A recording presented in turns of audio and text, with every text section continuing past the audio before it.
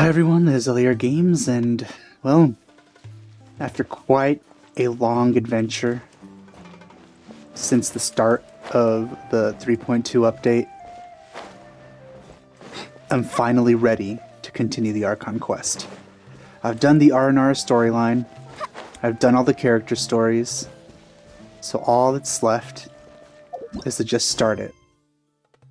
What's this? No, I'm not doing that yet.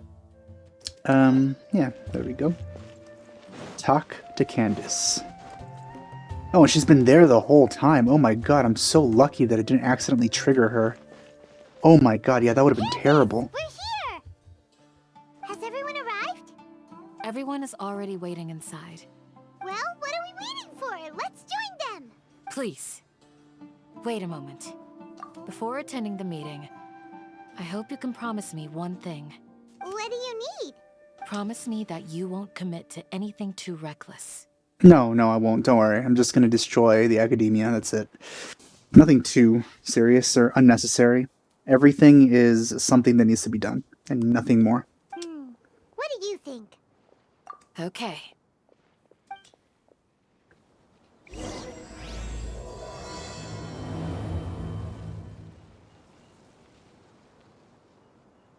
Okay.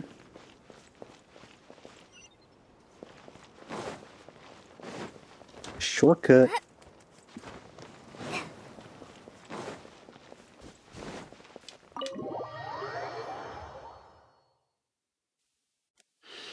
So this is the quest that's going to determine whether I decide to roll for Everyone's here so early! Nahida. But why isn't anybody talking?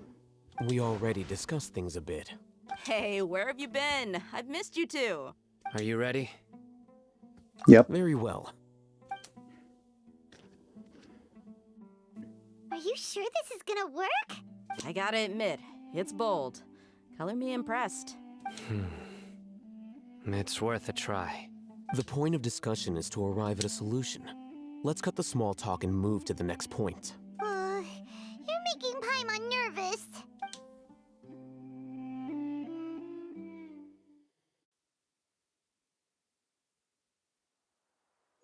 Loading.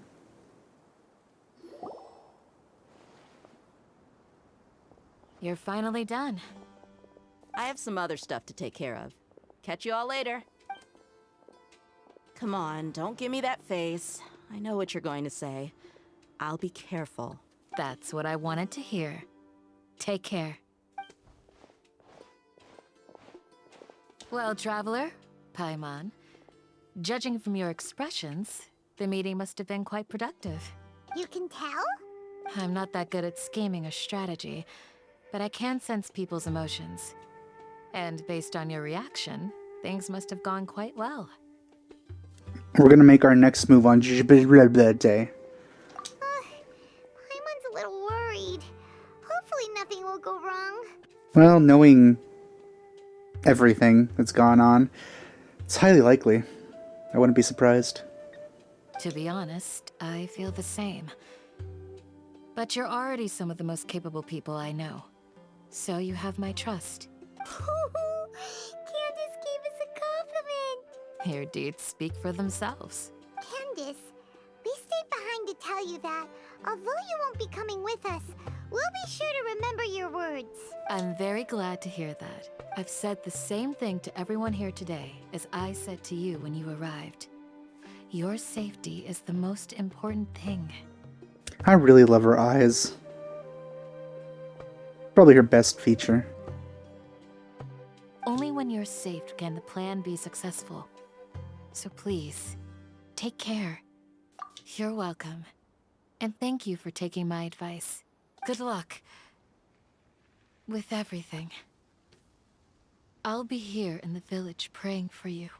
I wonder how this is going to go. Is it going to start out mundane and then ramp up, or are we just going to go full-on intrigue right at the start?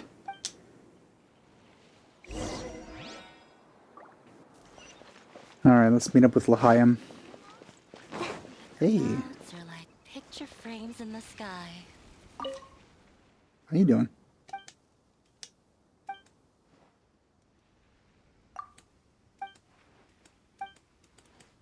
Hmm. She seems high. No getting through to her right now.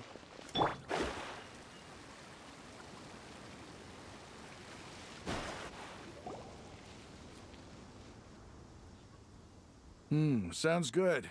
I'll go make some preparations. Where are we meeting in front of this guy's house? He has kids in there. Well, one kid. Okay. I'll hit them! Have you finished saying your goodbyes? Yeah! Also, Candace told everyone to be careful. Why are we meeting here? This is somebody's house. Yes, she did. But I think my point also bears repeating. Our plan is not child's play. We won't be able to achieve anything if we're simply careful. We must go beyond that and fully commit ourselves to it. I hope this is clear to you. Huh? Shouldn't you be saying something more cheerful to boost our morale right now? Didn't we already do that during the meeting?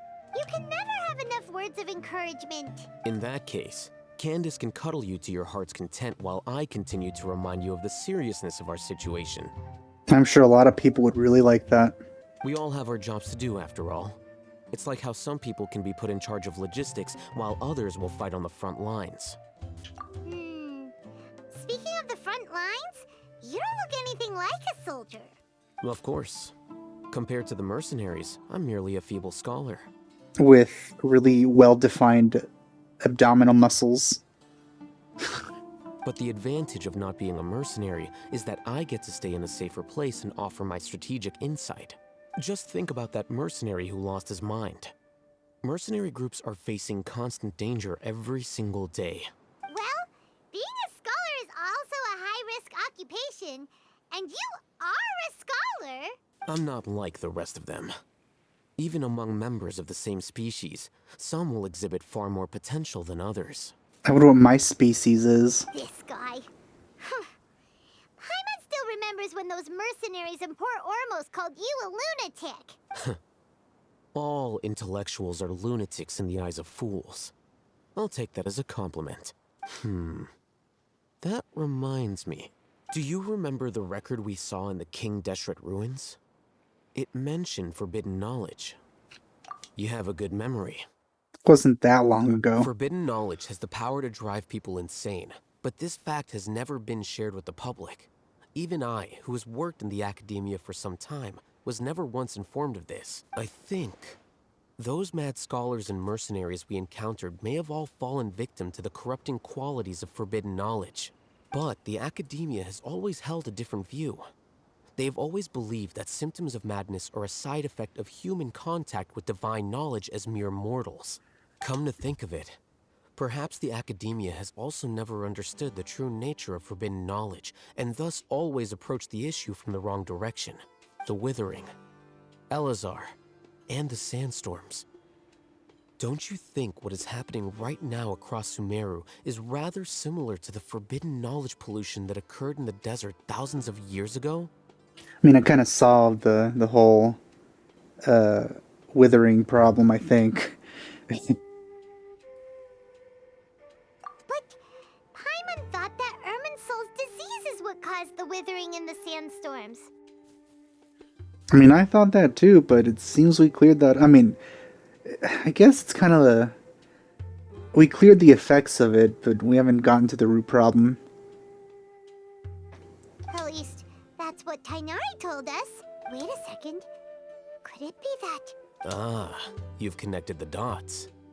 The cause of Irminsul's illness may precisely be the pollution from forbidden knowledge. Kind of a jump. But if that's the case, what should we do? This is huge!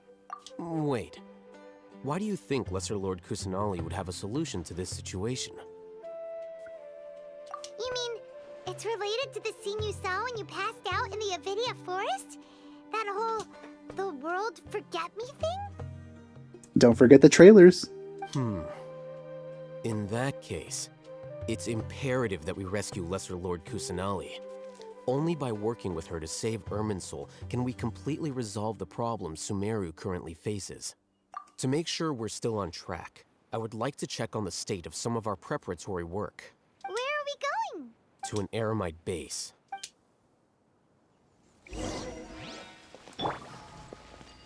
Hmm.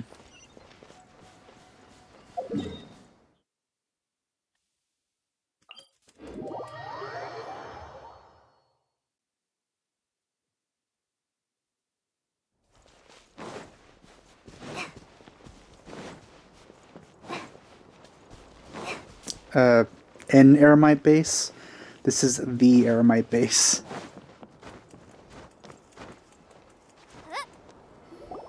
Oh, you made it. Huh? What are they doing here? I gave them some technical work to do. Ah, it's the scribe. And is that the traveler I see? How's the work going? Ah, yes! We have fixed the devices according to your instructions. One of them is already ready for use, while the others are still under repair. Aren't those devices for canned knowledge extraction? What are you doing with those? Look here. Huh? More canned knowledge? Are you going to put more weird stuff into his head again? What's that look on your face? Are you scared? Nah, I'm pretty sure I could absorb all that divine knowledge just fine. Paimon's a little scared, but very, very furious. That's an interesting response. Anyway, we're not going to use this just yet. As I mentioned during the meeting, this knowledge capsule contains a decree I drew up in the past. The academia should also have their own copy. And according to the plan we just came up with, Traveler, I want you to record something into this capsule. Do you believe we can save Lesser Lord Kusanali? Good. Conviction is the most important part of all of this. Now, please get ready and put on this device. Time to play some VR, baby. You want us to record our conviction into the knowledge capsule? Yes. Paimon is still really worried. Does Paimon's brain even work like regular beings? Not sure what you are, Paimon. Also, does that fit on your head? Do you have to remove your floating crown? So many questions. I understand, but trust me, Paimon, this is something we have to do. It's best if you can do as I say. Because, to achieve this impossible task, it sounds like you'll need to fool your own heart first.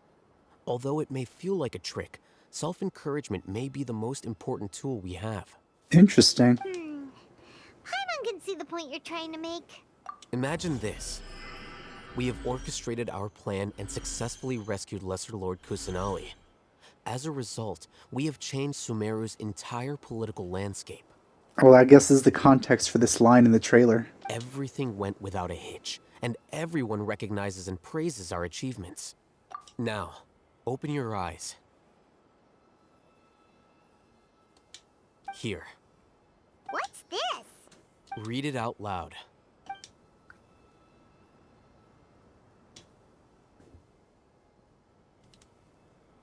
It's done. Would have been nice to hear the traveler talk, but okay. Is your head okay? Does anything hurt? It's just a recording. There should be no negative effects. But what was the point of doing this? Paimon doesn't get it. And that's perfectly fine. In any case, these capsules aren't meant to be used by you. Huh? What do you mean? Have you forgotten? Our plan needs to account for those who have long relied on the Akasha. You may find it hard to believe, but for those people, everything the Akasha transmits to them is nothing short of absolute truth. Imagine if you've been using a device like the Akasha since the day you were born, and this device has always supported you during times of need. After all that time, what do you think you'd become?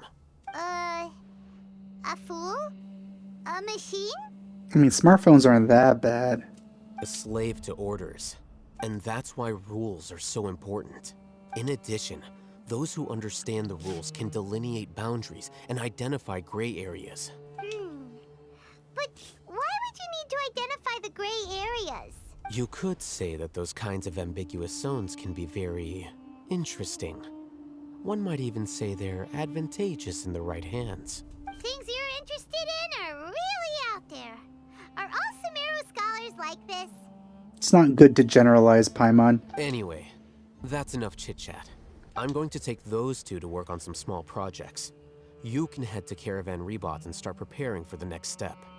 Small projects? We're going to tinker with the Akasha terminal and make a few modifications. Interesting.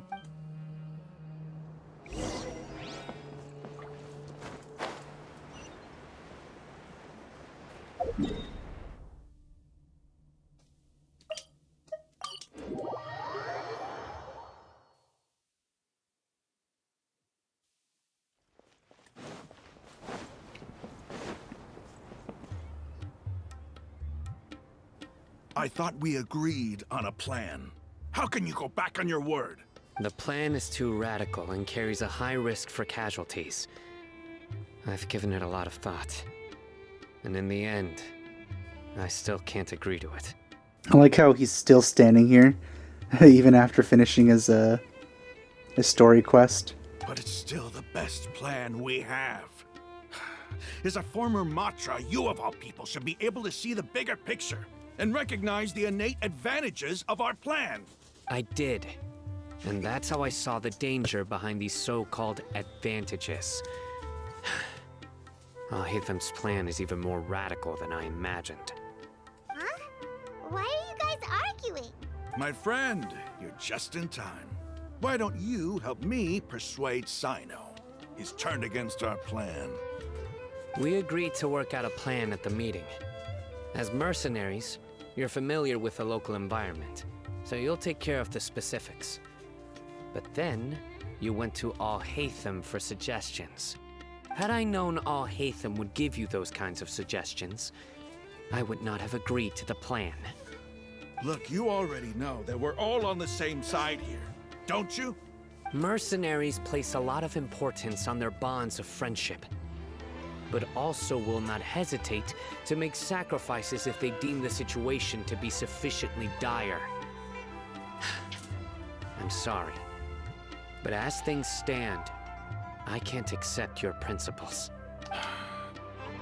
Seems you really do understand the ways of the desert. Well, he dresses like somebody from the desert, even though he's from the academia. Traveler, Paimon. This is also something you should know. Ramon's plan is to have me work with the Caravan Reebok guards, in my capacity as a Matra. We will arrest the mercenaries and escort them into Sumeru City. Wait, how can we work with the guards? We can't get through that wall easily, remember? Caravan Reebok would never let so many unregistered members of the Eremites enter Sumeru City. My plan will clear us of any possible suspicion, and also let us enter the city as a big group. That also sounds like something Alhaitham told you. Am I right? Doesn't Alhaitham know how dangerous this plan is? Of course he does. He told me, there is no perfect plan, but this can get the job done. He also said that with the help of Sino and the Traveler, our chance of success would increase significantly. I never blindly trust anyone, and I've always had a good eye for people. I think he made a number of valid points. It's my own choice to trust you. If I make the arrests alone, I can control myself and prevent you from getting hurt. But I can't guarantee that kind of discipline from the guards. To make the whole thing more convincing, you'll need to resist to some degree. Casualties are inevitable once push comes to shove. I might kill a few people or two. I'm okay with the deaths of enemies. But now that we're allies, I'm against the meaningless loss of our own. I can't believe a Matra would actually care about us. I've lived a hard life, and I can say that people like you are hard to come by. I've always treated my allies with honesty and respect. They have the right to know important things like this. Now you're making this hard for me. Hey, is there something we can do to help?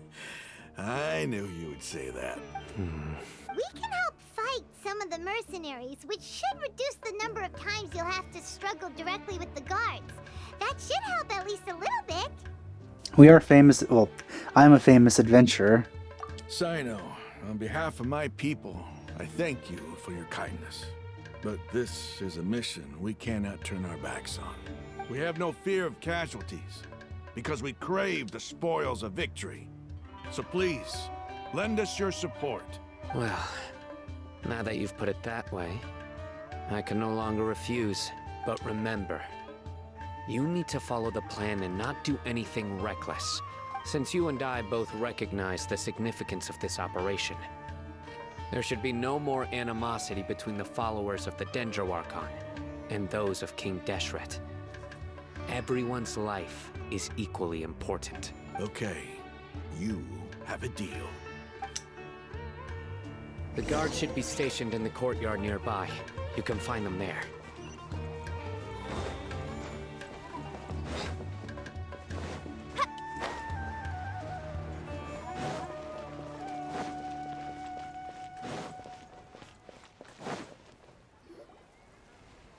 Guards! General Mahamatra! To what do we owe the honor?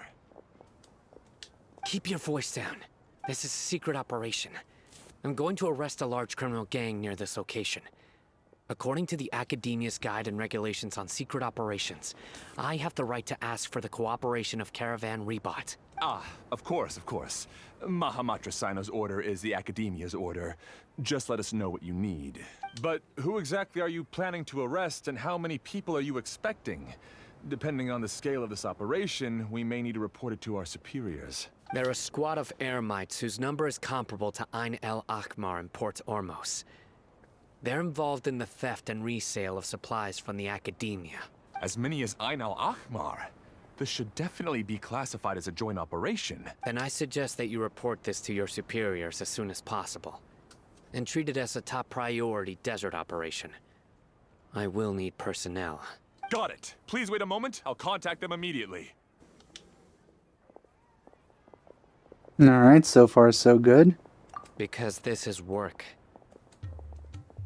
Because I trust you. Paimon can't believe you're still in the mood to chat. This whole thing has Paimon scared stiff. Aren't you even a little worried? What if these guards already know that you have betrayed the Academia and are no longer their General Mahamatra? Shush, Paimon. Even if that guard doesn't know, their superiors might, right? We discussed this, remember? The Caravan Rebot operation is of great importance. But don't worry, the guards there shouldn't know that Sino has stepped down. How can you be so sure? First, the other Matra still don't know why Sino has left, which proves that the Academia has been covering up the matter. Second, this is a crucial moment for the Academia's God creation plan. If something were to happen to the General Mahamatra, it's bound to attract a lot of unwanted attention. No matter how you look at it, they don't seem interested in sharing the news of Sino's departure. A reasonable inference. I agree. Which brings us to our next issue. I'm sure some of you have been wondering if the prediction function of the Akasha will affect our operation.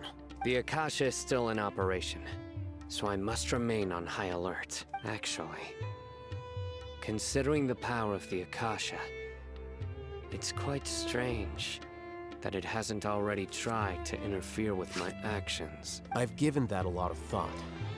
For now, I don't think you'll need to worry. If you remember, when you first came to Aru Village, all your actions and routes were predicted by the Akasha. It even gave that information to those who kidnapped the village keepers.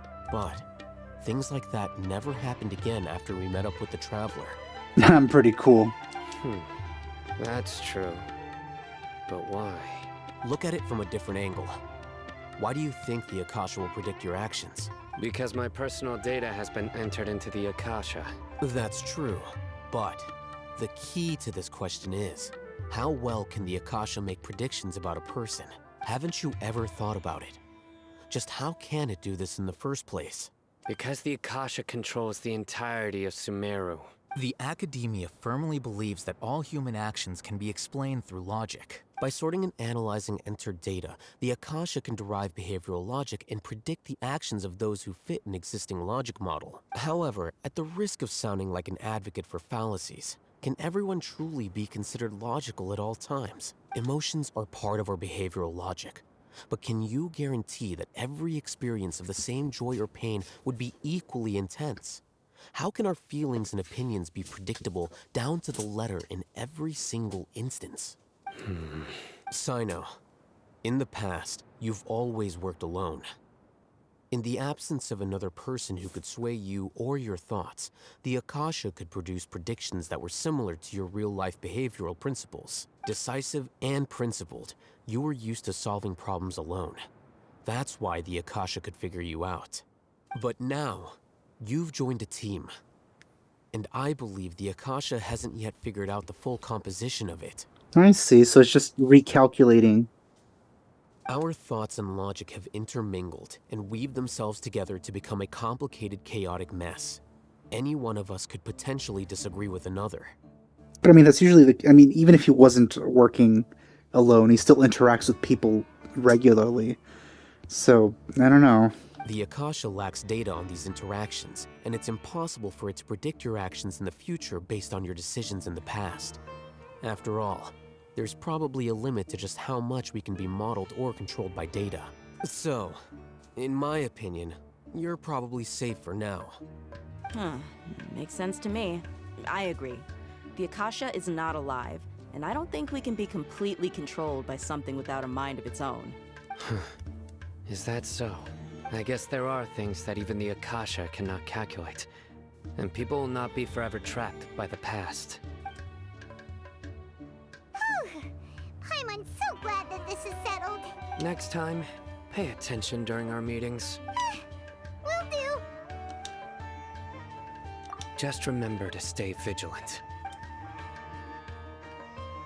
Footsteps! General Mahamatra, we were not expecting your presence here. I'm the security officer of the Grand Deshret Desert District. My name is Luxembargo. That's a name. This is my assistant, the Traveler. He will be working with me. Beep! Construct! Beep! What a great honor to meet you. Your golden hair is as bright as the sun. And is this the latest technology from the Academia? I guess she's upgraded from emergency food. Have you made a decision regarding the matter I mentioned to your subordinate? It seems to be a dire situation, so of course you will have our full cooperation. To be perfectly honest, I've always longed to go on a mission with someone as well known as yourself. There's no need for flattery. Yes, sir. Take your most elite platoon and follow me to the eastern side of the district. We will carry out the operation there. Understood. Map. Hurry, bring the map! In 2 days, we will engage Rahman's Eremites and capture all of them. He's really good at pretending everything's just another day. Any questions about the time or location? None at all, sir. Good. See you then. Yes, sir.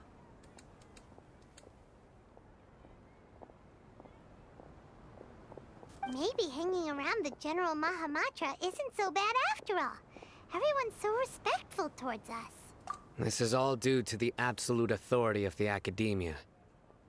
And now, we're going to strike back against that massive pillar of power. I'm excited. Get ready. We will move out in 2 days. So I guess I wait 2 days, huh? Yep.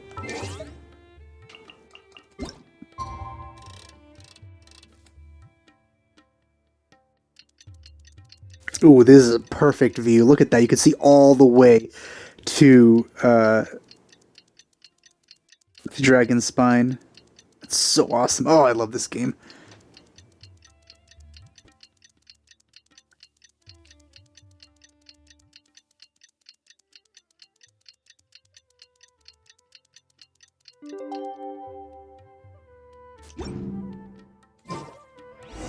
It's time for the operation!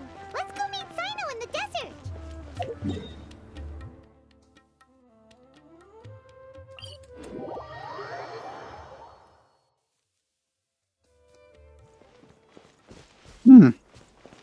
Oh, hello.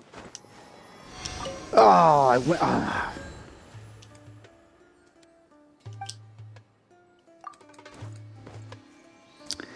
Well, that's annoying. I was expecting a jump, but no.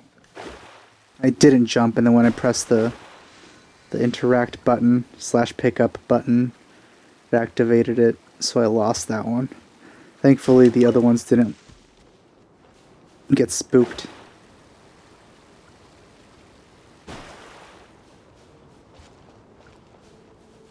Look!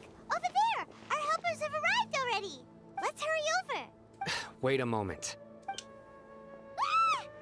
Oh, it's you! You're my assistant, remember?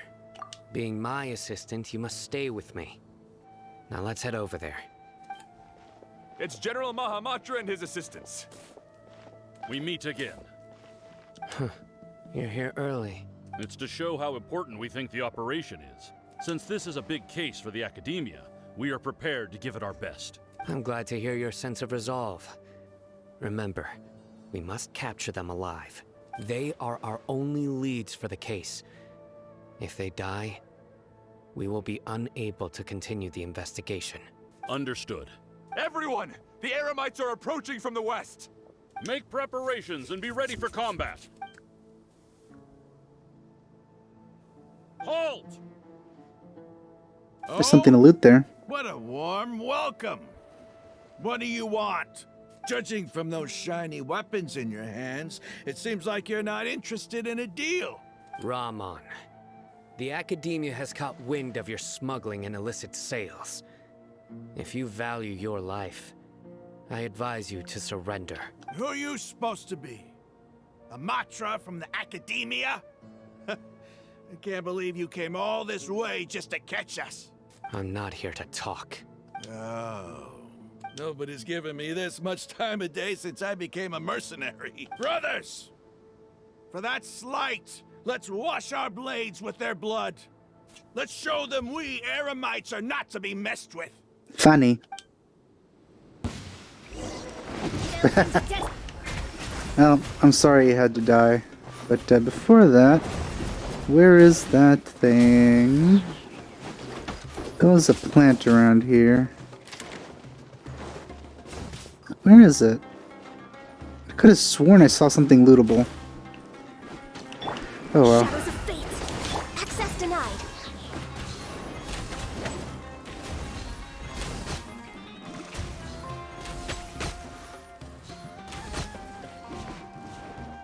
Oh, more.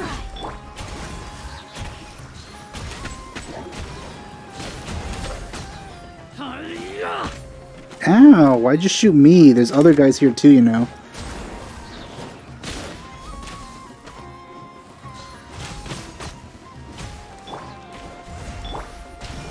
Oh, hold on. Hold on. There we go. Ow! Delved into.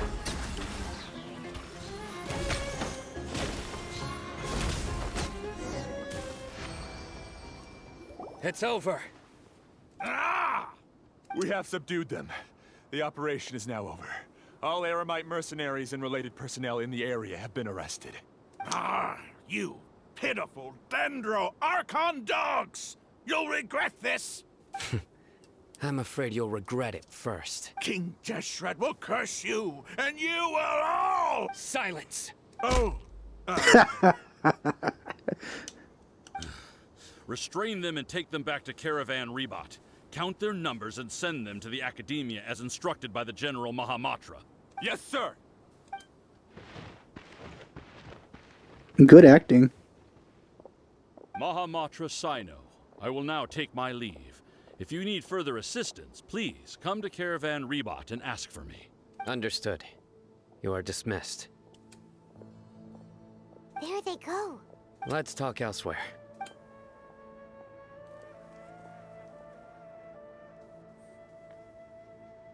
This part of the plan went really well. Yes, things went perfectly. That's fantastic. And that punch you gave Ramon there sure looked convincing enough. Once we're done here, I'll return to Caravan Rebot and oversee the group's transport. I promise.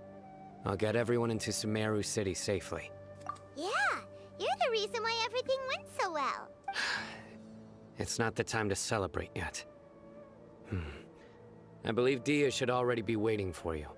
I wonder if the boss fight is going to be in the Academia building itself. I always wondered, I mean, is the location where they're keeping Nahida also the boss location? Go join up with her. She will need you to introduce her to Tainari. Speaking of which, is it really okay for us not to share the full plan with Tainari? What if he'll feel miffed about it and refuse to work with us? I have a very close relationship with Tainari. Given how well we know each other, I believe my message alone should be enough to bring him to our side. He knows I won't make jokes about things like this. If we need help, Tainari is the best option. Get ready for the next phase of the plan. Don't keep them waiting.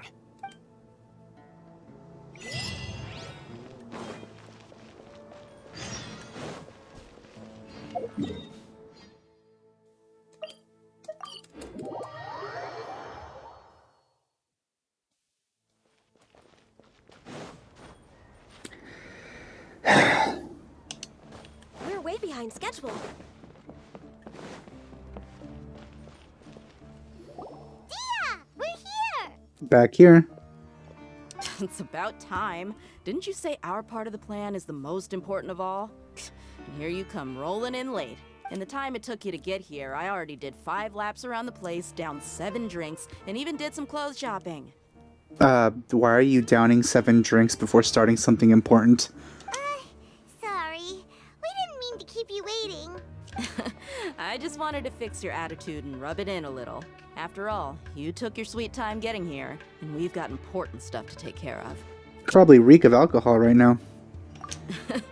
I just like seeing that serious look on your face. All right, I'll stop. All joking aside, I'm glad you're here. Let's get moving and take care of this as soon as possible. Well, where should we start? Our responsibility is to get a status update on the Fatui Harbinger known as the Doctor. We need to make sure he won't get in our way when we rescue Lesser Lord Kusanali. Dealing with an institution that controls all of Sumeru is already hard enough. If the Doctor were to crash the party, it would be next to impossible for us to achieve our goals. Yeah, we sure don't want him showing up. Ooh, he really gives Paimon the creeps. Right? Hearing his name just reminds me of those stuffy old geezers in the academia. I'd rather not have to deal with someone like that. You know what's funny? It's funny that we're going up against someone named the Doctor, and then, I guess an episode before the last one, we found the whole Ruin Guard thing, which was pretty much felt like a Doctor Who reference. The main character's name being, of course, the Doctor. So interesting. According to the plan, we should Probably just a go to coincidence, though. Party's DI and ask for Forest Watcher Tainari. If all Hatham and Sino's sources are solid, then we can be sure that Tainari still has the Academia's trust. So, we'll find Tainari and convince him to get us the latest intel on the Doctor. The sages have placed spies everywhere on the other side of the wall. I'll follow you as a bodyguard. You should be honored. I don't offer my services to just anyone you know. But I don't really need a bodyguard. That said, appearances and all that, I guess. But Paimon thought mercenaries would do anything for Mora. That's certainly true. But when multiple employers are vying for your services, you should always go with the best offer. Let's see. If I were to charge you a bill, I guess I can apply a discount. 100% off? How much more do you want? I was not sure we can afford it. I mean, we probably can, but wanting to is a different thing. How much do I want? Hey, how about paying me with a smile? What do you say? She's hitting on me. I haven't seen you smiling much recently. If you ask me, someone like you must look lovely when they smile. She's definitely hitting on me. Come on, give me a smile so that I can be less worried. Looking good! I hope this pretty smile will become our lucky charm. There are many kinds of smiles, but only a truly joyous one can bring blessings to others. Let's consider this smile a down payment for our future victory. Let's go. It's time to pay a visit to Party's DI.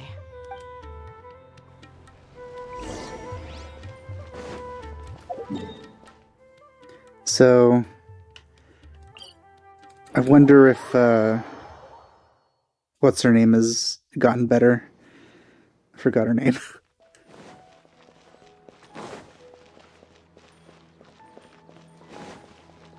I know that it's telling me to go over there, but I still want to check.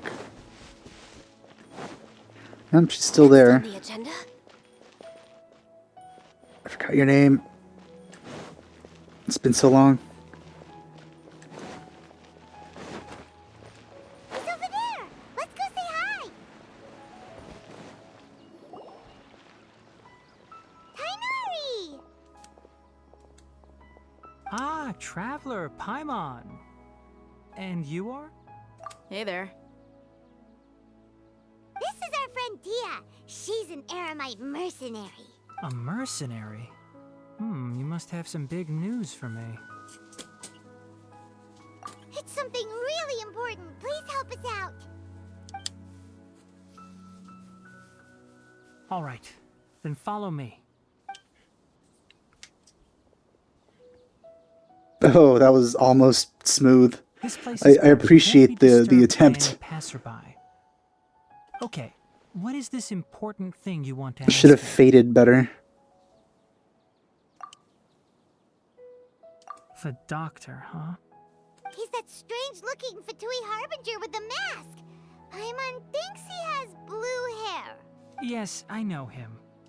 Actually, he left Party's DI just a little while ago. He left already? Yeah, he came looking for me. Can I ask what it was about? Sorry to ask you like this after having just met, but your answer is very important to us. For now, all we can share with you is that your friend Sino is working with us. Sino, you say? I see. So that's why he hasn't been at the academia. Okay. I will answer your questions and will assist you any way I can. You don't have to tell me everything that's happened. Sino's name really does work wonders. You're not even a little worried that we might have made it all up?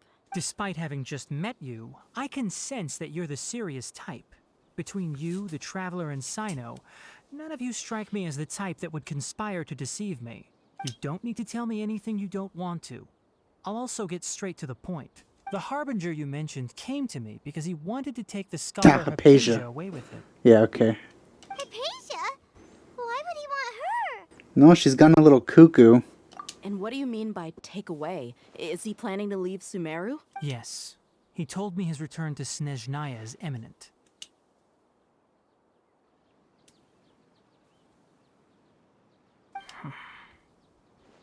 So you mean... you're leaving this place soon? Indeed. Otherwise, we could have perhaps talked a little more. I was just about to set out when I remembered something important. To that end, I made a final trip to Pardis Di. His, I don't know what to call it. I guess shoulder, flare. I don't know. It's really interesting. It's like a big crow. Interesting design. Let me ask, have you been taking care of a scholar by the name of Hypatia? Nah, there's nobody in that building over there named by that name. Your sources are accurate. No doubt because you recruited many informants. But you're right. Hypatia has indeed been receiving treatment from me. Forgive me for asking, but how's the treatment coming along? Given the way you're asking, I assume you have something to say. Since you asked, I'll be frank. I would like to take Hypatia to Snezhnaya. I don't think I want to agree to that, Frank. It's incredibly difficult to transfer a patient. As a scholar yourself, shouldn't you at least be aware of this? Oh? I can't believe your utter lack of faith in me, to the point of even questioning my general level of knowledge. How unbefitting. Well, you're the only one who's ever made such a request. I have my ways of keeping her safe during the journey. In addition, I can also promise that under my care, Hypatia will receive the most advanced and effective treatment. You know, it looks like he has like some sort of BDSM stuff underneath his clothes, which really bothers me. I will personally supervise her treatment and see to her recovery. Would that be agreeable to you? Hypatia was born in Sumeru and remains a scholar of the academia. Her situation has not become dire enough to necessitate her transfer to another nation. Transporting her to Snezhnaya is risky, and the potential benefits are unknown. As the person currently responsible for her treatment, I cannot possibly sign off on this transfer. His tail looks really fluffy. Your suggestion is rude and reckless. I'll pass. I don't know much about the doctor, but after talking with him, I realized that, just like many other scholars, he possesses an aura of arrogance that I've come to detest. I do like that they're getting a little more ambitious with the transitions. It's not so much that he's looking down on others, but more that he's so confident in himself and his abilities, to a point of near insanity. I would never refer a patient to someone like him. I prepared myself for a protracted battle of wits, and was really surprised to see him just give up on the topic. Still, his reaction really concerned me. Oh, back to the flashback? Yeah, oh, you're getting, you almost, you need a little more refinement with these. It's a little too inexact. I see, I see. Of course, your opinion makes perfect sense. You're still young, but already quite stubborn. I must say, you are not like what I had expected. Under normal circumstances, I wouldn't just let you off the hook like this. But unfortunately, I'm in a hurry today, what with Her Most Noble Majesty the Tsaritsa calling for our return. Luckily, there is still some time left for me to take care of everything before I leave. It's just as the Academia said, you're a responsible and gifted scholar. Sadly, even with all of that, you're still lacking a bit of shrewdness. And that's also why people like you can never realize that sooner or later, everyone must pay the price for what they've learned.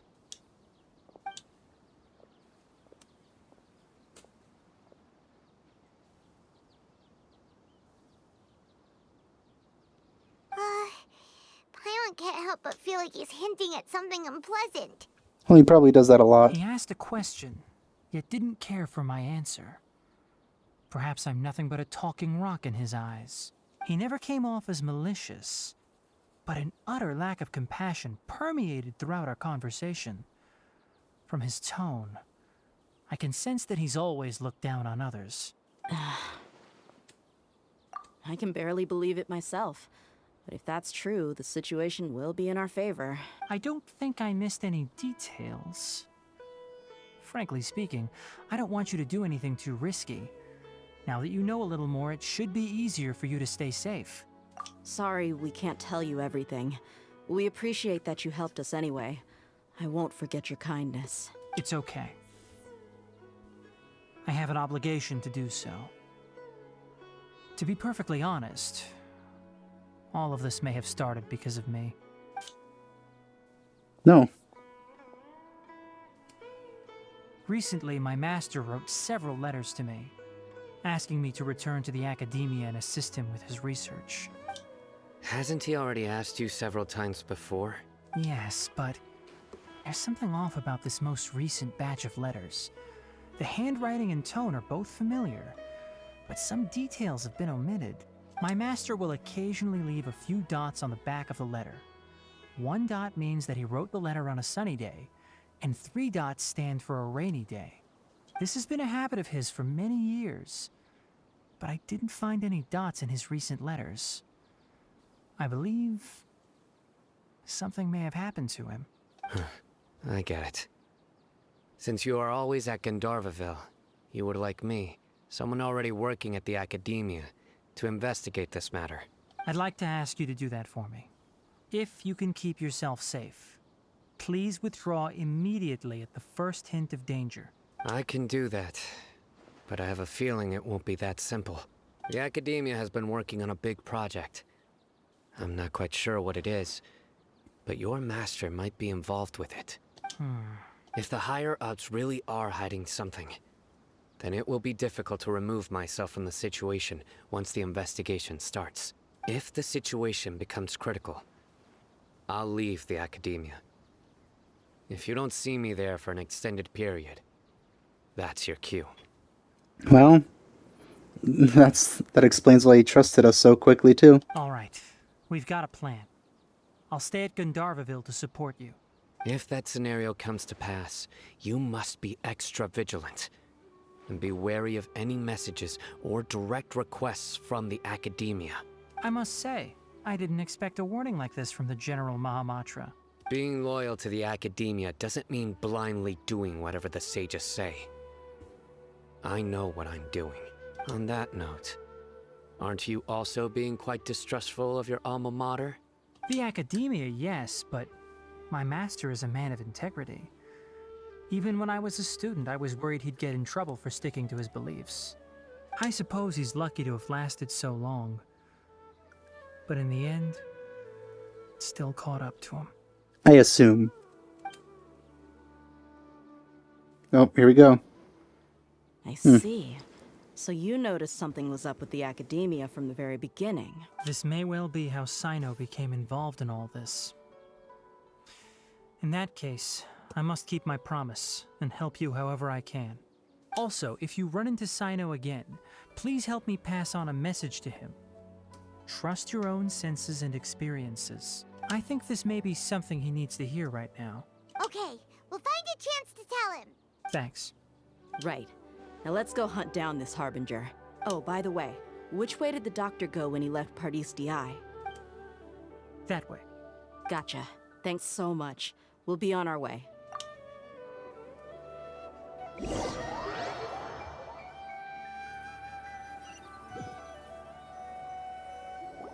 According to Tainari, the doctor is leaving Sumeru soon. I want to check if the doctor was actually telling the truth. He also said that he'll take care of everything before he leaves. What did he mean by that? We need to be extra careful when dealing with a person like him. I assume that means that he'll have finished his research, or at least his implementation of what they wanted to do here. Just to be safe, let's chase him and see what we find. You know, because I need the boss fight to exist. But we have no idea where he went. How can we start chasing him? We'll do it the mercenary way. I'll find leads as we go. All you have to do is just follow me. Okay. That Harbinger may have tried to cover his trail, but he still left some traces. Or perhaps he never even thought about concealing his whereabouts. Maybe that's just how arrogant he really is. Yep, we're headed in the right direction. The traces are still fresh, but there's no sign of his entourage. Clearly they're in a hurry. Imagine if we could do this in the beginning with like Amber and stuff. They're clearly It's just as I thought. improving things.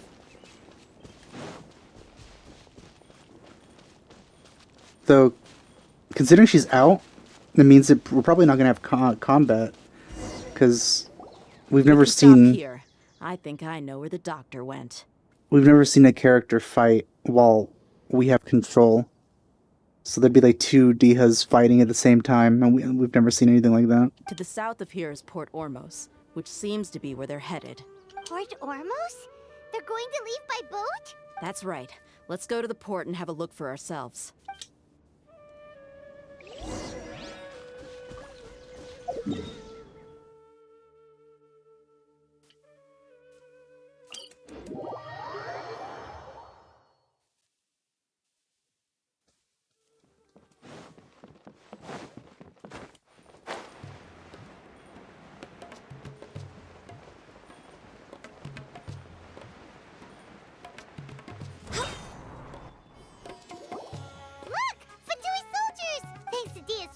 Skills seems we found the right place.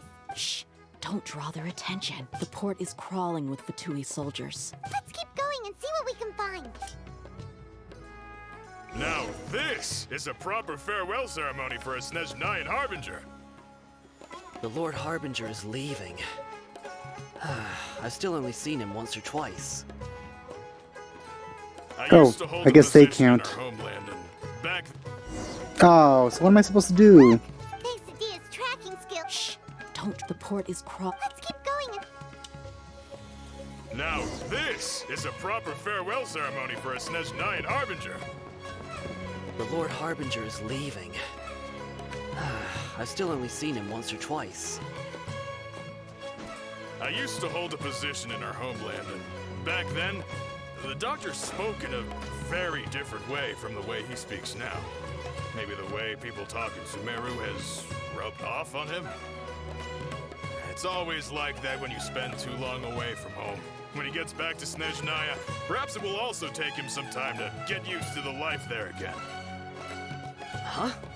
But, sir, that can't be right. No, I remember it like it was yesterday. Both his expressions and tones are now very different. Also, for some reason, he seems like he's all smiles now. You must be mistaken. Nobody's supposed to look happy when they're on a business trip.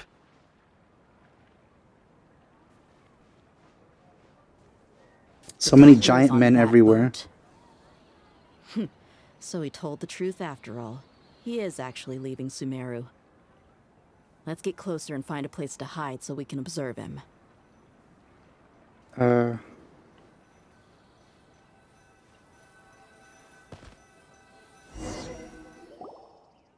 This place'll do. We can hide here while we keep an eye on the boat.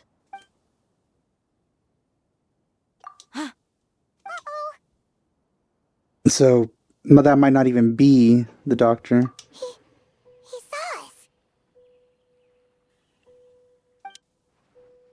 Huh? Is he waving at us? It's time to say goodbye. Wait, is he the only person on the boat?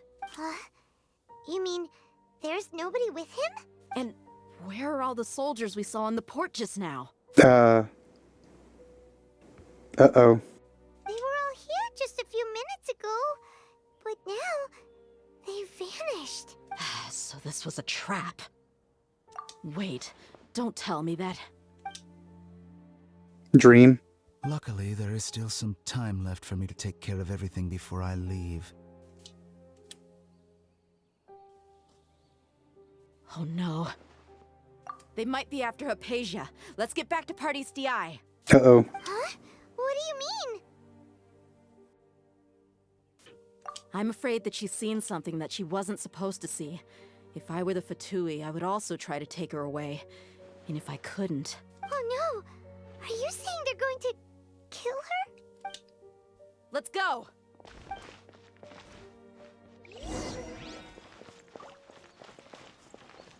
I guess people reappeared, so... okay. Wasn't like a dream or anything. Alright.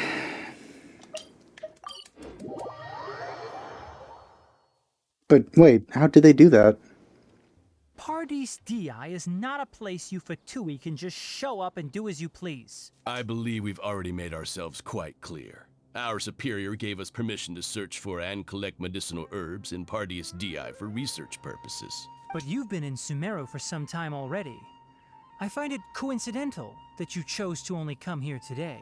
Even the Grand Sage himself may not have the right to question our research, much less an ordinary scholar like yourself. I've done my duty to inform you. Don't make things difficult for yourself. It would seem that my words have fallen on deaf ears. You can keep trying to deny it, but coming to Party's DI now? I'm pretty sure you're not just looking for herbs. With all due respect, your baseless speculations will only lead to unnecessary trouble. Well, you only have your Harbinger to blame.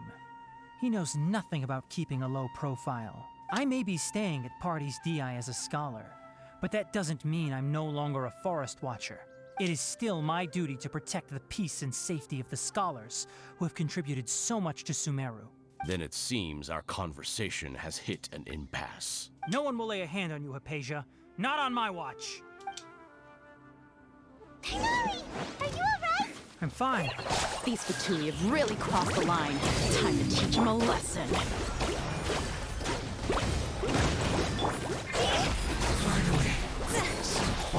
There's no use resisting! Give us Hypatia! Keep dreaming! Yeah, Tigari, beat him up!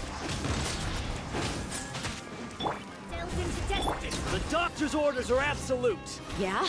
You've been someone's lapdog for so long that you don't know anything else now! Shadows of fate! Born of icy frost!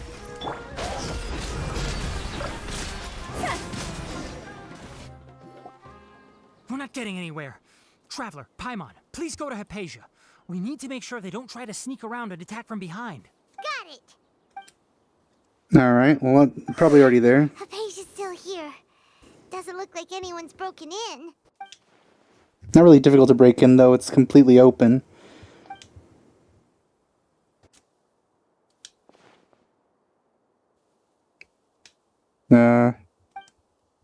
Okay, good. Whew, you scared me there a little bit. How is she? Oh, that's good. I like how the robot's still in the corner there. Uh-oh. So, you think this is over? What? How?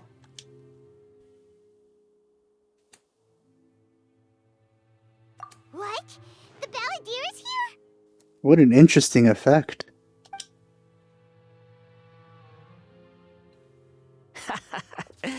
I've missed that look of abject horror. You've given me that look every time we meet.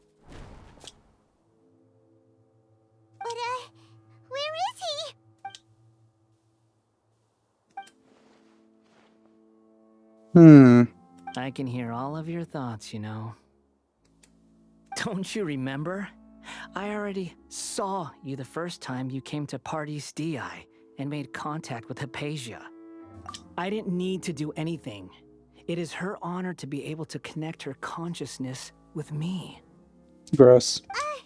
Who are you talking to? It can't be the Balladeer, right? That's impossible. This is so interesting. Like, in terms of cinematography, I guess. I know you must be curious. I might as well tell you that I decided to enter Hypatia's consciousness the moment I sensed your touch. I wanted to observe you on a fool's errand.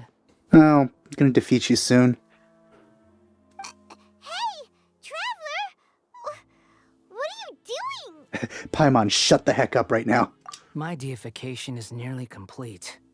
All that's left now are just some final details. Well, that's good. That means we can still stop it. Do you understand?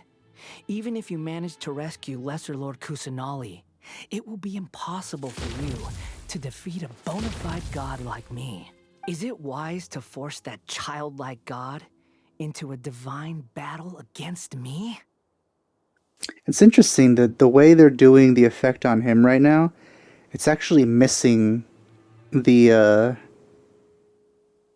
Oh, I just noticed too that his veil, you can see some of the color seeping through there, and I don't think that's intentional.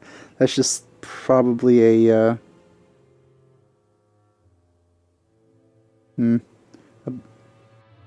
like a visual glitch.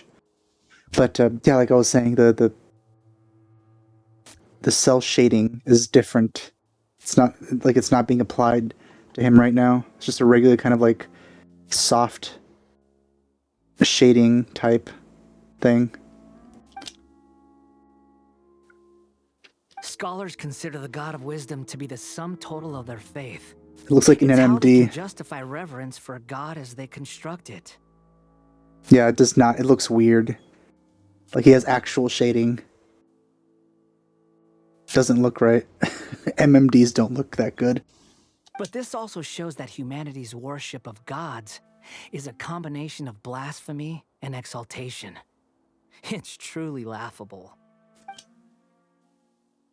Yes. What is it?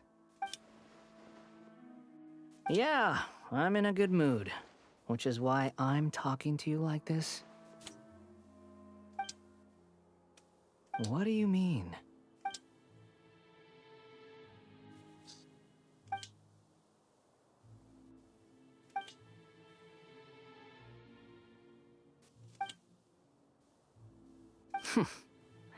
Those words almost make you sound like a friend who actually cares.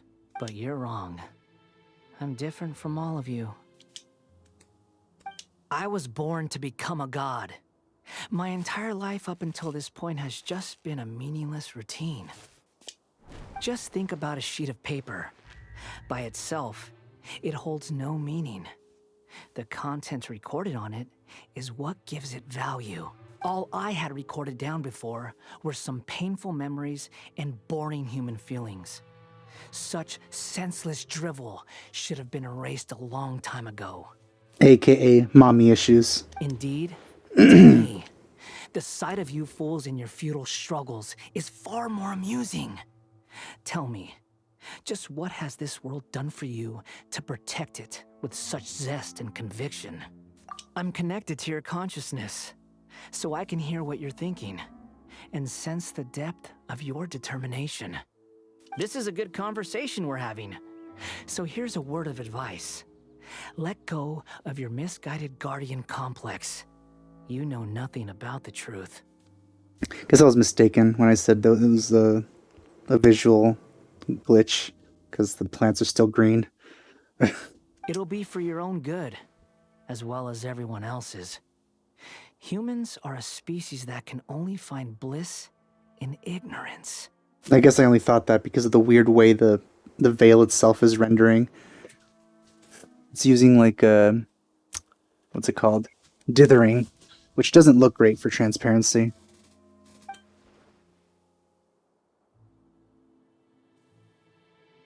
Ah, you've seen my affection for her.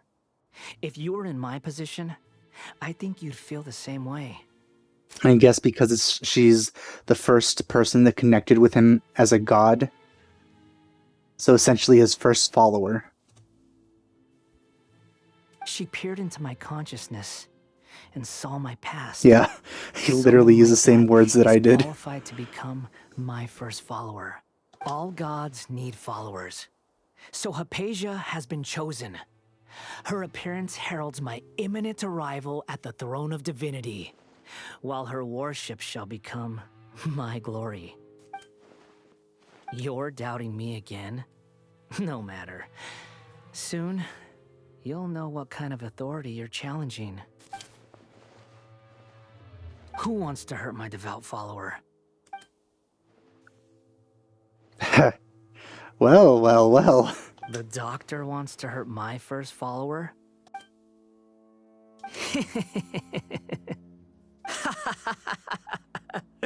How very amusing. Has anyone ever told you that you're not good at sowing discord? The doctor has never known his place. Even now, the puny human thinks himself capable of interfering in the business of the new god. You're still too naive if you think a few words will be enough to convince me to destroy the doctor. But I'm willing to give you a gift, just like my expression of affection towards Hypatia. It is an honor for you to be able to stand here and speak with me. As my listener, you will be rewarded. Both good things and bad things can be called gifts. After all, gods have never needed to be reasonable. Paimon hears thunder! Interesting. That person Paimon couldn't see was the Balladeer? Oh, he sure chatted with you for a while. I'm glad. I'm actually really glad that Paimon wasn't talking for most of that. It made the scene so much better. And I didn't realize it until she started talking again.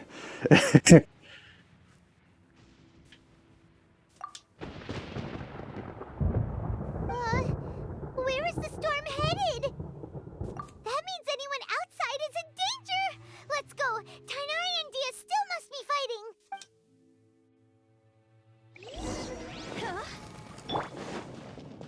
Ooh. Huh? Oh! Have the Fatui retreated? It looks like he got hit by lightning. Hey! What happened to you? He's hurt. I'm fine. Don't move. I've seen eremites get struck by lightning before. You need to rest.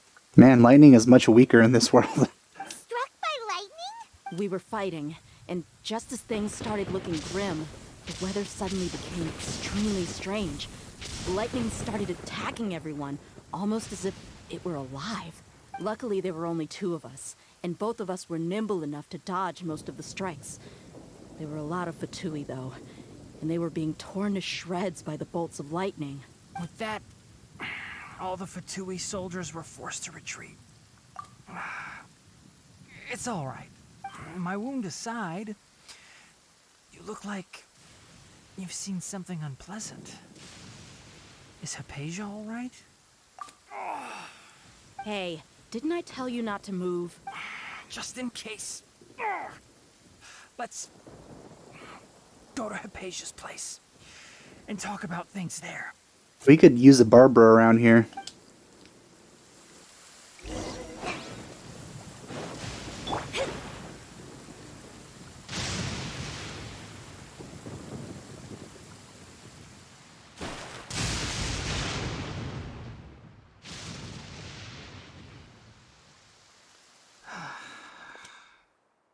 Thank goodness she's fine. Hey, how about taking care of yourself first? I understand my condition. The wound is not fatal. I'll be all right. Ugh. The more you understand medicine, the worse of a patient you become. I know. They always think they can push through the pain. Oh, he sat down. Let me rest for a bit. Sorry, Traveler. Now you may start. I wonder what kind of wound the lightning inflicted.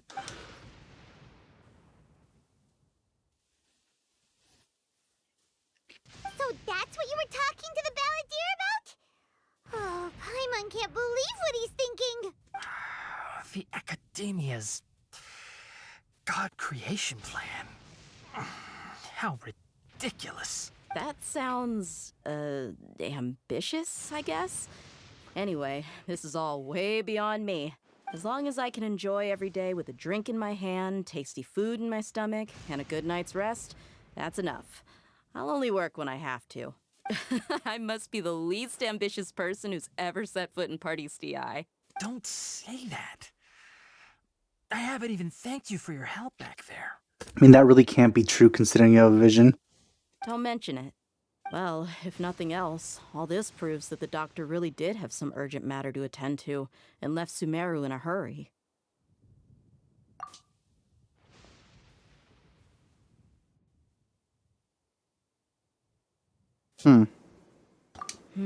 Maybe the Fatui want to cover up some secret of the balladeer.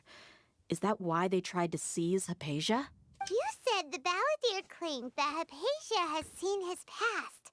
So, what could be there? Have you noticed? The balladeer is not happy with the doctor's actions. He thinks the doctor has no right to consider himself as his equal.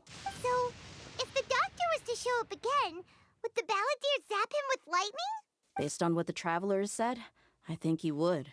Having the doctor gone benefits him as well as us. In other words, we've successfully completed this stage of the plan. The doctor is out of the picture now. Yay! That's a big accomplishment!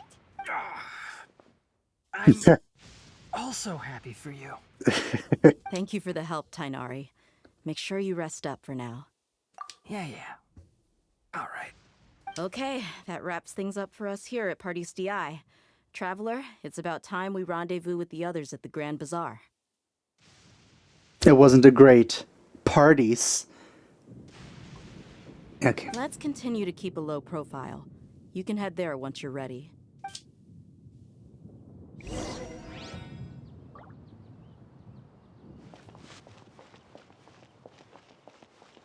$19 to $21.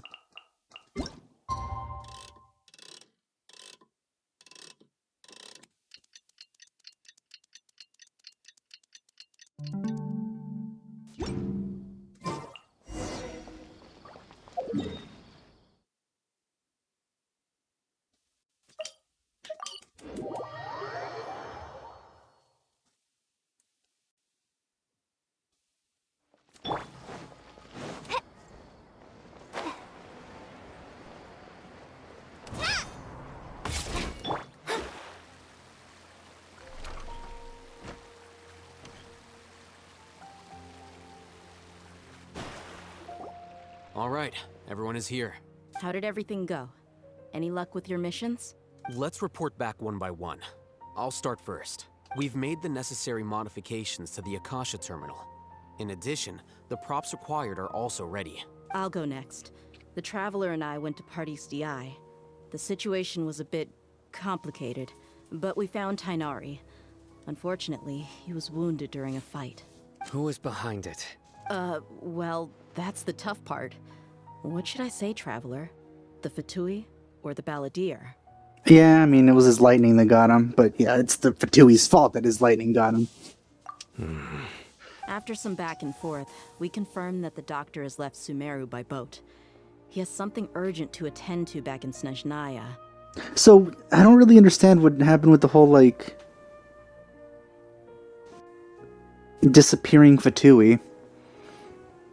So, we've successfully removed the doctor from the picture. Also, Tainari's already resting, so he'll be okay. Good. Oh, Tainari also asked us to tell you this message. Trust your own senses and experiences. All right. I'll remember that. Everything also went smoothly on my side.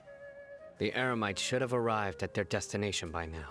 To avoid alerting the quarry, they will stay there for now. I can't believe you actually got so many Eremites into Sumeru City. It's all thanks to Rahman and his brave team, as well as their bold strategy. It appears to have been very effective. I'm glad to hear it. He's like, their strategy is like, yes, it's very effective. In his mind, all thanks to me. Well, is that everything? Okay, this meeting is adjourned. Huh? Wait, you mean that's it? Well, what else is there to discuss? Shouldn't you end with some words of encouragement? You know, to fire us up now? Personally, I'd rather we all go home and get some rest. I'll hate them. Ugh. Oh, and if you wanted someone to say something to that effect, then I must reiterate that I'm here to strategize and not to lead. So you should find someone more suitable to do that. But I thought all of you academia big shots were great speakers. Then I should remind you that I'm the scribe. I know that. So what?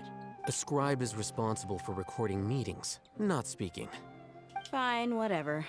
Well, Cyno doesn't seem to be much of a talker either. I guess that leaves it to my employer. Employer? Yep. The Traveler hired me. That's right. So come on, boss. What do you have to say for the team? Yeah, say something to boost morale. Huh? What are you all doing here? Hooray! Oh, it's Nilu! Hey, everyone. I'm not disturbing you, am I? Now we're just planning pretty much a coup. Not at all. I was actually just about to go find you.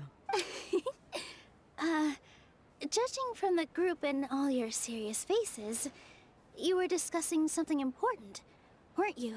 But you also look like you're up to no good. Seems pretty interesting. Welcome, Nilu. Would you like to join us? It's an interesting gang we've got so far. Huh? Join you? You mean you also want to discuss something important with me? Yes. Something very important. Nilu, are there any breaks in your performance schedule in the upcoming days? Huh? Wait, you're seriously inviting me? Well, that was unexpected. I can't believe my ears. You are truly the bravest and most passionate people of Sumeru, well, that I've ever met. And people not of Sumeru. Oh, right. The Traveler and Paimon are not from Sumeru, but you are awesome as well. That's right. Well, Paimon really didn't do anything. I must admit that I'm a little scared, but I'll try my best for Lesser Lord Kusanali. If I can somehow use my abilities to help you, then count me in. Well, she is good at combat. Remember, believe in yourself. And that's the way to start. Okay, sorry. Okay. I'll get my friends at the Grand Bazaar to help us tomorrow. Just remember not to say too much. Be discreet. Yep, you got it. All the preparations are done. Now, can we finally conclude this meeting? So, have you thought up what you'd like to say, boss? This or this? Sound like they're one sentence. Yep. It's a grand plan and we're all super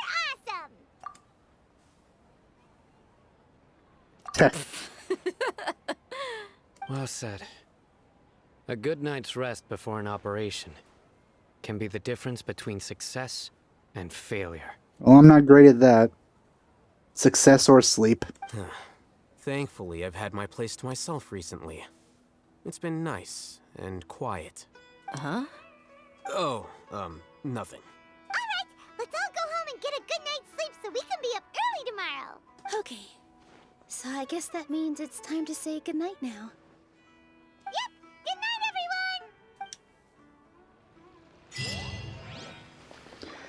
everyone! Alright, let's see what happens. 8 to 12.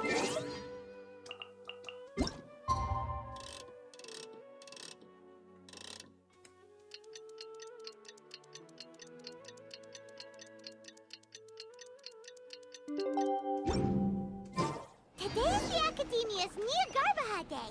We can finally put our plan into action. Alhaitham should be waiting for us. Let's go to the Academia and find him. This is a better idea. Hello, you two. Sleep well? Not really. Paimon got too nervous thinking about today and didn't fall asleep until the sun was almost up. I assume our canonical place of sleep is the place we were sleeping at before during the whole loop thing. What about you, Alhaitham? Naturally, I slept just fine. After all, a good rest should be considered part of the plan, since energy is an important resource. I wish I could will myself to sleep like that. You just want to show off how calm you are. It's crucial to dissipate any tension before we execute our plan. The only thing you're doing is being annoying. Anyway, do you need me to go over the game plan again? I guess I have to. Our target is Grand Sage Azar's office. Everyone in the Academia knows that's where the Grand Sage's console is. Only they can operate it. Many restricted commands and operations are executed via that console. I'm sure that console has a way to free Lesser Lord Kusanali. You know, Paimon's been thinking, what kind of technology could let the sages imprison even a god? That isn't something they could have accomplished with their scholarly talents alone. In the Sanctuary of Suristhana, there's a device of Greater Lord Rukkhadevata's that she once used to isolate herself while meditating. 500 years ago, the Grand Sage at the time modified the device so that it could no longer be controlled from the inside. They were effectively trapping one god with the power of another. Oof. So, how are we gonna get to the Grand Sage's office? Don't forget, today is Nyargarbaha Day, arguably the most important day to the Academia. The sages and core Academia personnel are busy loading the latest batch of research developments and legal decrees into knowledge capsules so that they can be entered into the Akasha. All the Darshan's researchers have their noses to the grindstone, and the Academia's grounds are flowing with all sorts of people. It's the perfect time for an infiltration. When the Grand Sage leaves his office to supervise the entering process, that's our cue to access the console and free the Danger Archon. Well, yes. That's just the visible side of our plan, after all. If precedence holds, the Academia should have already started preparing for Nyargarbaha Day. That's such a impossible to read word based on how it's written. Everyone should be in position. All that's left is for us to lead the charge. Let's go. So are we just gonna walk in through the front door, or...? Well, we've done that many times before. Yes. Were you expecting a stealthier approach? Paimon can't think of a good comeback. Alright, it's all on Alhaitham if things go south. Just blame him, and everything will be fine.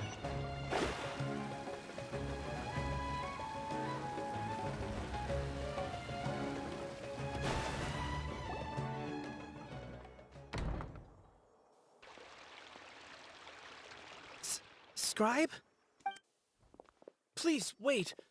Are you Scribe Alhaitham? That's me. Is something the matter? I'm in a hurry. No. I was just surprised to see you here. I had heard that the sages were looking for you not long ago, but I didn't know what for. And, also, please don't bring outside guests into the Academia. You guys have been fine with this before. Outside guests? How did you arrive at such a conclusion? Your groundless inference shames the Haravatat Darshan. What did you say?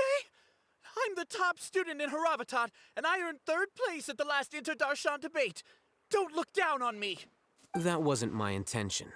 As your Haravatat senior, I just assumed that you possessed a greater aptitude for critical thinking. Look, based on what you already know, the purpose of my return and the reason they're here should be obvious. Is that so? Wait a moment. Let me think. Don't tell me the answer. Oh man, ego really makes things easier here. The sages search for you. A blonde-haired traveler. Outside guests. So, from the start, the sages weren't looking for you, but this traveler? And you were gone from the Academia for so long because... Thank you for making up our excuse for us. Hey, shh. Yes, you've proven yourself as the top student in Haravatat. I surmise you've arrived at the correct conclusion. As I expected. Please forgive me. I wasn't thinking clearly just now. Thank you for getting me back on track. It's nothing. We'll be on our way then. All right. Thank you for your contributions to the Academia, Scribe. What the heck just happened now? What did he just guess? I'm afraid I don't know either. You have no idea? Yeah, you just let him convince himself, essentially. Mm-hmm. He convinced himself Yep. of whatever truth he came up with. That is the so-called pride of a scholar. Yep. If someone questions their academic facility, they will instantly feign understanding to keep up appearances. Nowadays, the academia is rampant with this type of scholar. Their obvious farces of intellect only serve to highlight themselves as fools. Wow. So there are special ways to deal with smart people. Well, people who believe in themselves to be smart. Excuses. We shouldn't waste any more time. It would be problematic if we missed our window of opportunity. Let's go.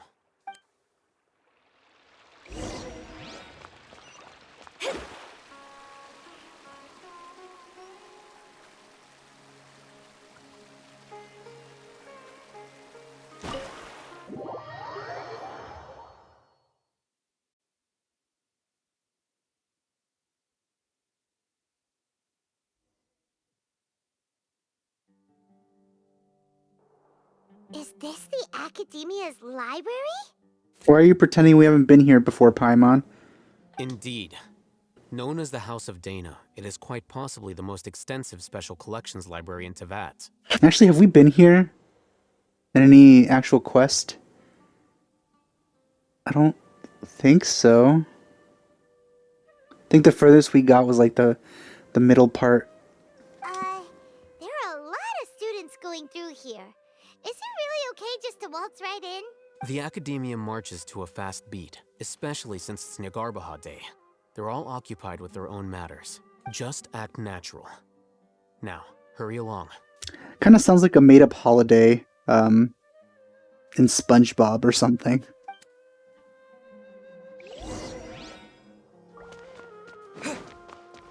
Oh, and the Traveler.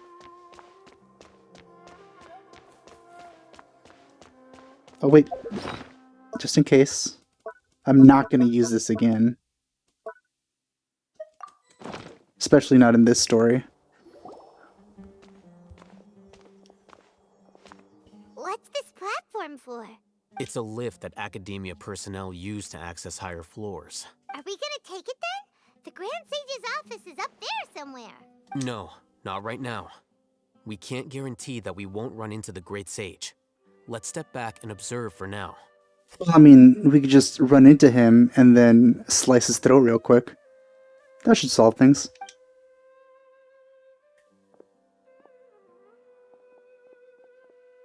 You think the Grand Sage will exit from there? And after he does, we'd sneak past him? Oh, Paimon thinks that's really dangerous. Who knows? However, if we can confirm Azar's current location, our operation will be much safer if we... Allow me to offer you a hint. If you wish to know his location, look behind you. Exclamation point? What's Grand Sage Azar doing here? Alright, time to take out the blade. Come on, you can do it. Do not tell me you believed the Academia would not grow suspicious of you after such a prolonged absence, Scribe. An eyewitness had informed me of your whereabouts, so I came to personally welcome you. Great Sage, I didn't expect you to care so much about me. I'm truly flattered. I'm sure, but compared to you, I am far more interested in these two unexpected guests. You are the Traveler and Paimon, correct? Let's see how much knowledge he has of us. It's a pity that only now have I been afforded the opportunity to formally meet two of Sumeru's most esteemed guests. I do apologize for my lack of decorum. Let's talk before we kill you. Excellent. You immediately initiated discussion instead of attempting to prepare some perfunctory excuse. You clearly understand the situation at hand, and have no intention of making a reckless stand. I mean, it wouldn't really be much of a stand. We just slaughter you, but okay. The foot traffic here renders this place unsuitable for discussion. Please, follow me to my office. You better die at the end of this.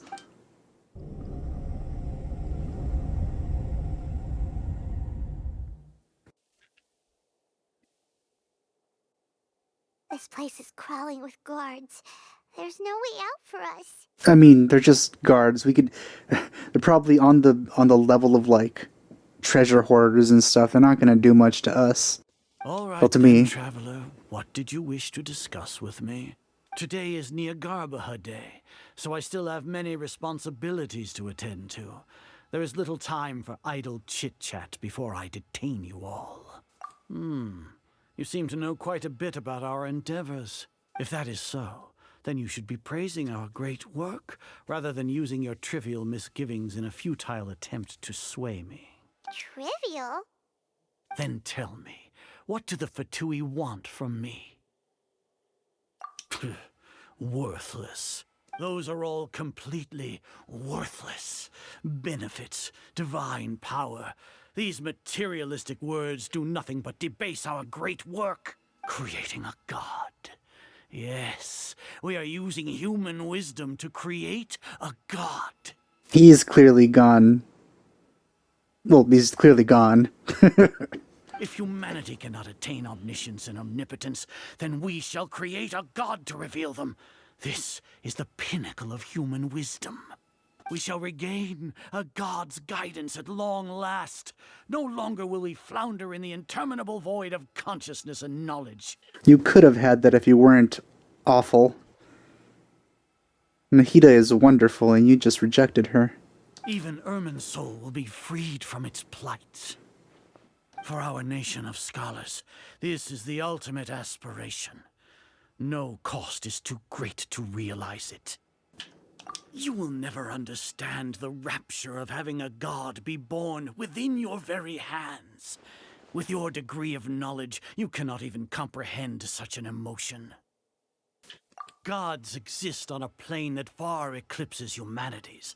Lesser Lord Kusanali, what can she even do? Care for the people? Fend off sandstorms? Fabricate silly fairy tales? These are but child's play for the academia. Does that make us equal to the gods? We are a people favored by Greater Lord Rukadevata. Though I may have personally not seen it, our forefathers bore witness to true wisdom. Well, you have some knowledge there that you're missing. A few gaps.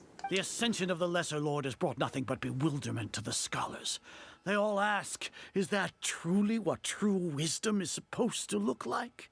With that in mind, it is better to keep her isolated in the sanctuary of Suristhana, so our academy will not become embroiled in turmoil. You better die by the end of this. What a pathetic justification! Do you really think that only the super smart or powerful should be able to call themselves gods?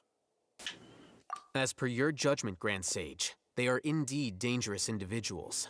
Not only are they acting against the academia, but their ideologies have the potential to lead scholars astray. Looks like there really was merit in my assignment. Alhaitham? Are you talking about us? Anyway, I've brought them to the academia as ordered, but it took some time and trouble. Oh, that reminds me. Here's the investigation report you had requested. It's a summary of my time spent with the Traveler, an array of information about him ready for your perusal. Ah. This is gonna be brainwashed by the stuff that we put in there, I think. Alhaitham? So you're still on the academia side! We finally started to trust you! We've been set up. So that's what it looks like. Excellent. Detailed contents with no errors. I would expect nothing less than an immaculate report from the scribe. As it is Nahida Day, I'll enter the information on you into the Akasha. Surely you know what that means. We'll be monitored, just like Sino. With the Akasha's calculation prowess, all of your actions will be predicted with an accuracy of at least 98%. Furthermore, your data will be updated in real time whenever new information presents itself. To put it into words you can understand, wherever you go, you will be walking under an invisible leash. This is Sumeru's greatest penalty for dishonest persons. Are you not familiar with the concept that great responsibility begets an equally great suspicion? In any case, you are Sumeru's most concerning external variable. Locking you down will greatly decrease the chance of any undesirable outcomes coming to pass. I will say this is like one of the most intriguing confrontations we've had so far. You're despicable! Despicable? Perhaps from your perspective, but I suppose you had mentally prepared yourselves for this, no? Your ploy was to sacrifice the traveler here, was it not? Lord Azar, I know what you're trying to say, but I've been following your plan this entire time. Why are you doubting me at this juncture? Must I delineate your entire plan? Very well. I will spell things out. Please, let's see what you think here. Oh, hold on. First off, I received an eyewitness report that you were spotted with the traveler at Caravan Rebat. However, you immediately departed for the desert and escaped surveillance. Judging by the time, you all likely encountered the truant General Mahamatra in the desert. Am I correct? Maybe Paimon shouldn't have mentioned Sino just now. The Academia had not received correspondence from its scribe for a prolonged time. You were also in the company of the Traveler, a close associate of Lesser Lord Kusanali and General Mahamatra Sino, who had defected from the Academia. I wonder where they got the information about us being close with Lesser Lord, with Kusanali. Nahida. Maybe from the dream stuff. It was probably all recorded anyway. With their instigation, what we was did the have probability that the you would Akasha at the betray time. The Academia? Rationally speaking, 50%? 70%? What do you think? Regardless, that's only a guess. The facts are that I've brought the Traveler right before you, and I gave you my report. Indeed, your boldness deserves praise. To think that despite status as an outlander, the Traveler is still willing to sacrifice for the sake of your plan. If I'm correct, you have a contingency plan to save Lesser Lord Kusanali and ruin our great work. I like how he acknowledges that we're saving her, as in they're doing something bad. Sneak into the Academia on Nia Garbaha Day, using Alhaitham's status as the scribe. For there is a good chance that an opportunity to save the Lesser Lord will arise. That is a really, really nice looking, like, desk and chair. Should your intentions be discovered, Alhaitham will turn traitor and sacrifice the Traveler, thus proving his innocence. He can then stay inside the Academia and continue searching for a way to proceed forward.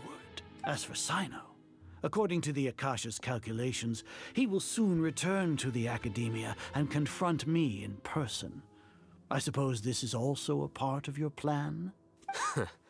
You'll see me as a traitor regardless of what I say, no? Even if you impugn me, it would have little effect on you all. You misunderstand.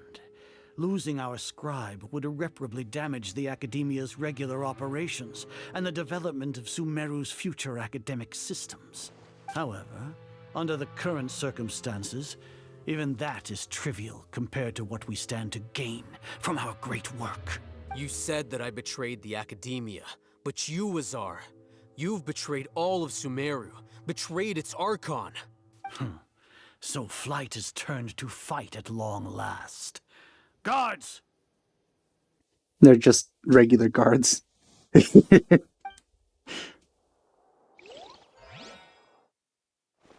Ooh, cutscene.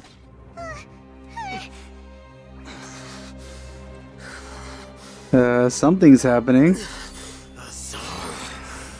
Oh.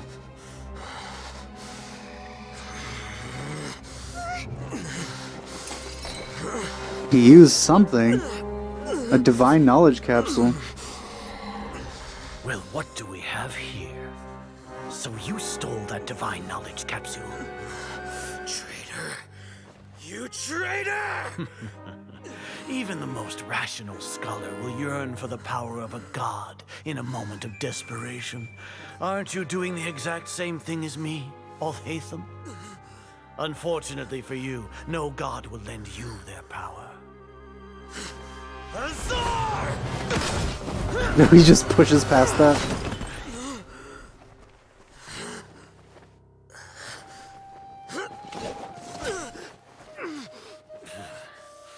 Look at how ordinary those guards are. Oh, whoa.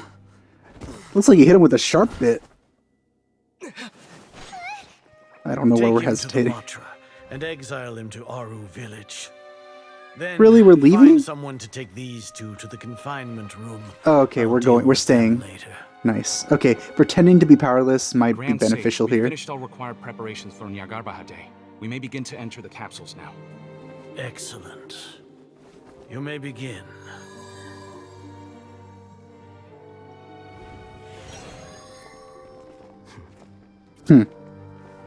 So he didn't actually use the knowledge capsule, he just made it seem like it. I guess the objective was to get me in there.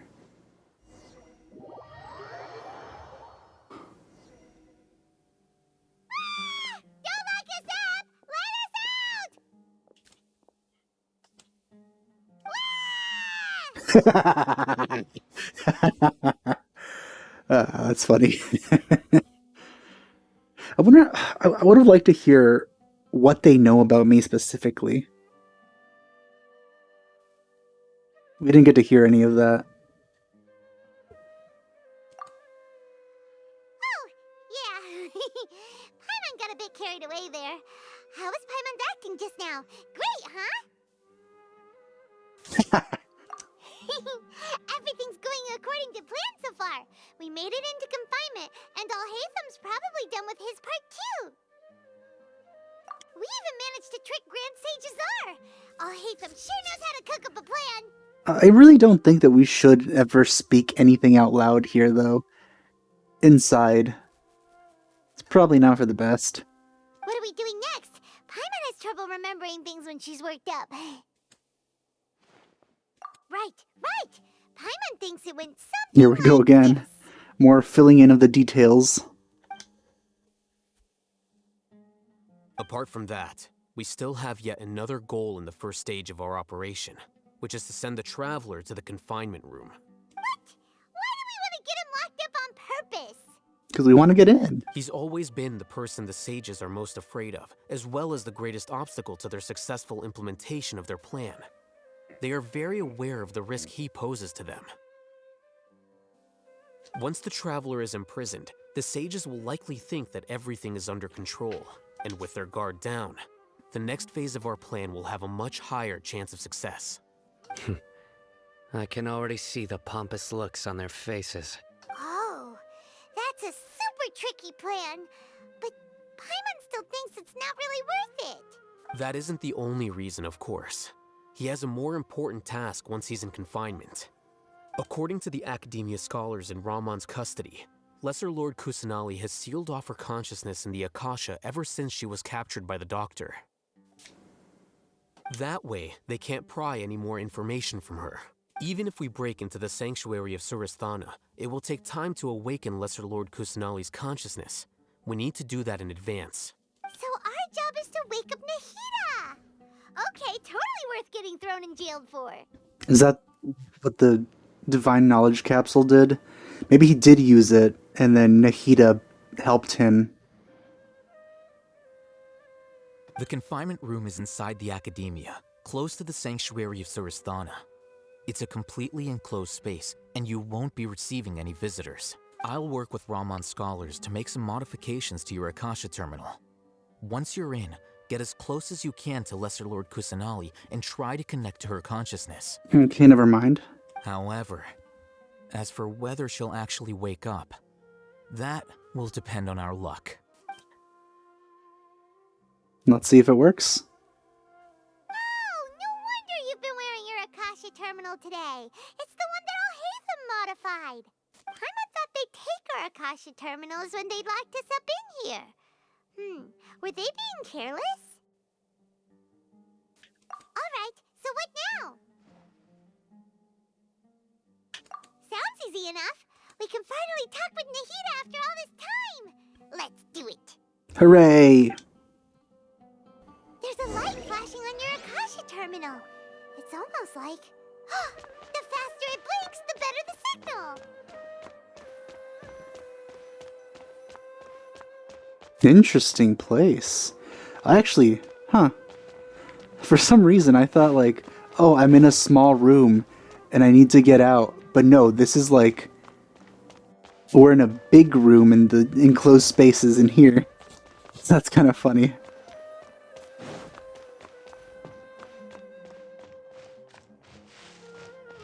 Really not a good idea to have lit candles next to all this vegetation and books.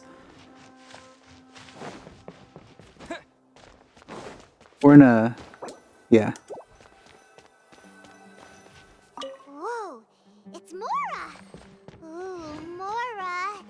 No, Paimon, we're not here to hunt for treasure.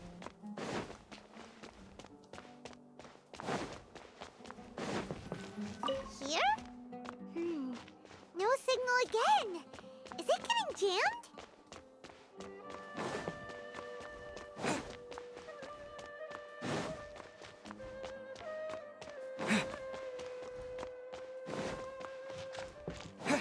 Did I miss something?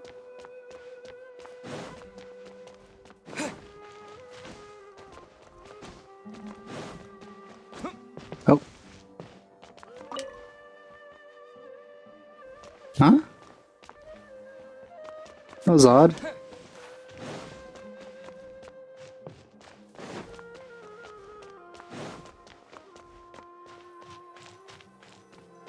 Nope.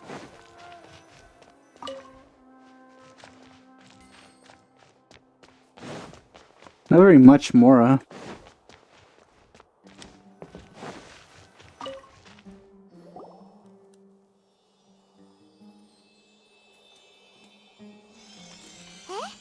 Is this the right spot? Are you getting anything? Please work.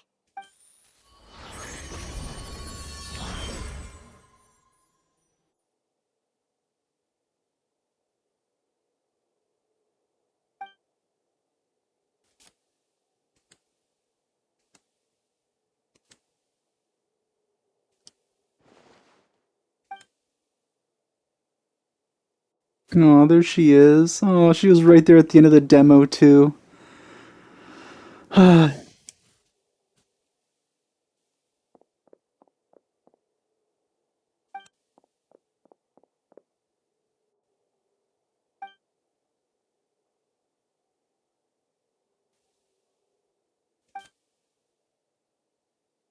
Nahida! Oh, we got to hear him, too!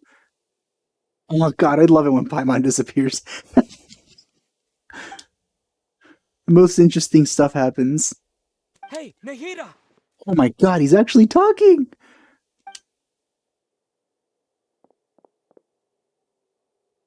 I mean, I wish this was also voiced. Why are you so stingy with the voice acting with the Traveler?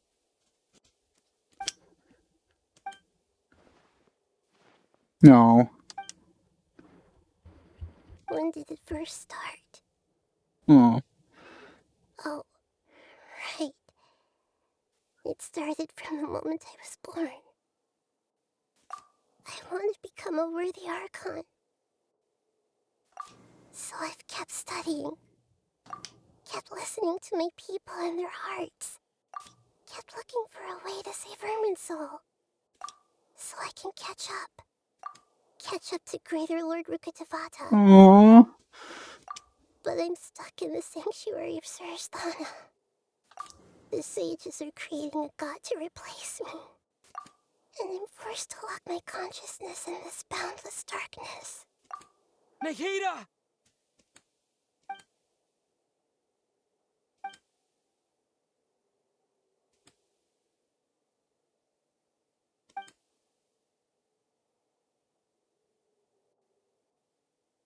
Nahida! Ooh, what's this?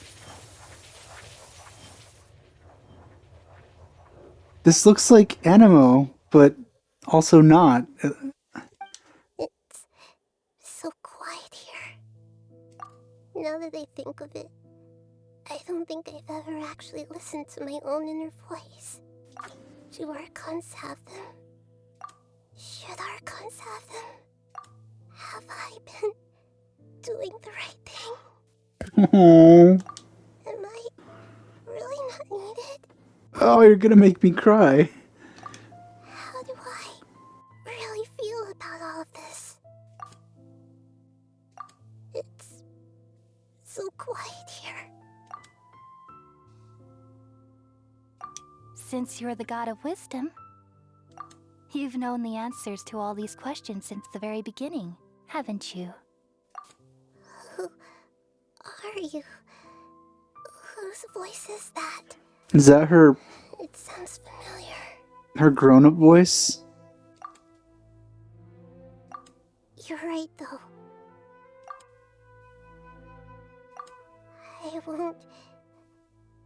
I won't ignore my own voice anymore. We're doing it. Whatever this is.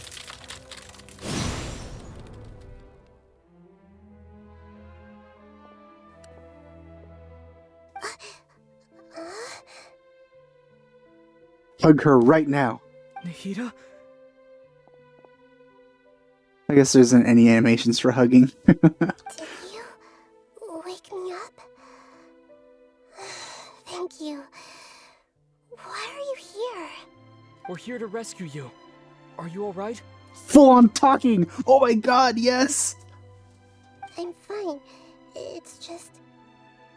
when I think of everything that's happened to me, I feel really angry now. I need more of this. I need more of this. This is why Paimon needs to go away. I mean, needs to not go. I mean, I like Paimon, but she really needs to shut up more. Give us more time to ourselves. You should have been angry ages ago. Oh my god, this is so great.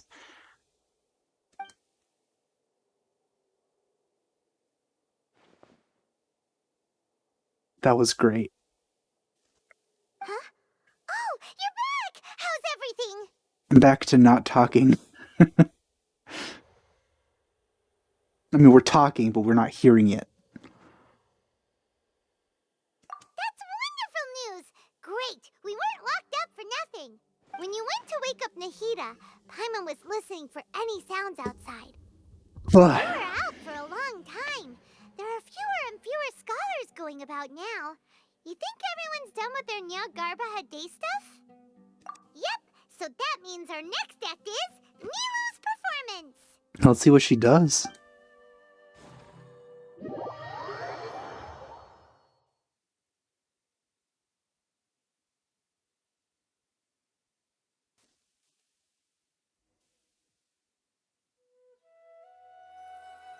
Nilu, are you sure about this? You're taking such a great risk for them. I'm sure, and I'm going. You know that I don't like to pass up any opportunity to dance, and this one is especially important. All right. You seem to have a lot of trust in them, so I won't say more on the subject. But if anything happens, the few of us here may not be able to help you. Don't worry. They've been through worse. Everything's going to be fine. All right. You know, if you really do get arrested, we'll do everything we can to get you back. Be careful, even if it's only for our sakes. It is interesting that we're seeing this, but it's like outside of our perspective. Thanks, Mr. Zubair. You're so very kind. And now that I think of this, only has really happened with Nilu. Like in her story quest too. We're seeing things through her perspective instead of, you know, our own.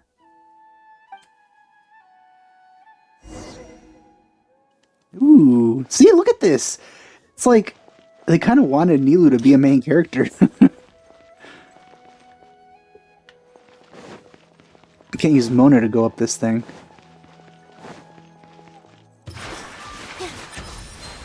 That's so cool.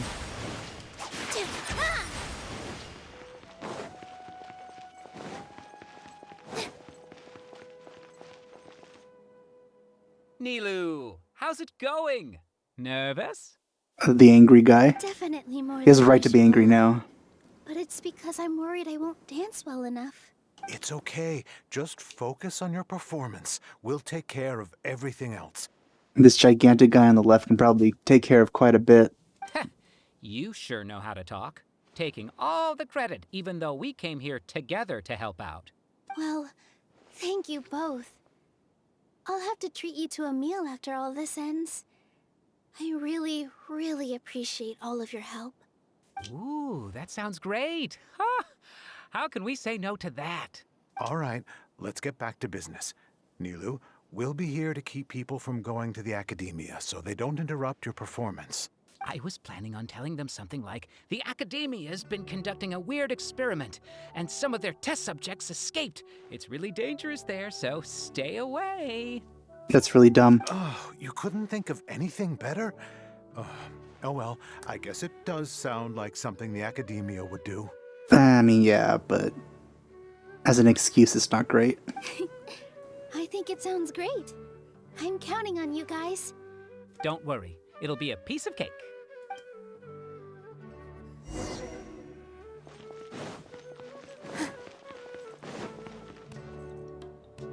Hey, Nilu! Sorry, it's great to see you, but I'm really busy right now. Our bait people away with Yalda candies plan is working beautifully. Do you want some candy? We have more than we can give out. Vihar, thank you so much for doing all of this. And even dressed up as the Knight of Flowers, no less. I'll pass on the candy, though. I cut back on sweets in the period leading up to a performance, and I'm about to start one. You have a point.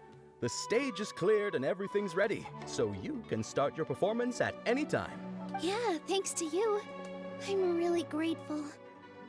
All right, time to hit the stage. You're welcome. The honor's all mine, since I'll have such a great view of the show. That kid really looks to me like a small version of Zhongling. Zhongling. Just like the color scheme and the hair.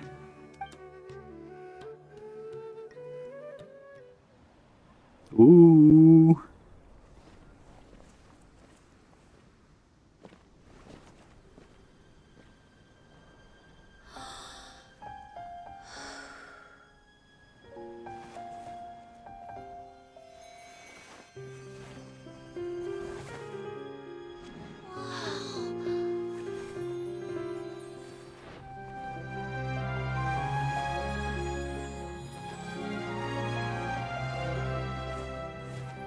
I'm so glad I rolled for her. Oh. I've never seen a performance like this. This is incredible. Yeah, but I heard that public performances like these have been banned. I can't believe she's doing this here. Very alluring dance. Grand Sage, there's some commotion outside. How uninteresting. Issue the That's new like a very comfy Prohibition chair. Act from the Akasha to the guards. They'll know what to do. Do you think we should, like, stop her? Let's just watch for a little bit longer.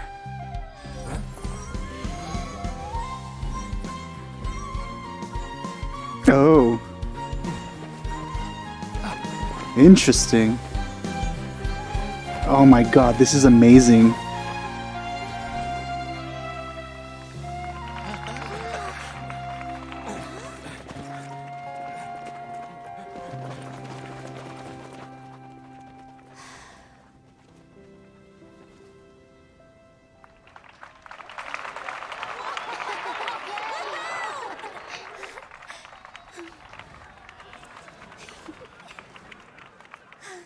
This is even better than her other dance.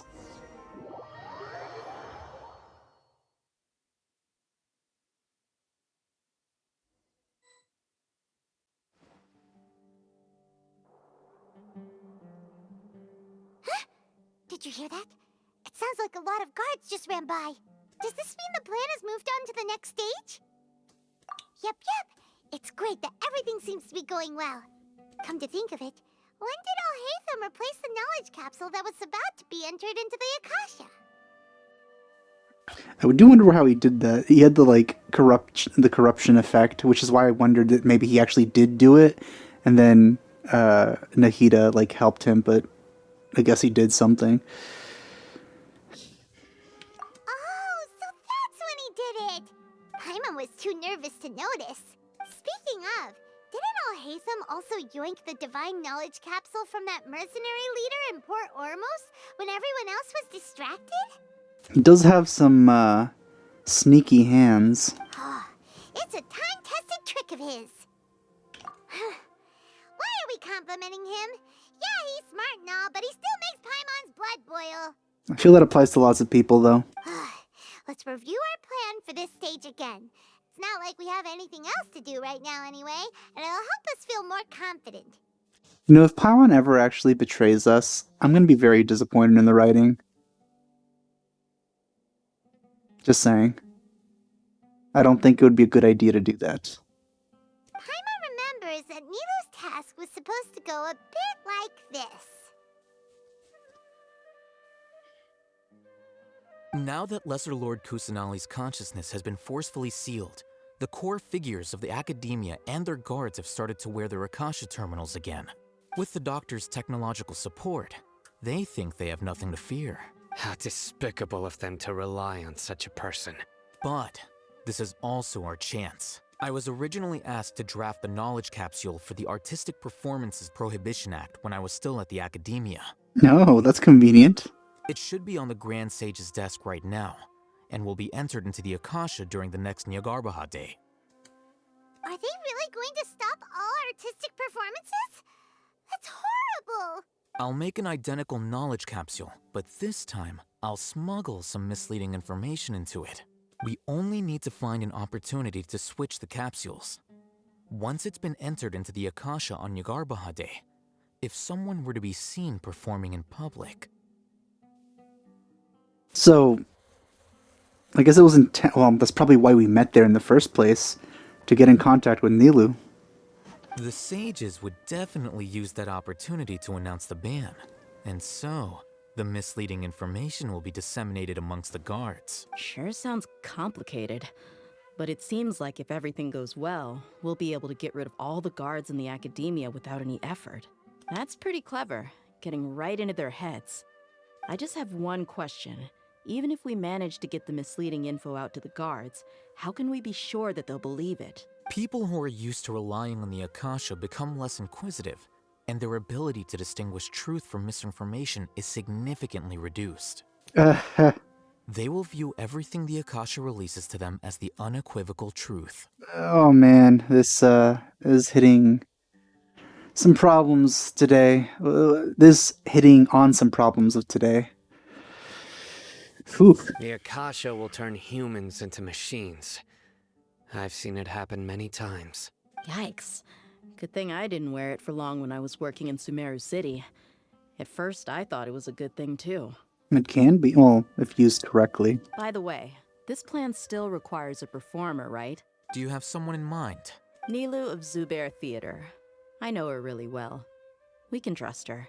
Yeah, so she's been included in this from the start. I'm kinda hesitant to ask her to participate in a dangerous plan like this, but we can ask her in person. All right. After the guards in the Academia are gone, then it'll be time for me and my stowaway brothers to shine. This'll be interesting.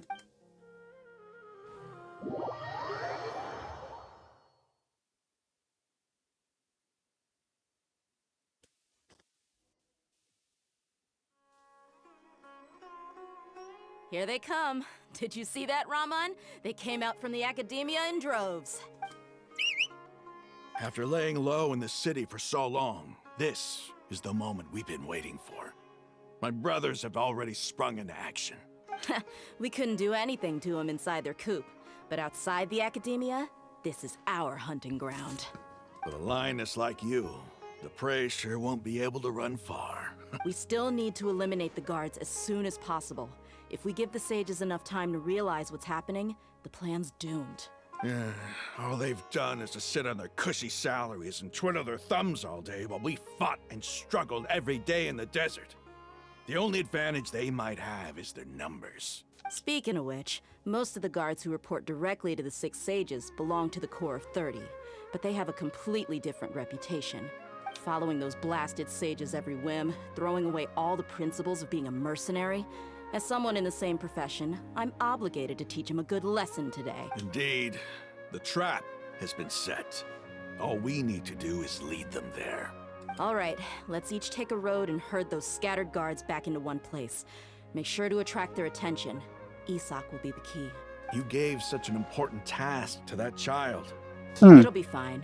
Isak was so determined to help, so let's put our faith in him. I'm not... I don't know how I feel about that. Besides, even if he's caught, the guards would be too scared to do anything to him. They've never seen Lesser Lord Kusanali in person, after all. Oh, okay, I see. You've got a point. Anyway, I think I see them coming. Let's head out. Good luck. It'd be funny to see him in like a Nahida outfit.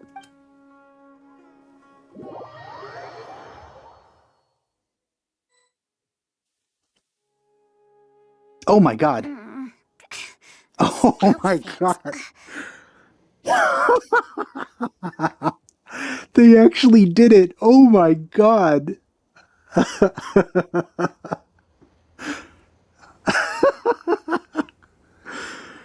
This better not awaken anything in him. Hey, do you remember what you need to do, Isak? When the guards get here, you'll pretend to be Lesser Lord Kusanali and run away from them. Oh, yeah, I remember. Of course I do. I'm just a little nervous. Relax. Don't think about getting caught. Even if that happens, we won't leave you behind. This is the most they've done to an NPC model. You only need to think about getting the guards' attention and leading them to the Grand Bazaar. Leave the rest to us. Okay, got it. I'm here to pay back Lesser Lord Kusanali for helping Grandpa. I won't get cold feet. Hey, they're here. I can see the Academia guards. Whoever made this outfit was pretty quick. All right, it's time, Isak. Take a deep breath and go. You can do this. Oh my god, what? They're really doing a lot. These are a lot of experimental things they're trying. Did he already run ahead of me? This is different from our plan. Wait, are you serious? Time. I need to What make the a heck? choice. Huh? Did I just see something dart by? I'd better go have a look.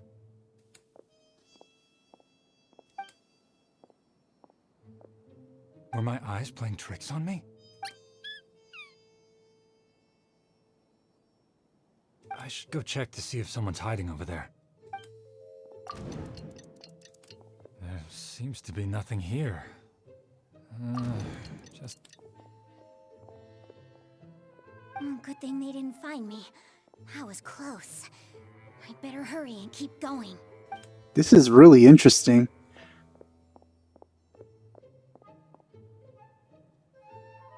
Hey! Lesser Lord Kusanali's over there! Stop! What? Lesser Lord Kusanali? How did I not see anything just now? Oh no, they found me. Where should I go? The target suspected to be Lesser Lord Kusanali has escaped into the Grand Bazaar. Assemble and arrest her! So messed up. They're just talking about their god this way. Ugh.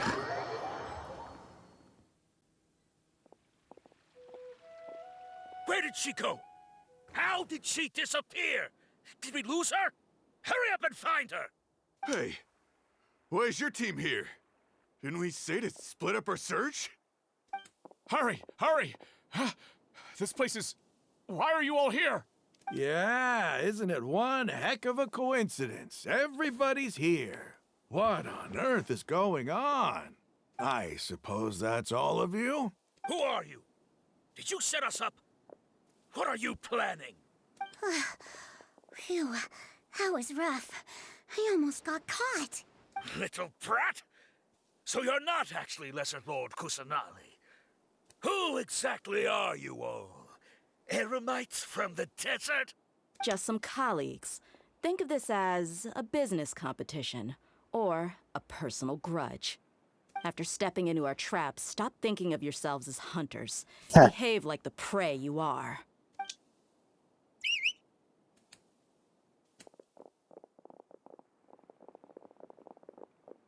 That doesn't really sound like rushing.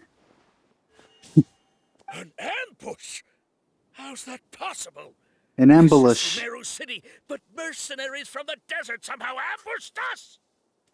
You've spent all your time hiding away in the academia. This place has long since become our hunting ground. Brace yourselves! Gameplay?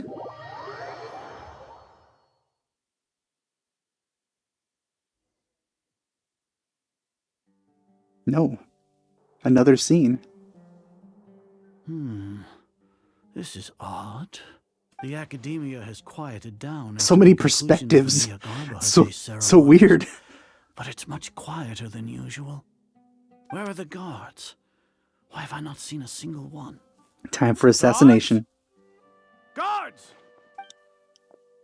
Grand Sage, how may I be of assistance? I called for the guards. Why did you come? My apologies, Grand Sage. Right now, all Academia guards have entered the city to perform the ordered arrest. I thought you knew. Arrest? Who is there to arrest? I have an ominous feeling. Arrest Lesser Lord Kusanali, right? Is that not what the order was? Lesser Lord Kusanali? You mean she has disappeared?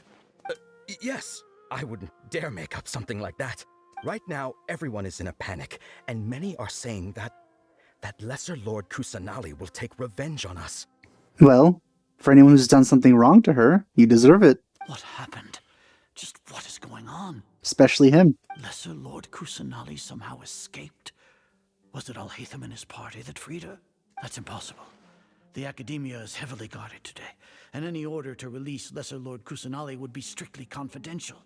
Besides, Alhaitham and the Traveler are already in our hands. You know, I don't know how I feel about getting all these different points of view like this.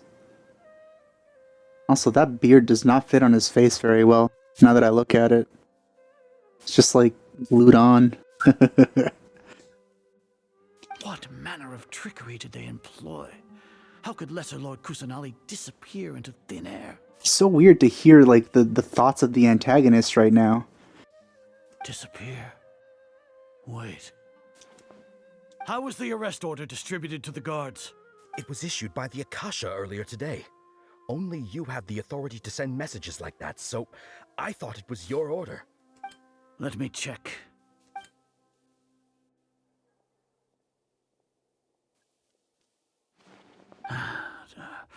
Here. Lesser Lord Kusanali has escaped from the sanctuary of Surasthana. Go to the city and arrest the escapee immediately. The Akasha indeed contains this information, and it clearly appeared in my mind. How did they bypass my permissions to issue this kind of message? Was it the report about the Traveler that Alhaitham submitted? No. I specifically checked that knowledge capsule before entering it into the Akasha. Could that have been a red herring? Yeah. Well, even if I figure it out now, it won't make any difference. The important thing now is to confirm Lesser Lord Kusanali's status. Have you been to the sanctuary of Surasthana to confirm that Lesser Lord Kusanali has indeed escaped? Confirm? No, I haven't. It may be a bit offensive to say this, but Grand Sage, what you're saying doesn't make any sense. How can the information in the Akasha be inaccurate? What the Akasha decrees is fact. That is common knowledge to all of us. If we have to confirm the information and knowledge from the Akasha ourselves, then how is that any different from us learning that information ourselves? Wouldn't Greater Lord Rukkhadevata's legacy lose its meaning that way? In the beginning, it was I who asked you to believe in the Akasha, to believe in the legacy left by Greater Lord Rukkhadevata. Are you trying to use my words against me? No, Grand Sage. I'm merely confused because I believe in you. I never meant to refute you. Stay here and see if there are any suspicious people around. I'll go to the sanctuary of Surasthana on my own. Yes, Grand Sage. Someone please assassinate him, have a rock fall on him, have him trip or something.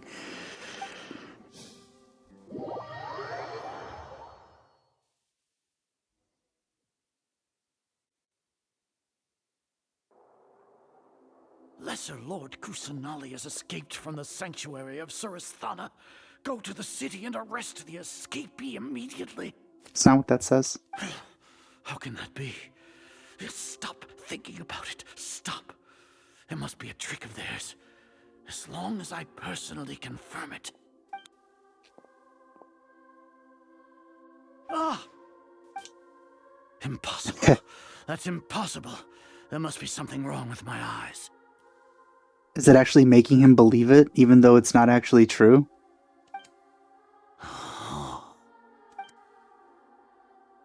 Yep. What a comical sight, Azar.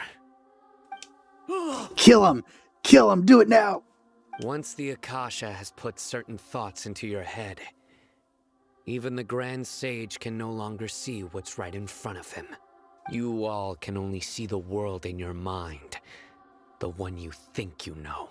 And precisely because of this, you disregarded Lesser Lord Kusanali's existence.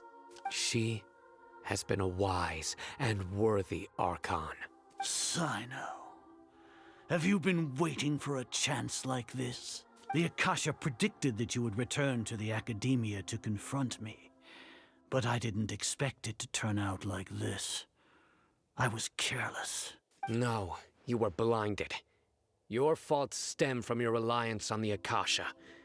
You're still the same as always. I truly did not expect a proud person like you to cooperate with Alhaitham and the Traveler. People change, Azar. Admit it. The Akasha can't predict my actions anymore. Then tell me, what have you found during your investigation? I do kind of feel like we should really go back to the Traveler's perspective already. This has gone on for quite a while. I mean, as much as I wanted to see this, I wanted to be present when something happens to the Grand Sage. It would kind of suck if, like, after all our work, we're not even there to witness something happening to the Grand Sage. So I'm hoping things switch back soon. You want to buy time? This is the sanctuary of Surasthana. Under your own regulations, even Academia staff are forbidden to come here. No one will come to save you.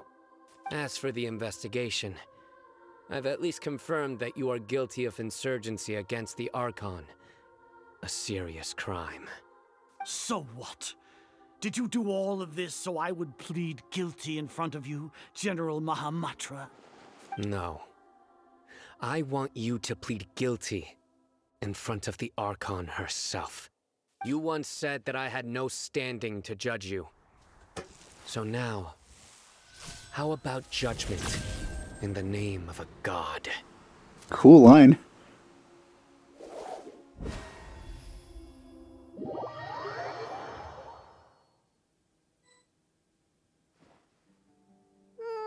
Okay, good. Why do we have to wait? Paimon wants to know how things are going out there.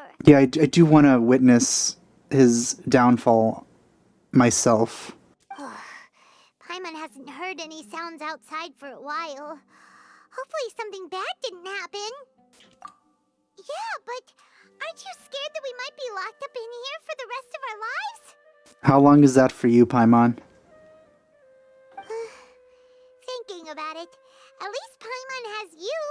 We could still chat like this.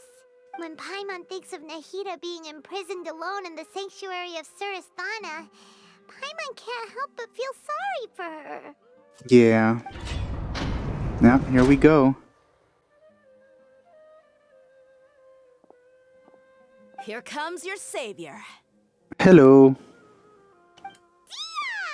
Paimon just knew you would come to rescue us! You two really owe me some big thanks. I had to search through who knows how many guards to find the key here. It felt even more tiring than whacking them. I'm exhausted. Thanks a lot. Need Paimon to rub your shoulders? No, that's, I'll pass. I don't think it'd be very effective. What are you afraid of? Oh, are you ticklish? Now isn't the time to talk about being ticklish. Things in the city and on Sino's side are both going well. The guards that stormed out of the academia are all taken care of. The Corps of 30 is in charge of the city's defenses, but we already talked to Asfand. They've been fed up with the sages bossing them around. As long as it doesn't break their employment contracts, they'll turn a blind eye. That's probably because you've been super great friends with them for a long time. So, how's Sino doing? Hopefully he waits until we get there. The Grand Sage is in his custody. Oh. Even I know how terrible it is to fall into Sino's hands, so he probably does too. Sino forced him to release Lesser Lord Kusanali. He has no choice but to obey. What? We missed that? So, hurry to the sanctuary of Surasthana. Assuming nothing weird happened. Oh, okay, good. We should have already rescued our Archon. Hopefully nothing bad happens. Things are seeming a little too smooth. Honestly, I didn't expect our ragtag bunch to do this well. We just came together last minute to save the Archon, you know? Alright, you two better go. I still have to clean up some messes in the city. See you around. Alright, let's see what happens. Whew.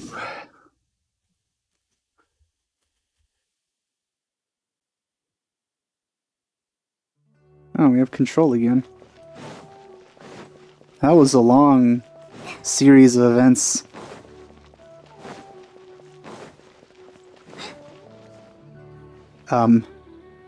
Hi, what's up?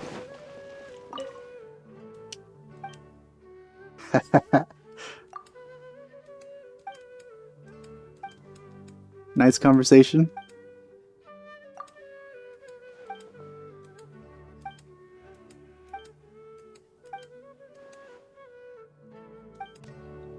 She's still around, buddy.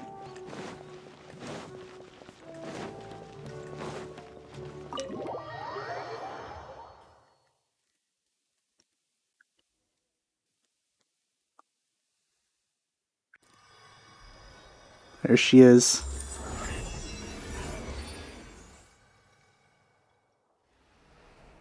Oh, there she is.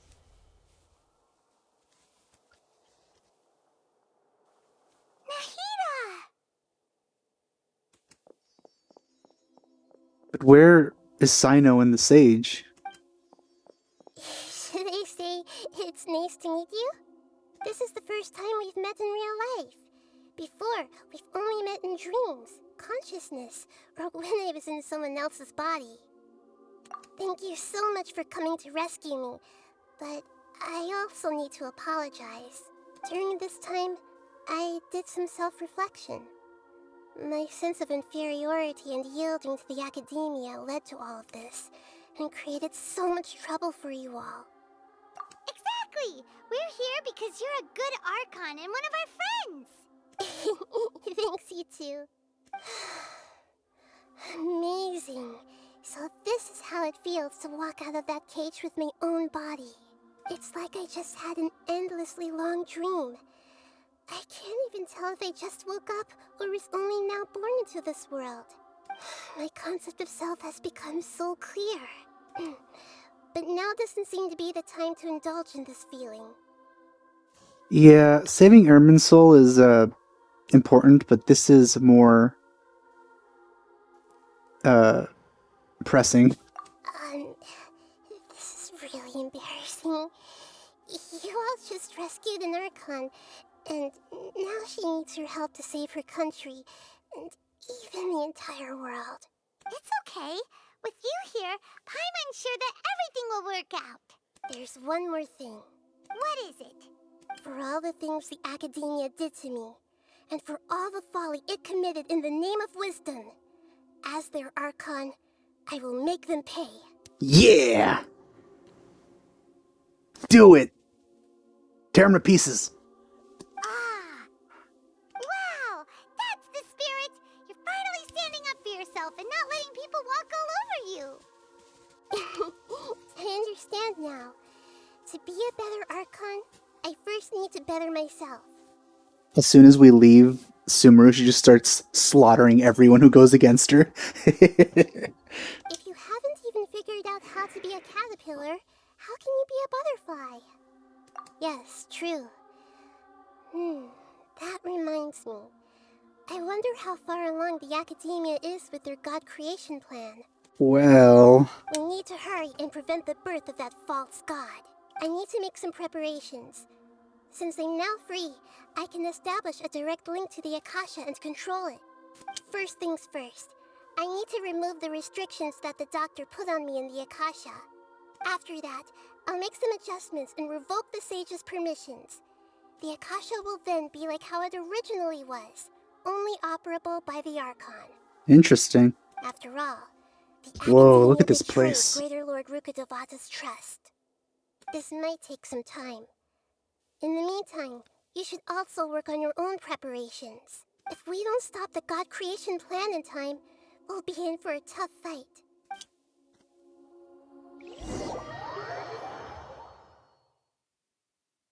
It has been a pretty long quest, but I've been very engaged almost the entire time. We can take a walk around. Oh, sorry, Paimon. Shoot. I hate it when I do that. Yeah, I'm gonna need Noelle in here. As you wish. 1600.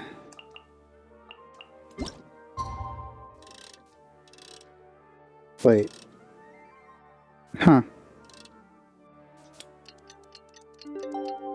Oh, that was fast. Oh. Should I just wait? There we go.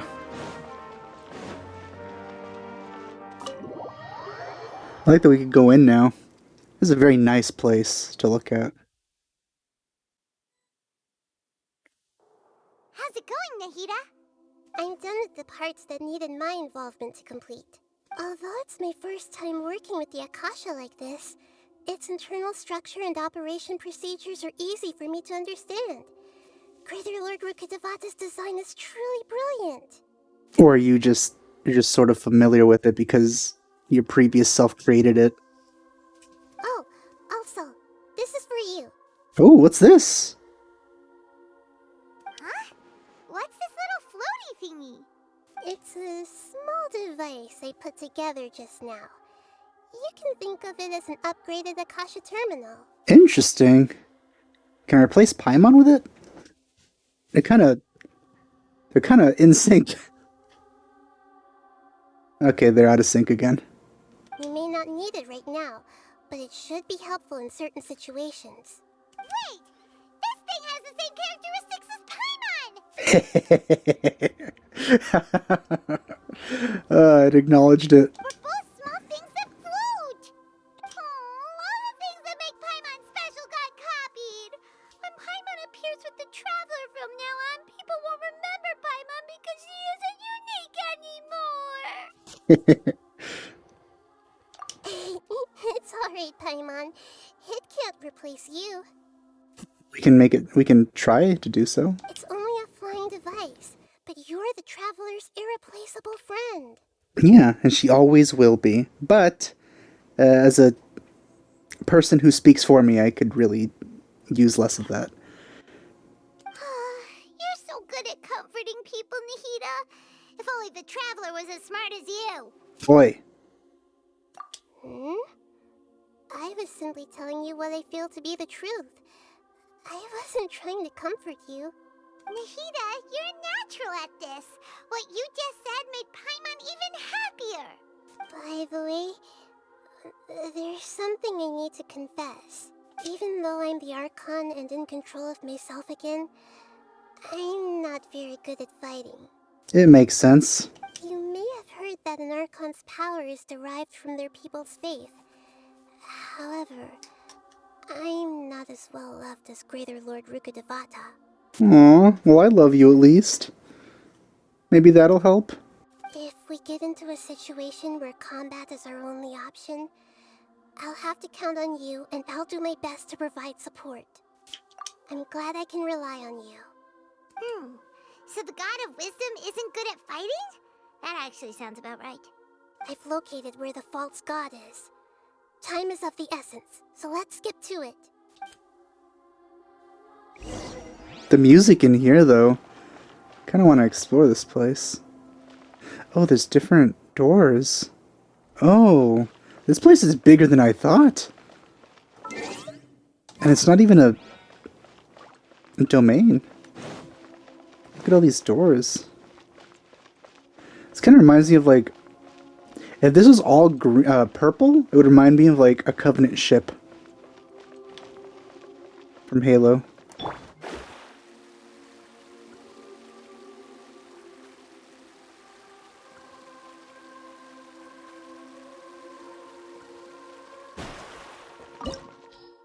Here we go. There's the quote. And also purple. Okay, let's see what... I hope it's not too difficult. What is this place? Is this really the way we need to go? Wow. Who would have thought there'd be a place like this hidden right slap bang in the middle of the city? The sages wanted to realize their god creation plan without being discovered. The safest and most convenient way would be to build within the academia itself. Yeah, I was wondering where they were actually doing it. Makes sense, I guess. There's plenty of space underground, which I assume where we are.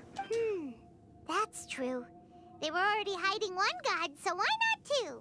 Judging from the structure here, the project is a huge undertaking.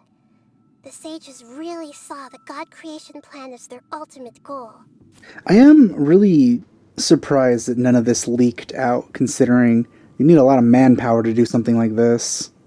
And the idea guys don't seem like the kind of people to actually do this kind of physical work.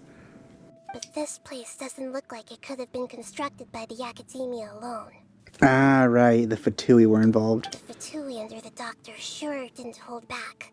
They provided a lot of technological support. Yeah, or else they wouldn't have been that generous. Is that it, though? I've always felt that this Doctor is different from the academia sages. He doesn't seem to share their sense of urgency.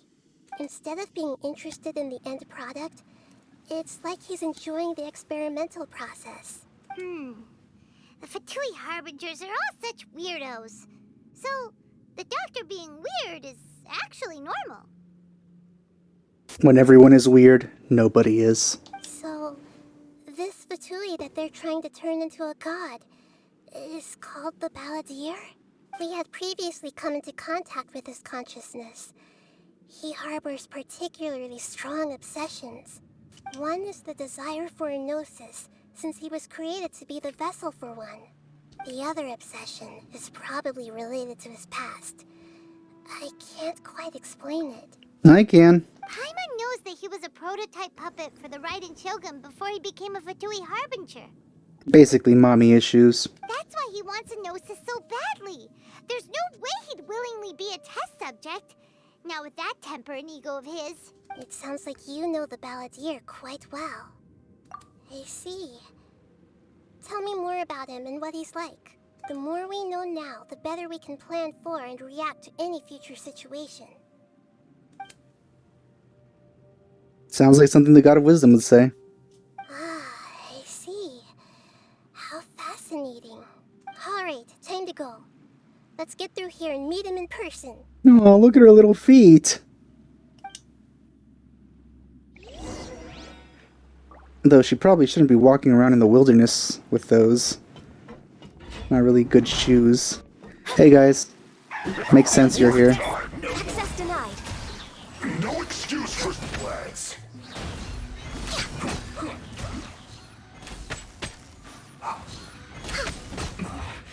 This isn't good.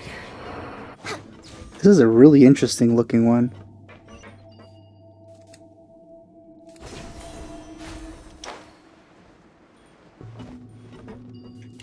Good thing these exist here.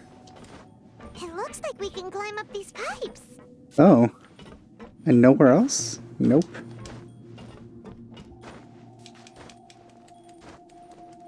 I guess it's similar to the ones in, like, the very earliest parts of the game with the other domains, but they weren't normal ladders, they were just pieces of wood.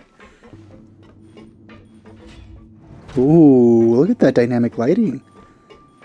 Whoa. Next on the agenda. There's one over there. The pattern on the ground seems all messed up. Let's go around and see if there's a way to fix it. You should notice this is a puzzle really quickly, Paimon. Fixed it, huh?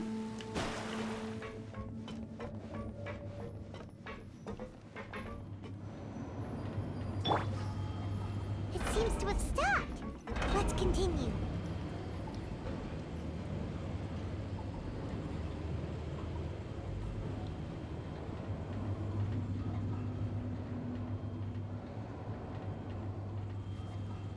Fatui smoke. Don't breathe this.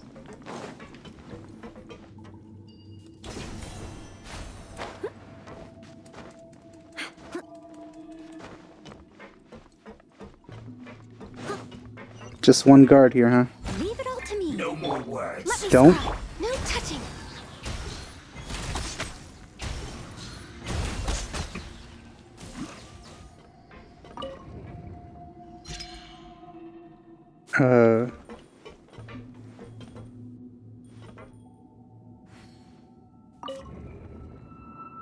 Oh, okay, good. That's easy enough.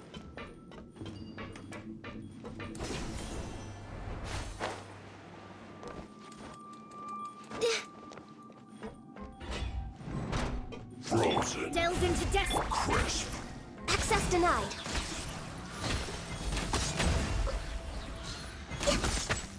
Cooked food. Disgusting. Calm down. No touching.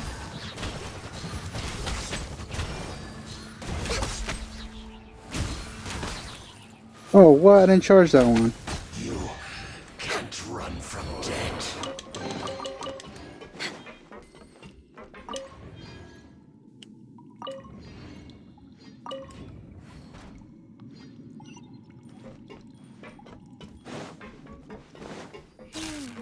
The cart is stuck. Maybe there's something wrong with the tracks. Let's try adjusting the direction of the device to clear the tracks.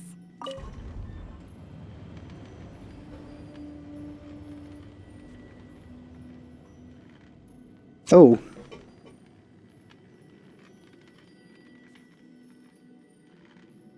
Interesting.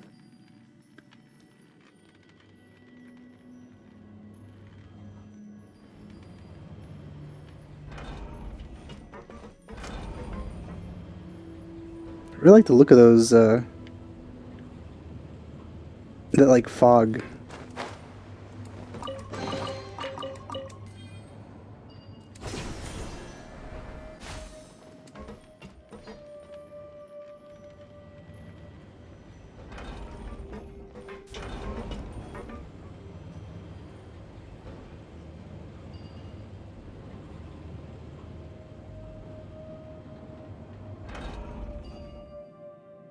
Oh, that gave me a chance to get it and then go back. Oh. Shoot. Thought I was supposed to go further in, but I guess not.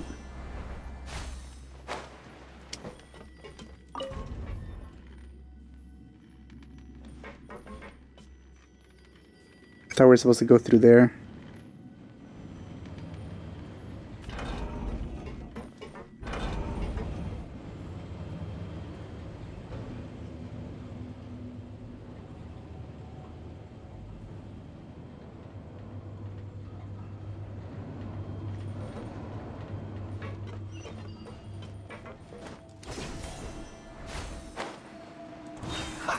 Have a load of this. Access denied.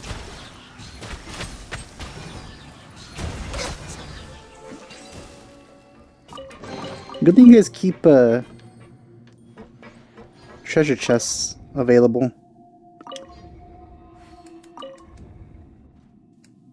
Oh, really? Huh. Next on the agenda. Oh, whoa! Oh, I miscalculated there.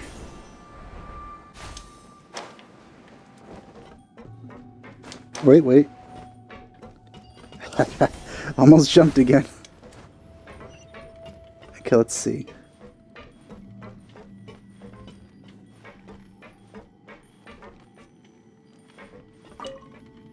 Mm-hmm.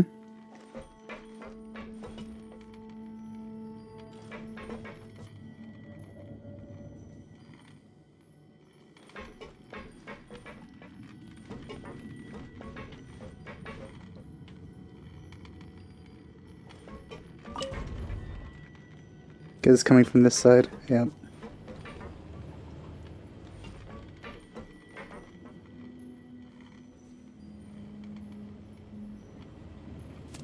The interior here almost reminds me of like a grander type of vault from Fallout.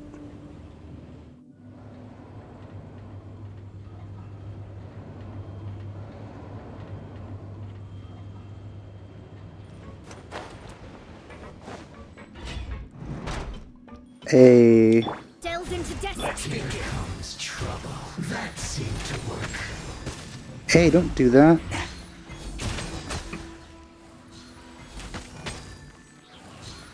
Use this. Don't.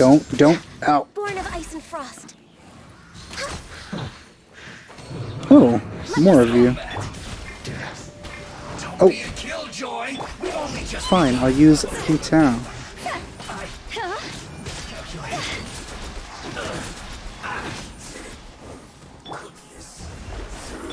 Access denied.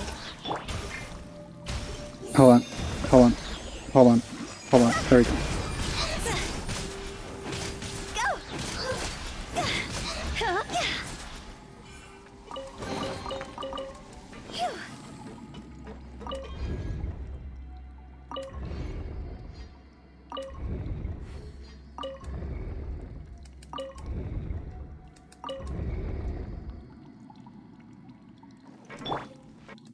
Oh, okay. I didn't expect a cutscene.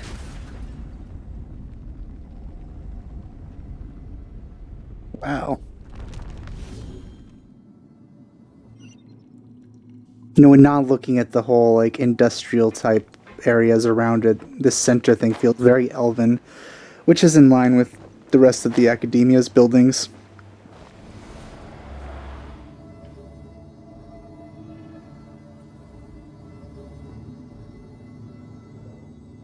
I've always liked the like white and gold type elven feeling architecture.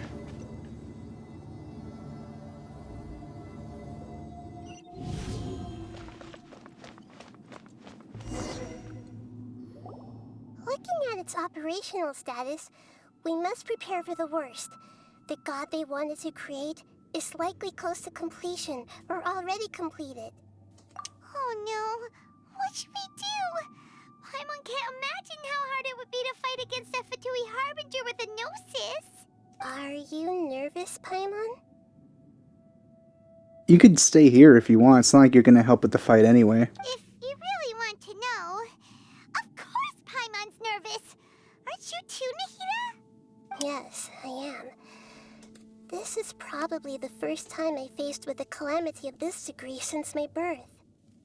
I feel not just nervous, but curious as well. Curious? Curious about what? Curious about our fate. To me, everything we perceive in this world, everything we learn, and everything that happens to us is considered knowledge. And if it's a form of knowledge, then it can be understood. However, only fate is about that which has yet to occur, so it has always drawn my curiosity. So to me, fate is the ultimate knowledge. I mean, it's not that great of a series. That's also why I love observing humans and all the things that happen to them. It all brings me great satisfaction. And now, at long last, I'm not just an observer anymore. I will personally experience my own fate with you by my side. Isn't this such a wonderfully exciting thing? Sure, sure. But, you know, I've been wanting to ask you, you wanted to know about my experiences in the archipelago, but you never really asked about that, have you? It's almost like if you just forgot. Ah, so that's what you mean. Paimon thinks she understands what you're feeling. Agreed. Okay, let's continue on. I can sense his aura from here. It's very stinky.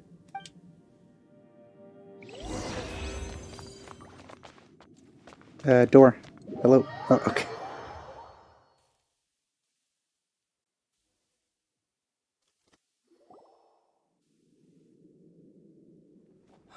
Ooh, here we go.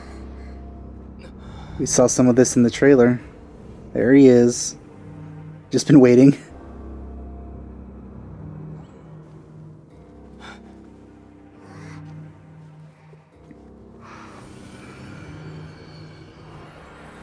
Shoot some plants at him.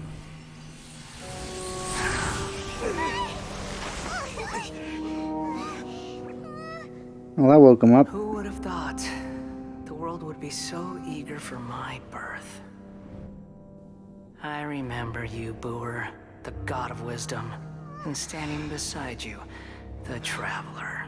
Is Heal Boor. powerful now like Greater Lord Rukkhadevata? No, I can't feel the same kind of divinity I felt from the Greater Lord. It seems that the sages didn't get the chance to infuse the divine knowledge capsules into him.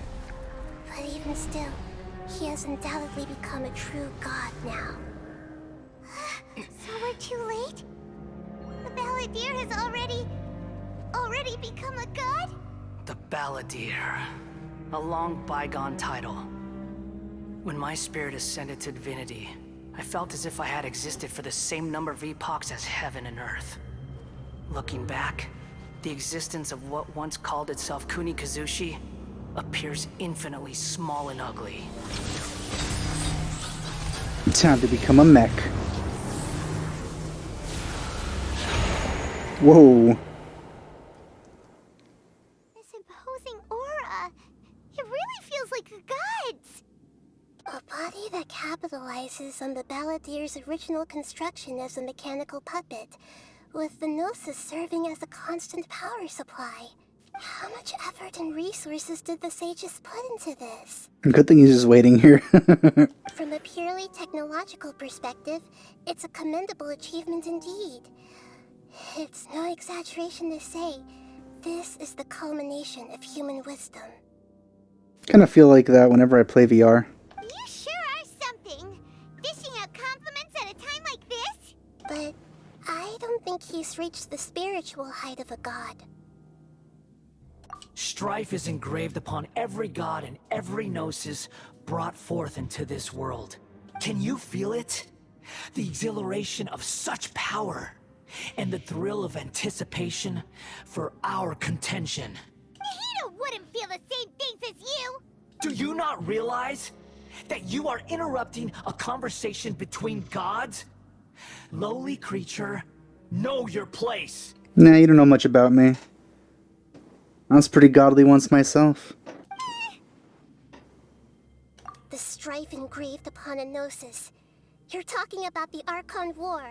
Tevat's current peace was not easily won. I didn't personally participate in the Archon War, but the way I see it, all those losses were meaningless, driven by the demands of the laws. There's no point in bringing it up again. Is that so? Wait a I am minute. deeply disappointed that I was never allowed the fortuity to personally participate in the Archon War. So I guess by laws, it's not meaning like, because you know how on the loading screen you sometimes see laws used in the same way with quotation marks. So that probably implies heavily that these laws are not made by any government or governing body. They're more like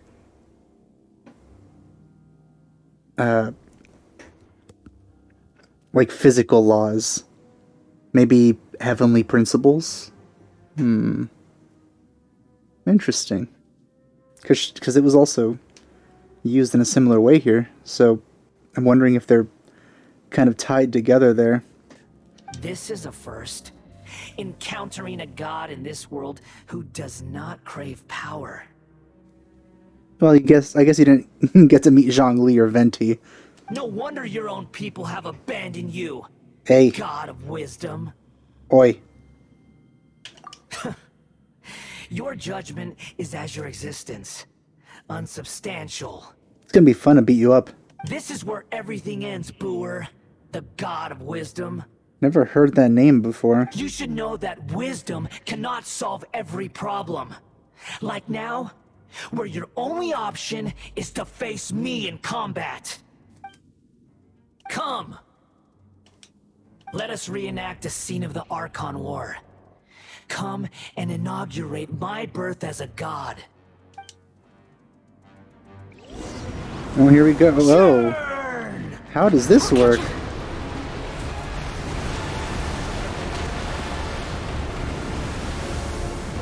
I'm not sure what's going on here. Insignificant past!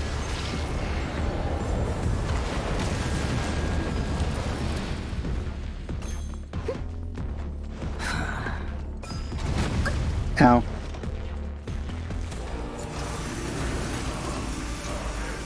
Perish!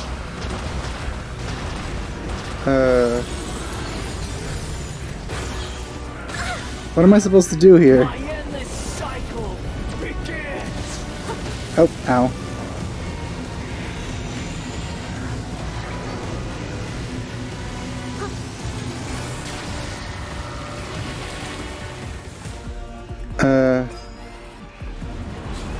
Sure! I'll catch up. What am I supposed to do?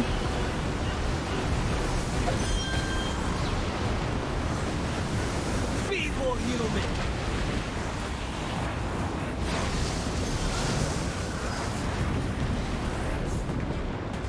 I'll catch up.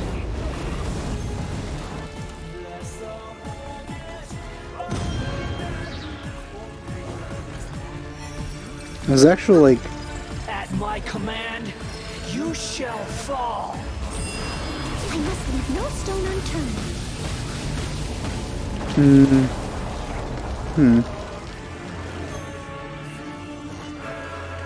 Insignificant past! Ow.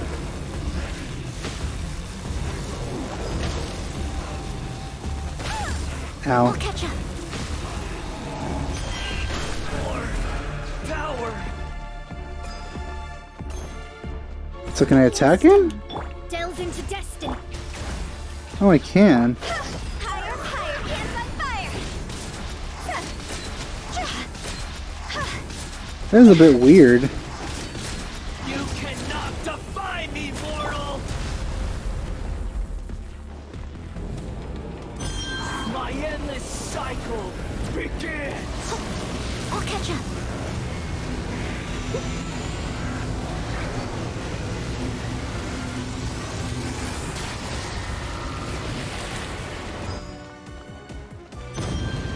Feeble human!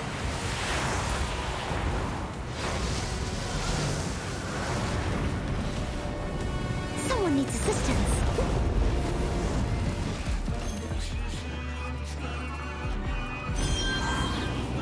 Oh, I see. Past.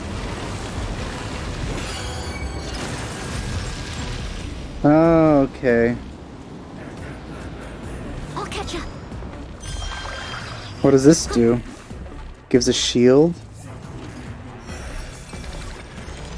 At my command, you shall I must fall! leave no stone unturned. I'll catch up.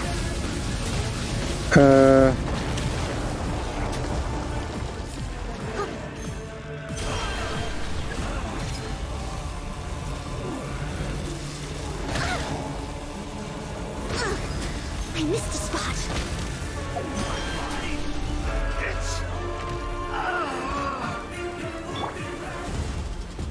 Interesting music that's playing. Oh. I'm sure there's another phase. Ooh, whoa! That is some strength. Here we go, second phase. Very child. I mean, this is pretty much reenacting the child fight.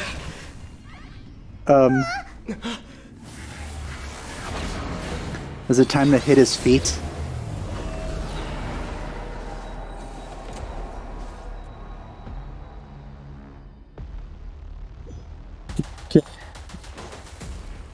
Oh, shield. Oh. Ow. Ah. Oh, wow, okay. It's that kind of stuff. Alright. So can I just nip at his feet? Ow. Stop that. No, no, no, stop that. You stop that right now. No touching. Can I, like, attack that? Burn to oblivion! What's this?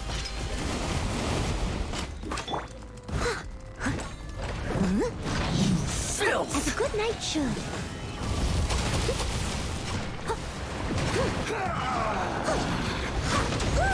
I don't know what's going on.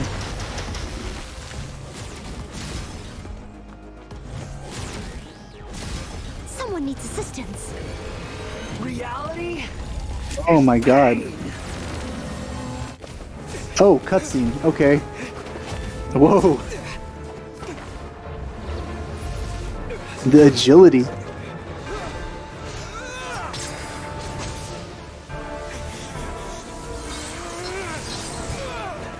Oh, that didn't work.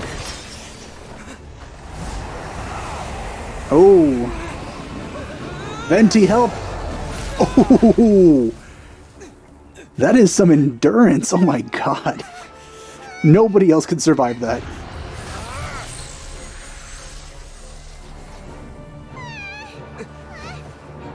Where were you the whole time? Oh no!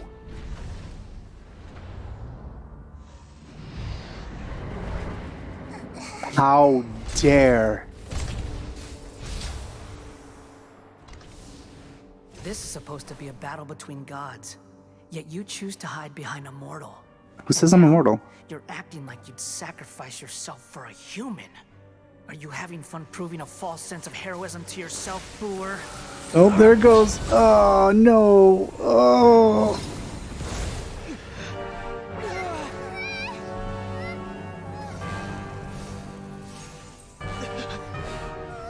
The data collection is almost complete. Do you even know how many times you've tried to take my gnosis from me? Huh. Whoa. Oh my god, the Matrix. Interesting. Just concluded the 168th loop. Oh my god. Did you know She used that loops in against an them. effort to create you, the people of Sumeru were forced to live through the exact same number of Sabzerus festivals and Samsara cycles? The power of dreams. When did you use it on me? Oh. When she sprayed her seeds all over him. You can't even defeat me in a dream. What do you hope to achieve with this little trick? Come, traveler. Just like before. Allow me to awaken the memories in your dreams. Oh, what? Oh, this is so cool. It's more than that. Compile everyone's wisdom in the name of the Archon. That is the original function of the Akasha. I've sent everything that happened just now to the people of Sumeru in the form of knowledge. I've asked them to help you find a way to defeat the false god.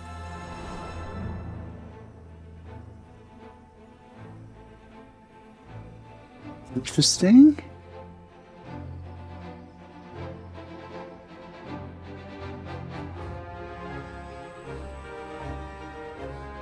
I love this game. All of Tsunary's wisdom is at your disposal. Meaningless tricks won't save you.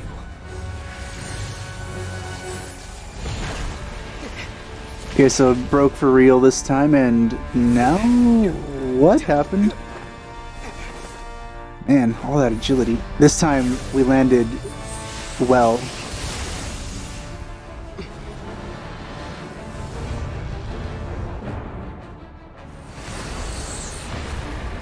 So what happened this time?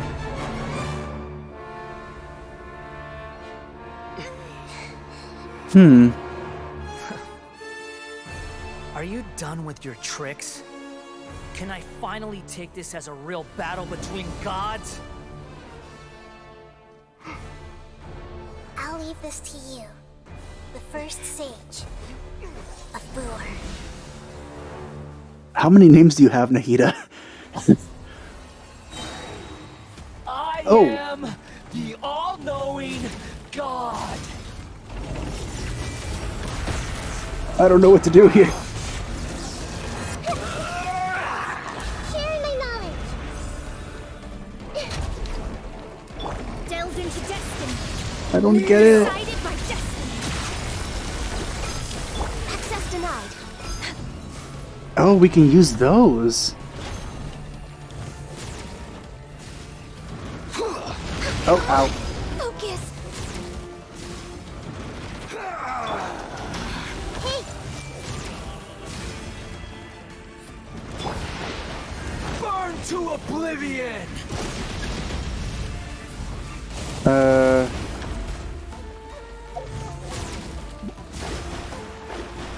What? Reality is pain. It's hard to like. Oh shoot! Jump. Okay, no, just activate.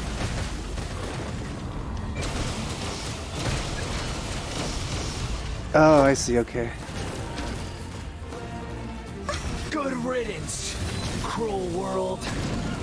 Whoa. someone needs assistance.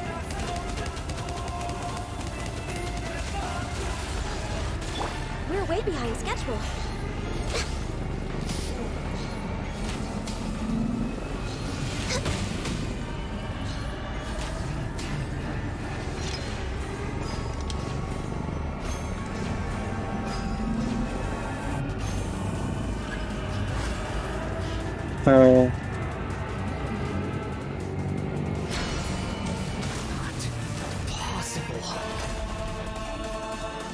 Can I hit you now? Written in the stars. Higher, higher, hands on fire. Interesting amount of damage he's taking. Oh, no, come on, stop missing. Go! Leave it all to me.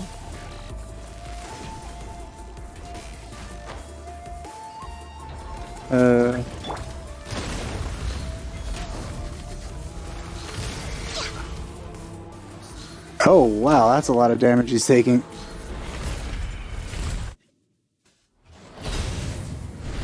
I'm not entirely sure how the fight worked, to be honest.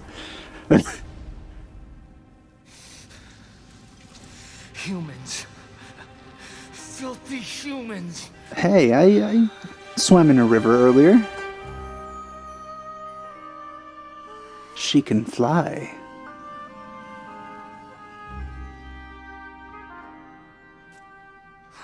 I miss being able to fly, I'm sure.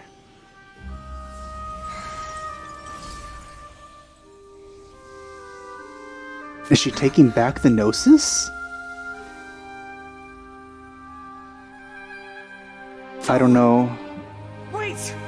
Please! Anything but the Gnosis!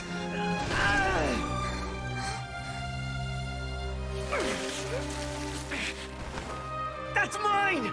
Don't even try! Oh, it's the Shoguns. I'll never go back!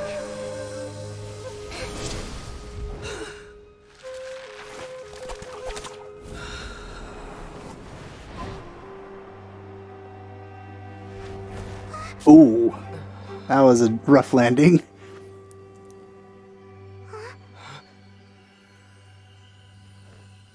We haven't yet found the answer to the most important mystery.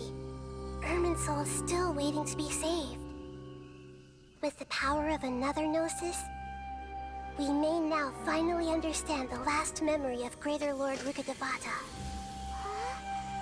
This is very interesting because, as of this moment, we've taken back a Gnosis. That's right. This is the last memory of my predecessor. I like how she considers herself a different being completely, which, to be fair, it kind of is. Even if they're the same being, essentially, if they have different memories and experiences, then you are a different person. Huh. This sure seems very different from what Paimon imagined. Shouldn't Irminsul be in this realm of consciousness? Yes, that is our destination. But I didn't expect the remaining consciousness of Greater Lord Rukkhadevata to be as polluted as this. I guess even this has the withering.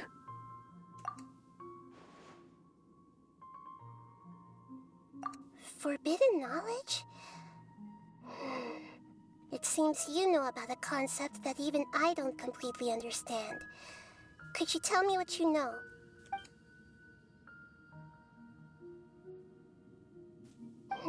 Your inference seems logical enough. Forbidden knowledge once polluted the desert thousands of years ago, but was successfully repelled thanks to King Deshret's self-sacrifice, and Greater Lord Rukkhadevata nearly exhausting her power. Then, a second instance of forbidden knowledge pollution occurred during the Conria Cataclysm 500 years ago. But I'm afraid it is much more serious this time, with Irminsul itself already in danger. So, if we're in the remaining consciousness of Greater Lord Rukkhadevata, and it's also been affected by forbidden knowledge pollution, then does that mean, in order to save us, Greater Lord Rukkhadevata? Yes. It's very possible that she sacrificed her life in the fight against forbidden knowledge. She didn't completely eradicate forbidden knowledge, but if it weren't for her actions, the pollution would have been far more rampant over these past 500 years. The way that everyone, including me, has forgotten everything about forbidden knowledge may very well be due to her restoration of Irminsul. Aww. Do you feel sad, Nahida? I'm just sharing her pain. The pollution of her consciousness here is severe. There is madness, chaos, and pain all around us. Did she fight to resist the forbidden knowledge pollution in such terrible conditions, all the way up to her last breath? And she was also much stronger than you currently are right now, so this must be even worse. Also, what's happening there in the background? It's like these islands are moving. She even used her last remnant of lucid consciousness to leave a clue for us to follow. Yes, her words were distorted by forbidden knowledge, so that's all we could hear. But now, we have a chance to find the answer to this mystery. We can cross the polluted consciousness until we found the right path to meet with her lucid consciousness. And then, we'll let Greater Lord Rukkhadevata tell us the truth in person. Each of us need to be mindful of the state of our own consciousness while we are here. Even with the Gnosis's protection, we must always keep a clear mind. Otherwise, we could go mad at any moment. That's so scary. Don't worry. It should be easy enough for you to keep that mind of yours clear, Paimon. Let's go. Even at this moment. It's a good time to insult Paimon.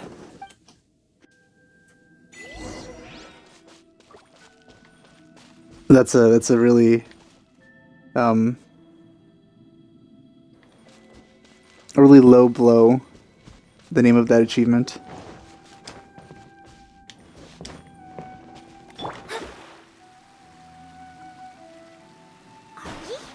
In the air? And why is there a huge boat? That's the boat of Oh consciousness. no, those which things. symbolizes reason here.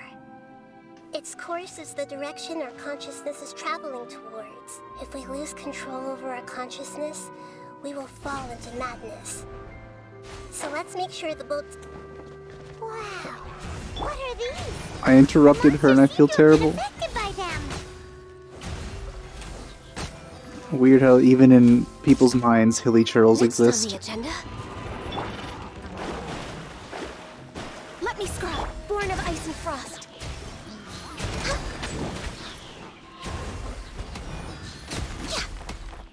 Come on.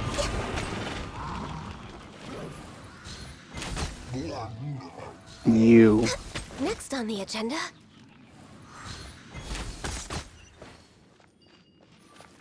I don't want to fight those things. I hate them.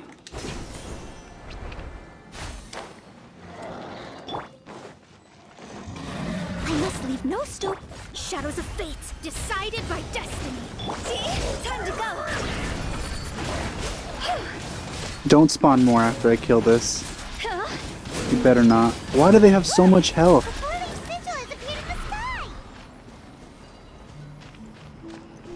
There wasn't any chests or anything over there, was there?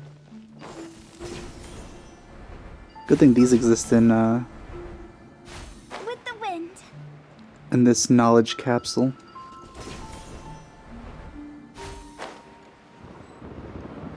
Can I do it? Can I do it?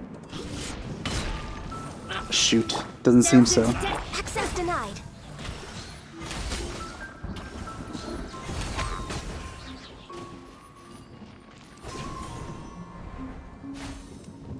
Even on the boat.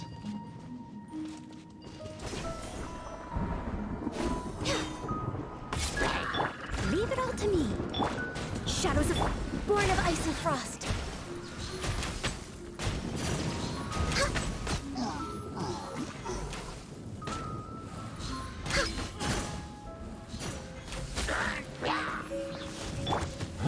Oh no. As a dutiful maid would.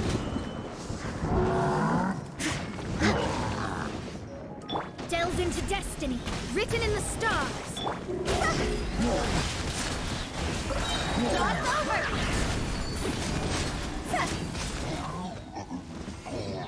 More. No touching.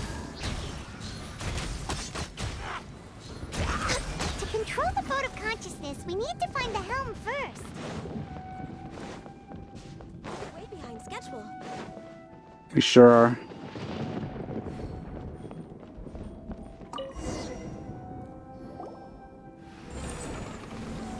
That's not how you use that. We changed direction. Are we still going the right way, Nahida? Mm-hmm. Judging from the current route, the boat of consciousness will soon take us out of here. The boat of consciousness.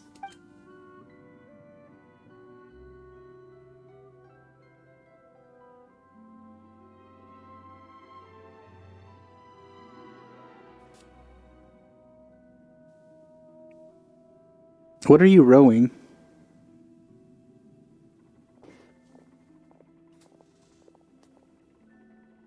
We'll be arriving at our destination soon. How are you feeling? Are your minds still intact? Huh? But everything's been completely normal for Paimon. We still don't know what you are, Paimon. Hopefully there won't be any more interruptions. This time, we should be able to meet Greater Lord Rukkhadevata. Are you saying you've never met Greater Lord Rukkhadevata before? No, she's her but shrunken, so of course not. No. It seems that my birth and her death took place at the same time. Otherwise, I think she would have given me a little more guidance, and I could have done a better job. Hey, you've done a great job, Nahida. Let's get out of this creepy place and go meet her.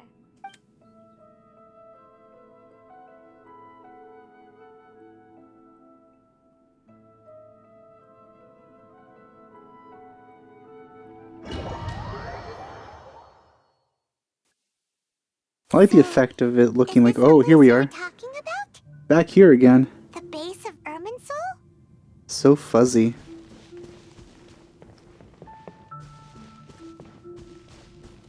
Oh, it can't sprint.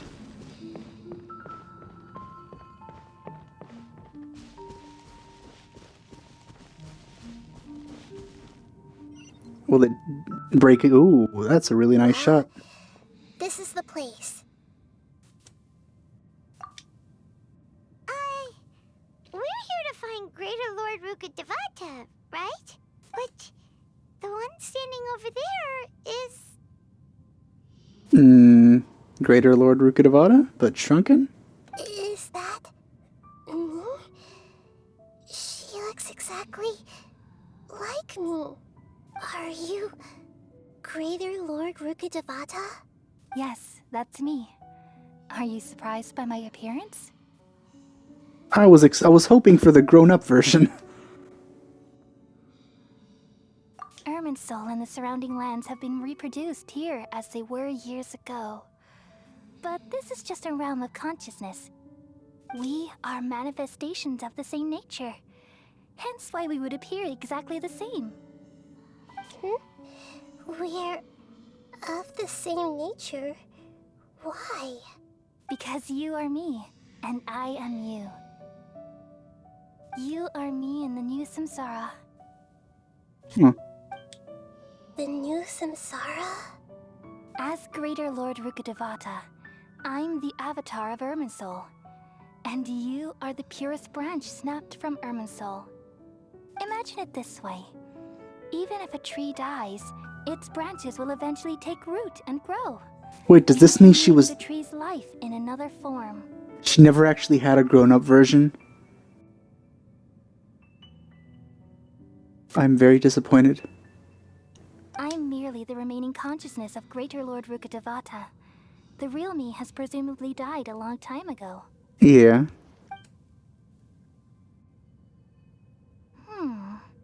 Judging from your appearance, I've probably been dead for 500 years. It's interesting that she can still, like, actually think. But you're finally here. My new self in the samsara. Yeah, I don't like calling her Lesser Lord, so I won't. If this is true, then am I going to be a great Archon like you someday? You already are. Though we share the same nature, our fates are bound to be different. All things have their own fate. When a branch grows into a mature tree, it won't be the same as the original tree. That's why fate is the ultimate knowledge, isn't it? That's a great insight. Yes, very good. It's also precisely why you won't become like me. Really? That's good. I mean, it's not good or bad. Like, she was great, but you can also become great in a different way. You're already great. But perhaps you may become an even greater Archon than I. I already see a determination in you that I didn't possess in my time. And the future that it leads you to will be yours alone. Along with the blessings from your past experiences. She does really seem wise, this version. Don't worry. The growth of wisdom is like that of a plant. You only need to wait quietly for the flower to bloom. I already consider her a great Archon. She's the most caring one I've seen so far. Come to think of it, the sages never had the faintest inkling of the meaning of wisdom. Thank you. Nothing makes me happier than discovering that the Archon I always admired was in fact myself in another fate. It's so nice to speak with you, Greater Lord Rukkhadevata. I've always wanted to meet you. So why is she a lolly still? Wanted to see the big version, but I guess they wouldn't make a model for that. I assume she's like this because she'd already like shrunken down and lost power. Maybe that was her last bit of consciousness. I don't know. The feeling is mutual. From the moment I snapped the branch off Irminsul and created you, I've also looked forward to talking with you. Could you tell me why you wanted to create me? And what exactly happened when you died? Actually, this would explain why all the statues look just like Nahida in the first place. Because there never was a grown-up version. She's just small. Oh, no. Then what was that whole, like, vision thing with the Scarab King? Or the Scarlet King. with the Scarlet King where it showed like a grown-up version when she sacrificed herself. So I'm a little confused there. Ah, I see. You're here seeking answers, right? Everything that day, even the sky itself, changed into a color like this. At that time, the 7 were all summoned to the nation of Conria. Except for me. I had a more important task to attend to. Also, the Raiden Shogun, A, she wasn't the Shogun yet, stayed behind as well. I had to protect Irminsul.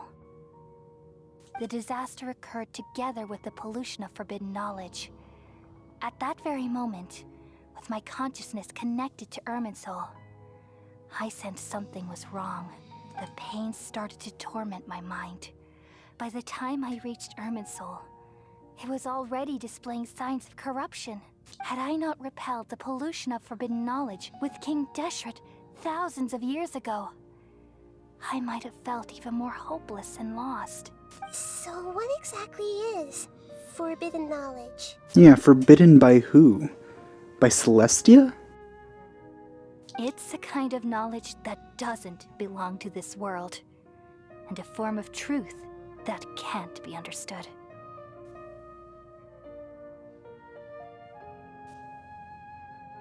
I feel if it's knowledge or truth, it can be at some point. It came from the very bottom of the abyss.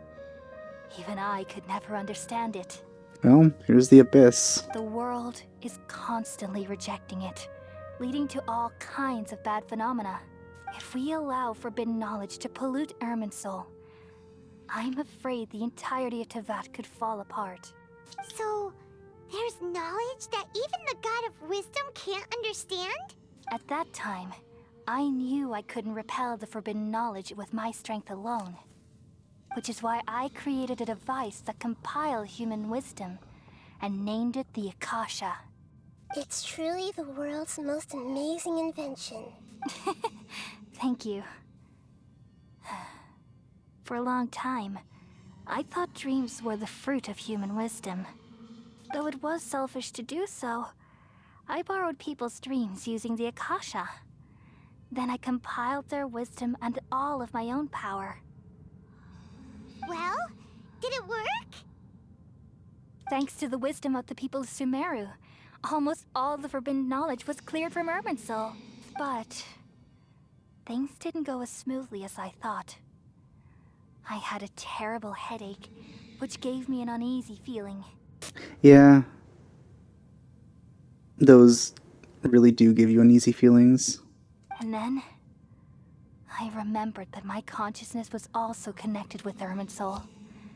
It brought me knowledge and wisdom, but vile corruption as well.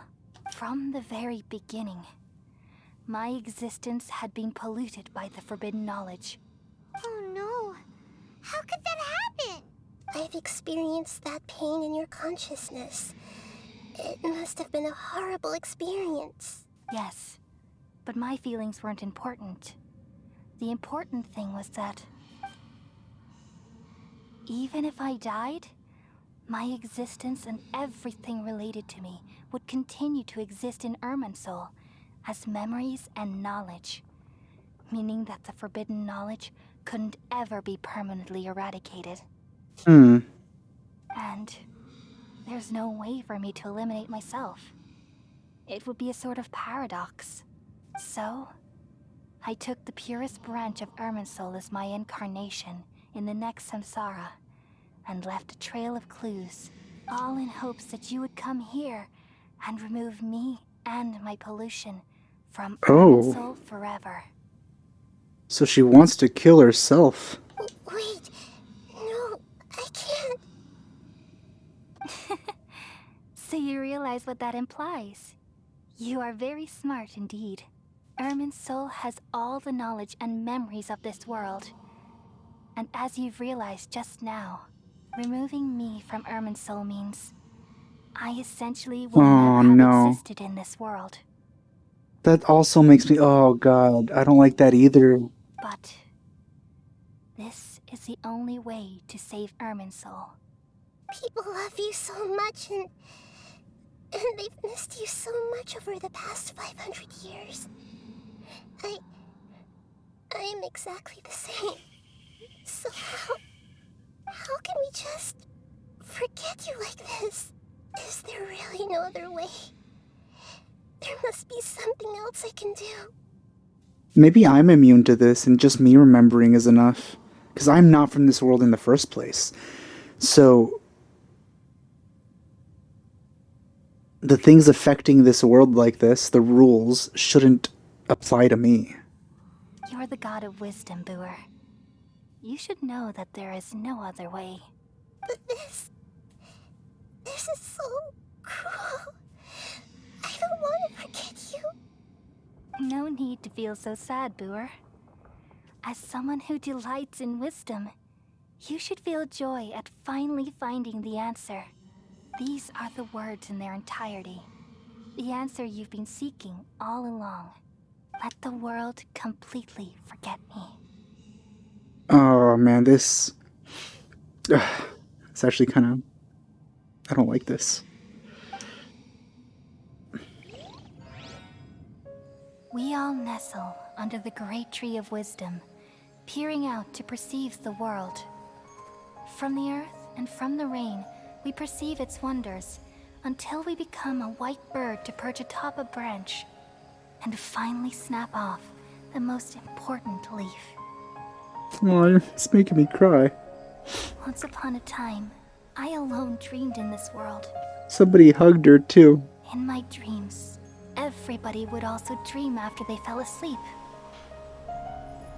Wild and wonderful thoughts would emerge from their minds. Some tumbled to the ground, and others floated to the sky, connecting all things in the world into one dazzling net. Among a plethora of worlds were numerous smaller worlds, all of fate, finding within the tapestry their brilliant glow. Seeing Nahida cry makes me sad. I gradually understood that these indescribable and constantly changing things are the most profound things in the world. Only they can completely repel the madness. Only dreams can awaken consciousness from the deepest darkness.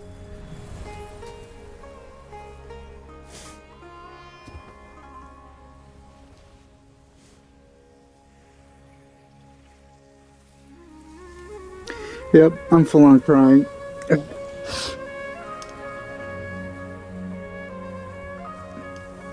I'm the one who posed this question, yet also the one who sought a solution. Saving the world with the dreams of the people used to be my answer. And now, you've also found your own answer, and I shall return all the dreams to the people.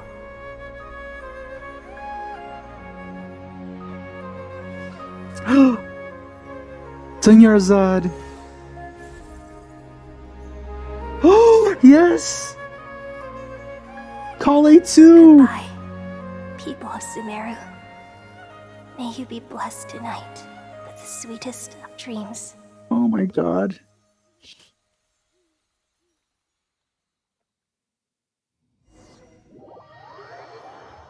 God, I love this game so much.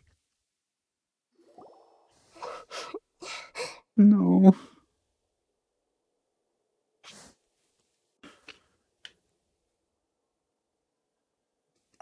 I'm alright.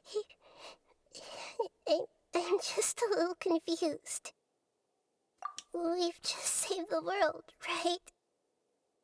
So why am I crying? I never expected to see tears like this on the actual character models. I don't know where this feeling inside of me is coming from, but I feel very sad. Just now, we used the power of two gnosis to successfully connect with the Irminsul consciousness from 500 years ago. And you don't remember what it was? Then, we removed the remaining pollution from Irminsul. I knew it. I knew it. So at least someone remembers her. I remember her.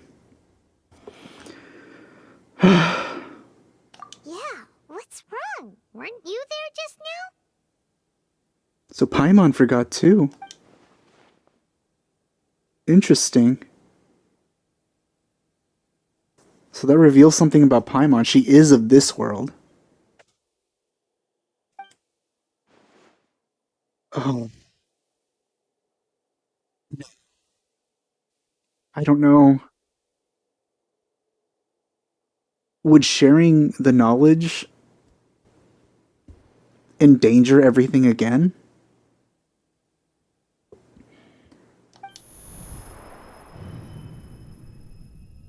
What?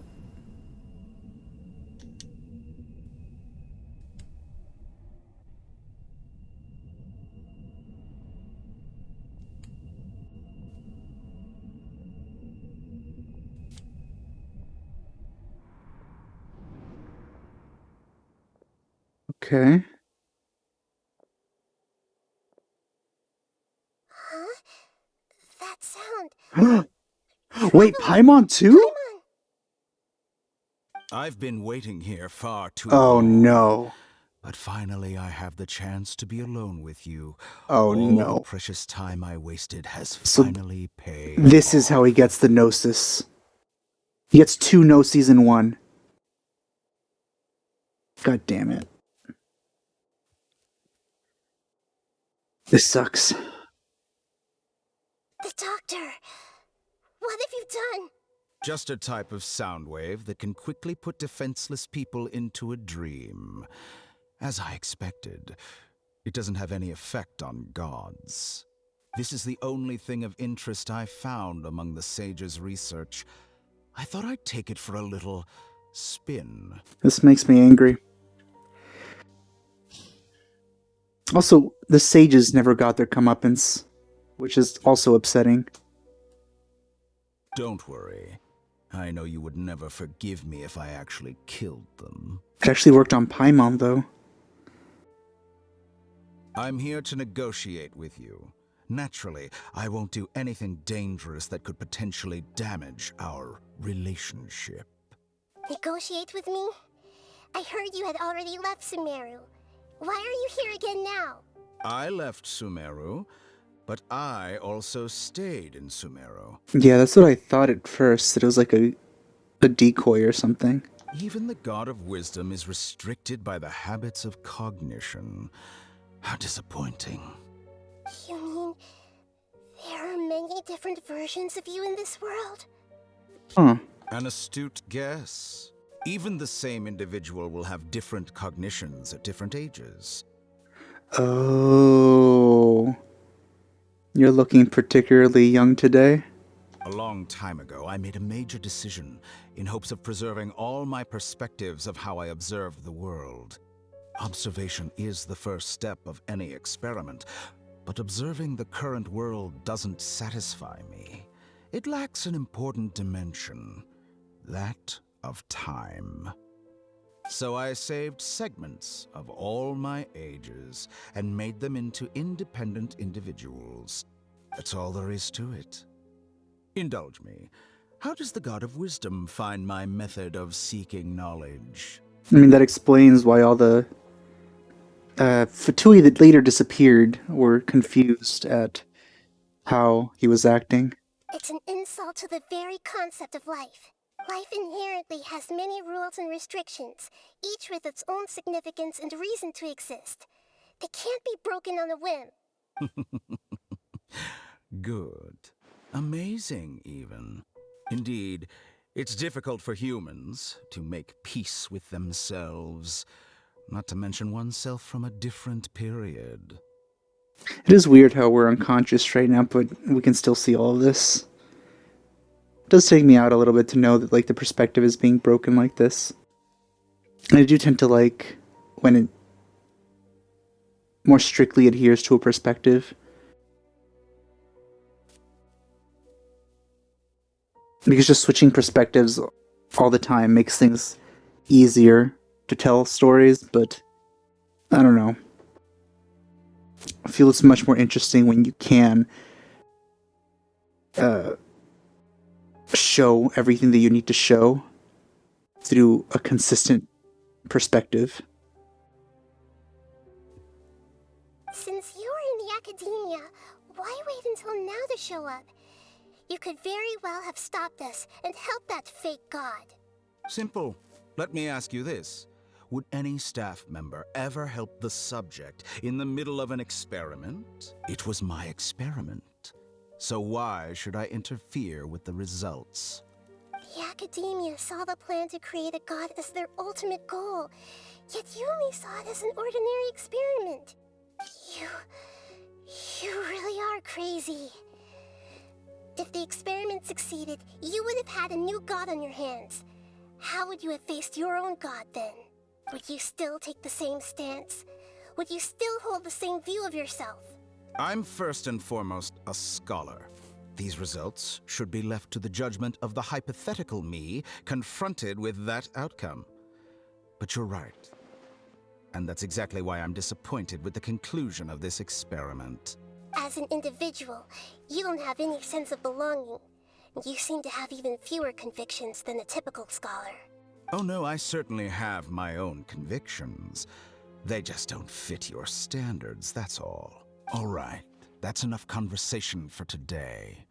The experiment is over, and it's time to tidy up the equipment and reclaim any useful materials. I wish we could wake up right now and stop this, but still managed to trick me into thinking that the Gnosis wasn't going to be taken, but here we go. 2 in 1. I mean, one of them was one that was already taken, but we just got it back for a little while, and now it's going to go again. For example, the Gnosis.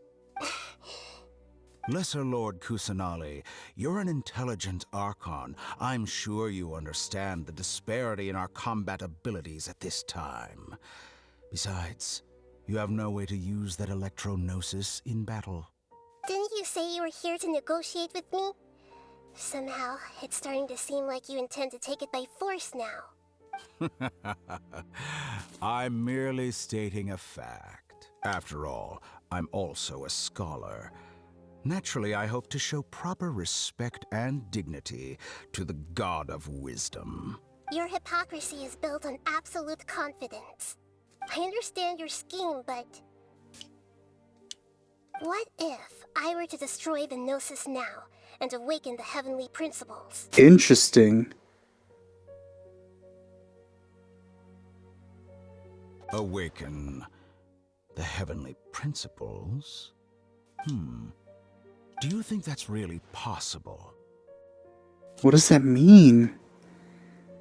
The Red and Shogun wanted to get close to the heavenly principles.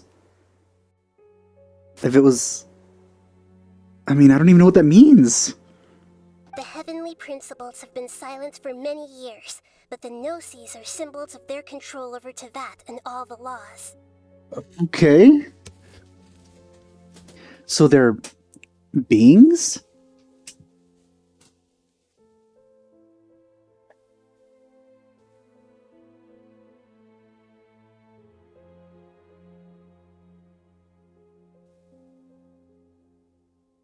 Huh.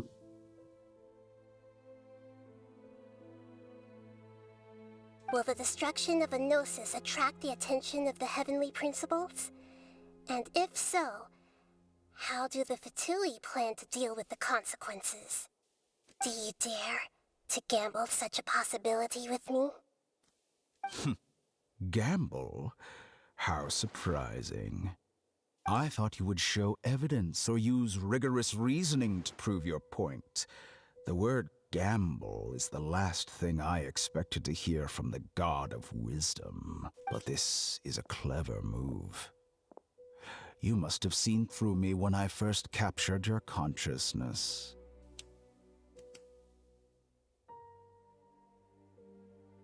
I wonder, does he remember that there was a Lord Rukkhadevata?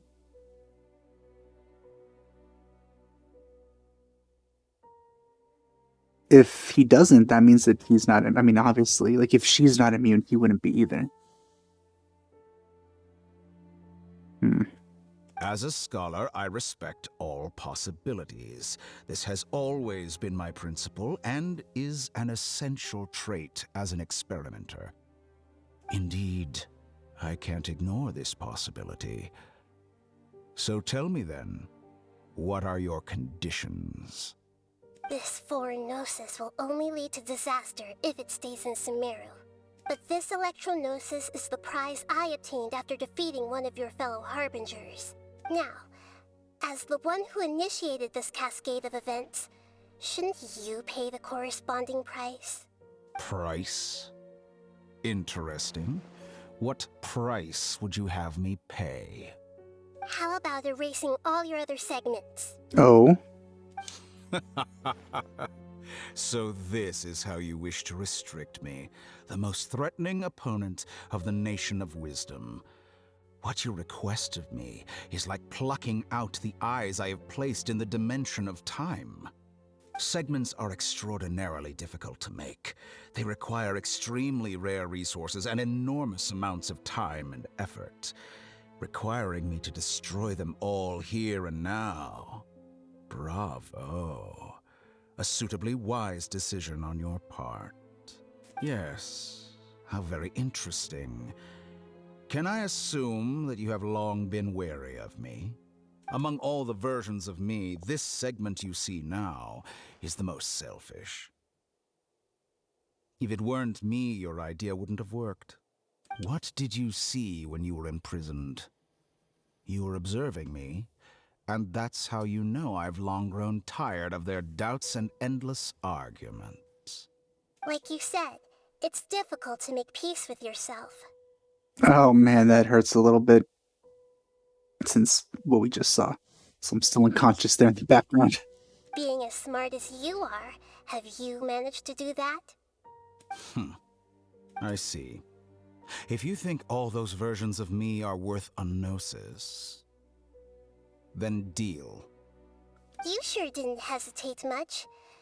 Is the relationship between all the versions of you really that bad? I don't think there's any need to dwell on that.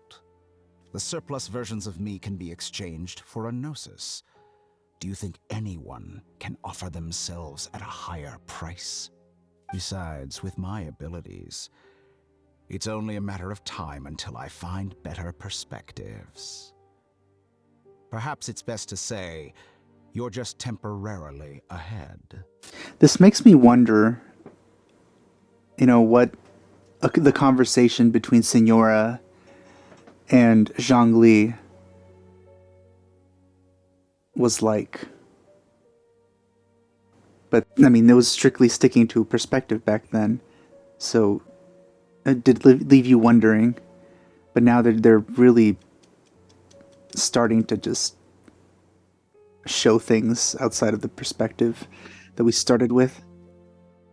But what I'd like to know is, how can you be sure that I've really erased them?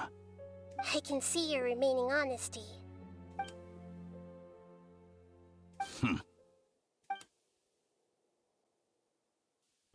What a ridiculous decision! You can't be serious! How could I have been so short-sighted? You think this is the end? Wait, I'll have my revenge. You'll make this moment count.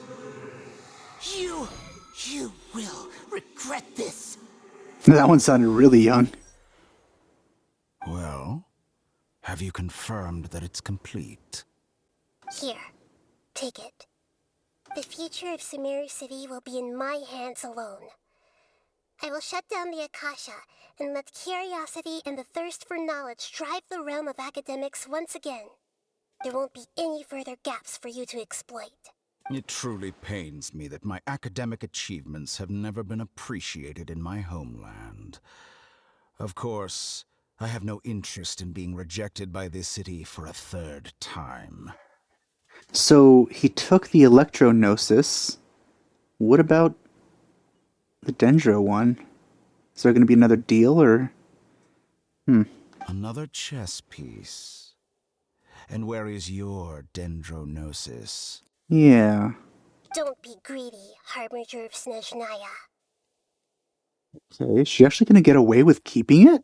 No, this is a different transaction. If you intend to turn off the Akasha anyway, then there's no further use for the Gnosis of Sumeru, is there? It does really hurt that the Akasha is being shut down, considering it's like Rukkhadevata's like crowning achievement. Oh, that hurts, especially with, you know, the whole forget me thing actually coming to pass. Besides, isn't it the Archon's duty to deliver what's desired of the Seeker? Oh, judging from your expression, you don't seem to find the idea very agreeable. Then let's think of it this way. Since you're the god of wisdom, how about I exchange some knowledge with you? You know, from the perspective of the Fatui, no matter what he gives up here, as long as he gets the 2 Gnosis, it's a win. That's their main objective in the first place. People exchanging knowledge with the God of Wisdom is the stuff of legends. Yet here you wish to exchange knowledge for the God of Wisdom's property. Arrogant as that is, it has piqued my interest. Let me ask you, have you in all your mighty knowledge ever heard the rumor that the skies of Tevat are fake? Yes, I mean, the Traveler has. That's the secret hidden by Ermin's soul concerning the truth of this world.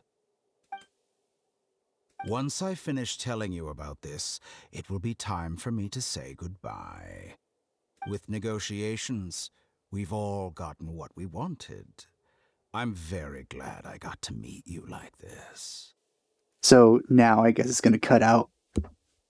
Because now it doesn't want to, like, conveniently we don't get to hear that. Which is one of the problems with just switching perspectives all the times like this, because it seems so, I mean, it's obviously calculated when you get to see and not see, but the logical consistency, or inconsistency, is what bothers me. I'd rather just see everything from one perspective and have everything, you know, logically from that perspective be what we know. Instead of just saying, oh, the author suddenly decided that we don't need to know this yet. Your arrogance may know no bounds, and convictions may mean nothing to you. But I'll still listen to what you have to say.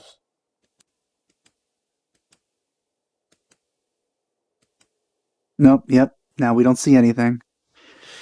Uh-huh.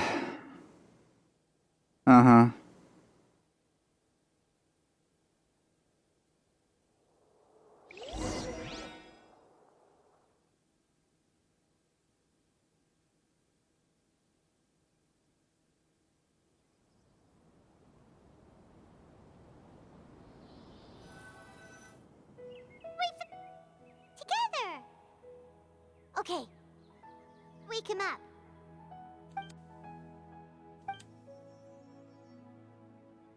Are you awake? Kali says it's time for breakfast. Come on, get up! Interesting. Good morning! How are you feeling today? Good to hear. It looks like we've recovered pretty well. Not even Tainari could stop us from going out now, right? So this is a time skip, pretty much.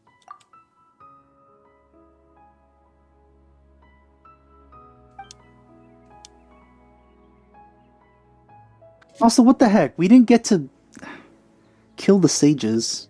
That disappointed me.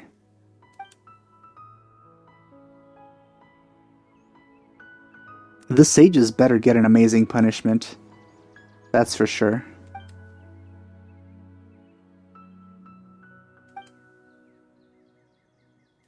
Come on, Traveler, let's go! Wait, what? Where did the teleport waypoint unlock?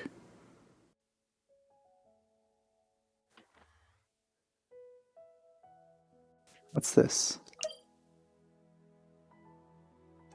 What's this? Is that it? Oh, also, I never activated this one. What the heck?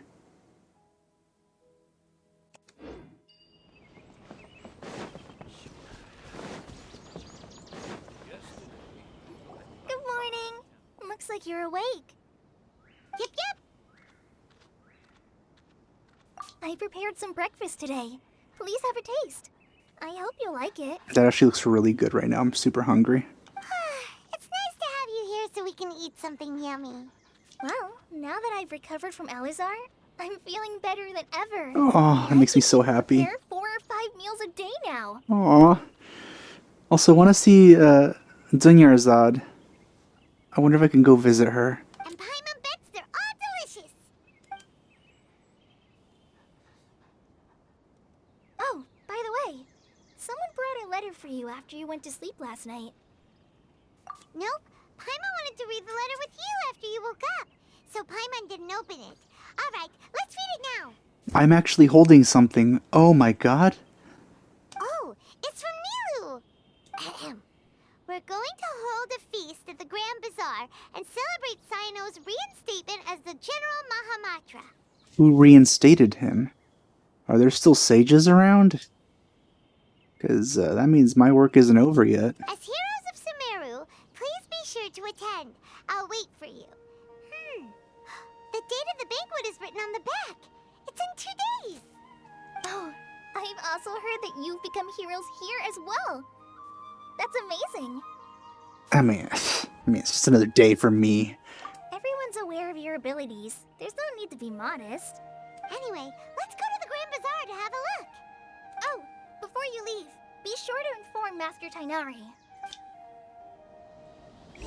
This game really is getting better, though. Despite my complaints about, storytelling techniques.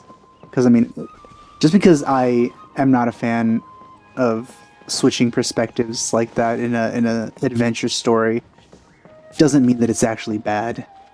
I just don't really like how it makes the story feel. But, I mean, it's just as valid as anything else.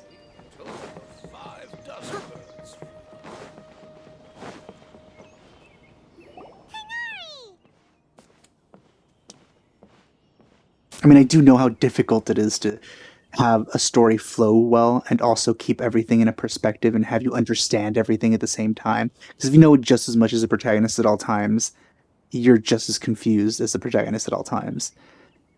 But, I mean, I feel that's a good thing. You're having that adventure with them, and you're experiencing things with them. So it makes it a more engaging adventure, at least in my opinion. Good morning. How do you feel today? We feel much better. How about you? I'm recovering well. Thanks for asking. But from the looks of it, you seem to be already busy with work again. It's fine. I'm not that busy, really. The LAR patients have recovered, as well as Hypatia. For now, I only need to tend to my forest watcher duties. It seems once Irminsul started getting better, everything else started to recover too. Yes, but there are still some residual effects. The withering is one example. Though it won't spread anymore, the existing zones won't just disappear. We forest rangers will still need to do the work. Yeah, that makes sense. By the way, we have some good news. Sino got his position back. This news is hardly new. He had already mentioned it to me before. Huh? You mean he was already here? Why didn't he come to say hi to us? He visited once, but he was afraid of disturbing you while you were resting. He just asked me a few questions and left. Then you probably already know all about the celebration feast. Celebration feast? No, I haven't heard anything about that. Huh? But didn't Nilu say in her letter that they would celebrate Sino? He didn't tell you? Perhaps, or alternatively, he doesn't know about it either. Ah, it's a surprise. Come to think of it, Sino doesn't seem like the type who'd enjoy a celebration feast. You and Kale are both Sino's close friends. Why don't you come to the feast with us? Kala has taken over some of my tasks these days. I don't think she'll have time for it. Not to mention me. You see, some VIPs have come to the forest recently. Who? Huh? VIPs? Very important Paimons?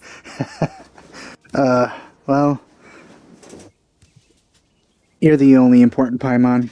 Well, technically speaking, they are former VIPs. The sages involved in recent incidents have begun their training in the Avidya forest, and the people they had previously imprisoned have all been released. What? What? So the only punishment they get is training? I don't like this. Behead them. Yes, he's a little weak, but he isn't injured and his condition is stable. Lesser Lord Kusanali, in her boundless mercy, has decided to spare Azar and the other wrongdoers. Supposedly, they were ashamed of their shallow ideologies and have decided to dedicate the rest of their lives to cultivating wisdom in the Avidya forest. No! I wanted justice. Nahida, come on. You wanted revenge. Who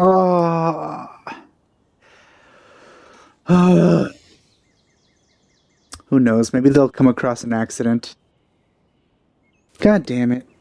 I am not happy with that conclusion with them.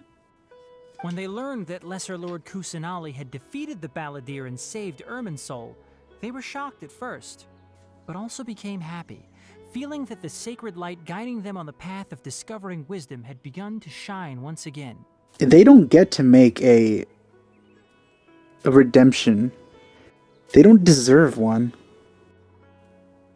They needed to be... Oh, God. People have suffered a lot more for a lot less. As a result, work has increased for the forest rangers. That sounds really exhausting. There's nothing we can do, really. But that's another topic. Back to the matter at hand. Are you two planning to head out? Ah, right! We're here to request permission to head out. Would that be okay? You've recovered well. You may go, but be careful. Yay! Will do! Hmm. I think we'll start with these questions.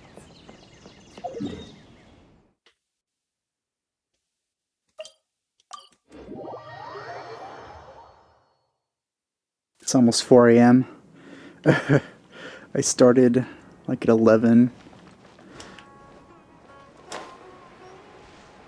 This has been a long quest.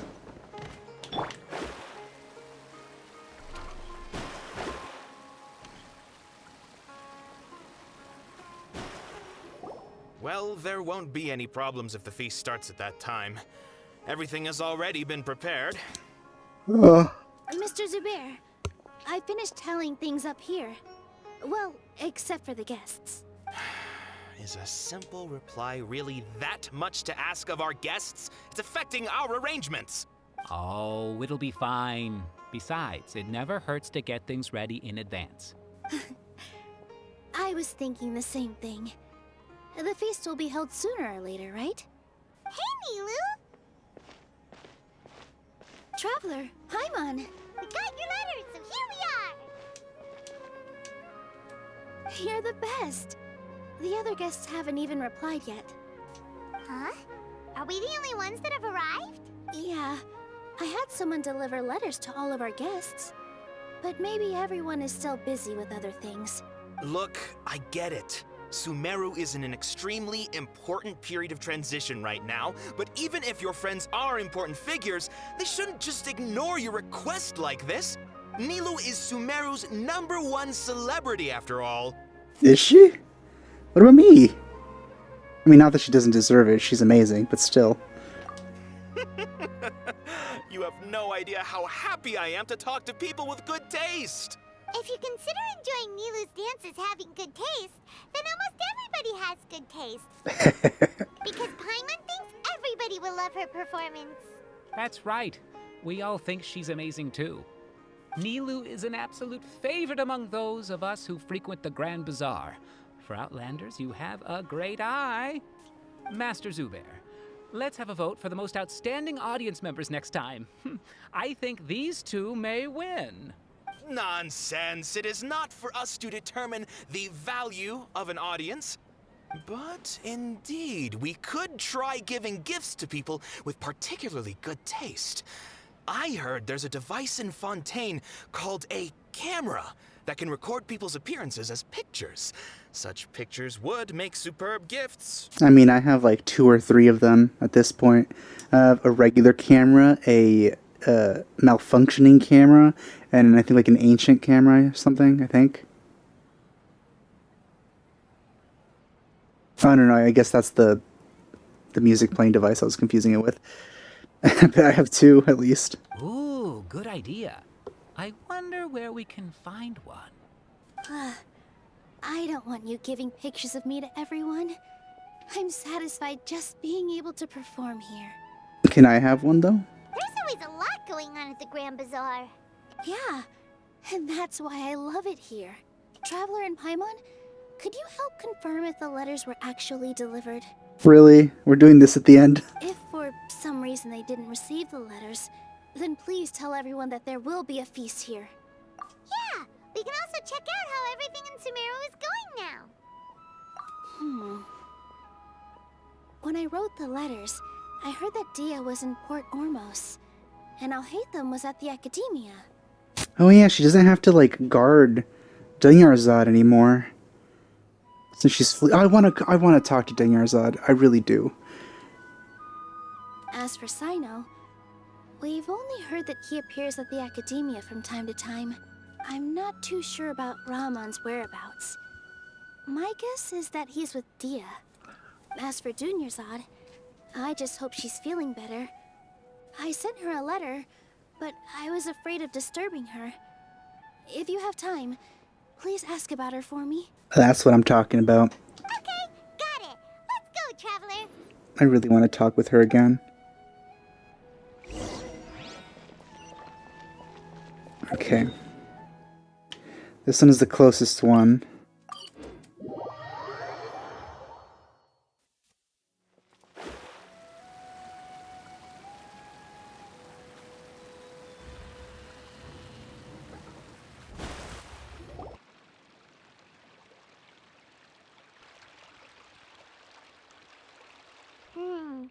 We haven't seen Alhaitham anywhere. Let's ask that person over there.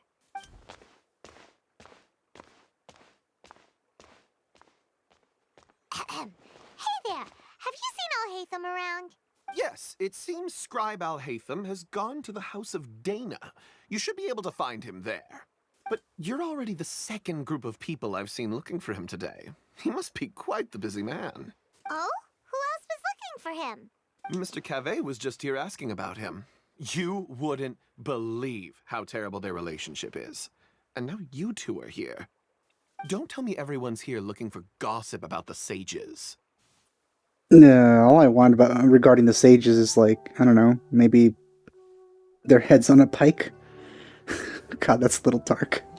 No way. We're strictly I wouldn't want to see that, but I do want to know that they're not around anymore. Ah, I see. Sorry, I thought maybe everyone's as interested in rumors about the sages as I am. I just wanted revenge.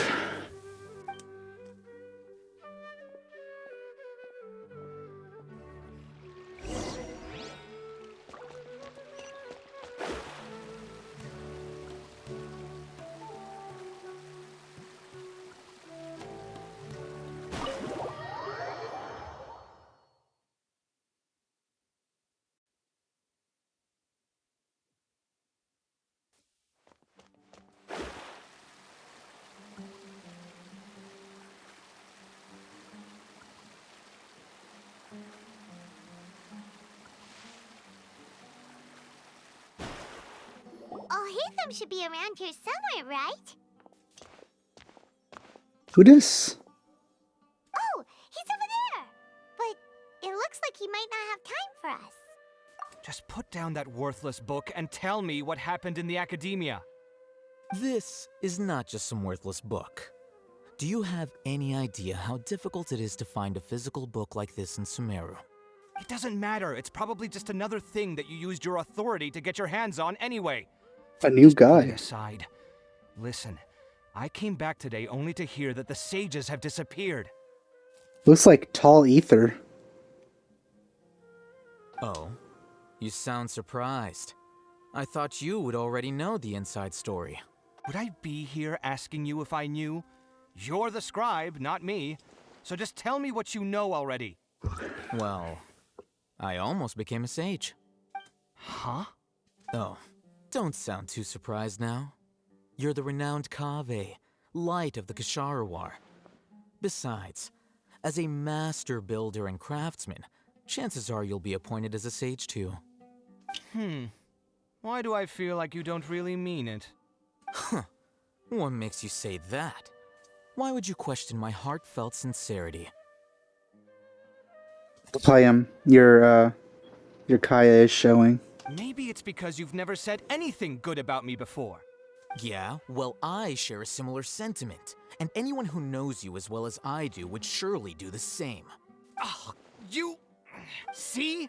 This is why I hate discussing anything with you. Your ridiculous and arrogant attitude always gets in the way. It seems that you really can't stand my personality. Ha! What was your first clue?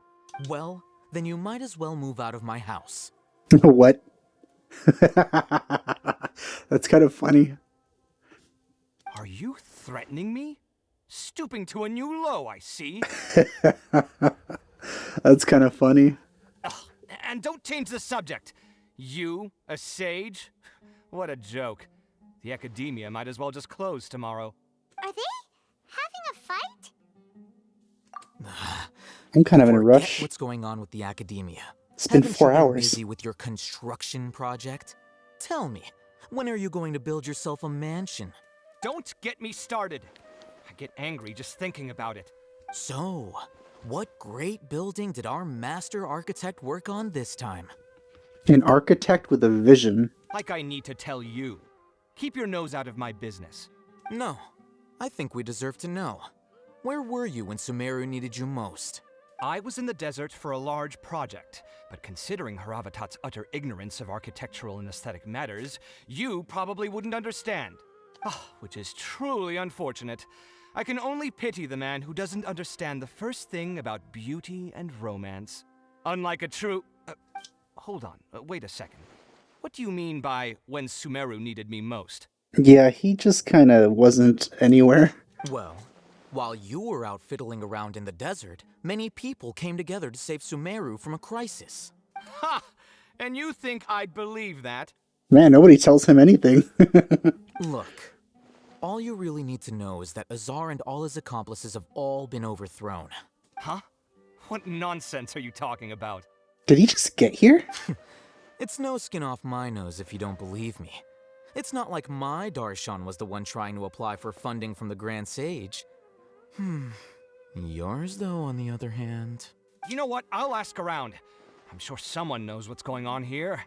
You're dead if I find out you're lying to me.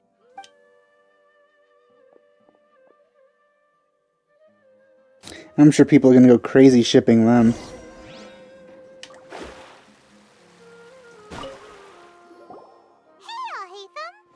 Oh, it's you two. What's the matter? We're running some errands for Nilou. Have you received her letter? Letter? Nilou said she sent out a letter inviting everyone to a celebration feast in 2 days at the Grand Bazaar. We'll also be celebrating Zaino's reinstatement as General Mahamatra. If she addressed the letter to all Hatham of the Academia, then the letter should have gone to my office. I've been busy these days, so I haven't had time to check for any new mail at my office. Have you always been so busy with your work? Of course not. I'm only busy these days because several sages have been dismissed recently and the whole Academia was practically turned upside down. Kainari told us they all went to train in the Avidia Forest. Apparently they will spend the rest of their lives there. Hopefully they like slip on a rock or something. Maybe get some like... I don't know. A blood disease or something. That is already the best possible ending for the likes of them. 4 of the 6 great sages were possessed by their desire for power and attempted to create a new god. In order to pull it off, they even imprisoned the other 2 rational sages. To imagine such things could take place in the Academia. I don't know where to begin. So I guess nobody questioned the other sage's disappearance. Yeah, you're right. Huh. Feels kind of strange to hear them called that after all this time. But then again, the 6 great schools sounded pretty impressive too. Yes, at least that's how they're supposed to sound.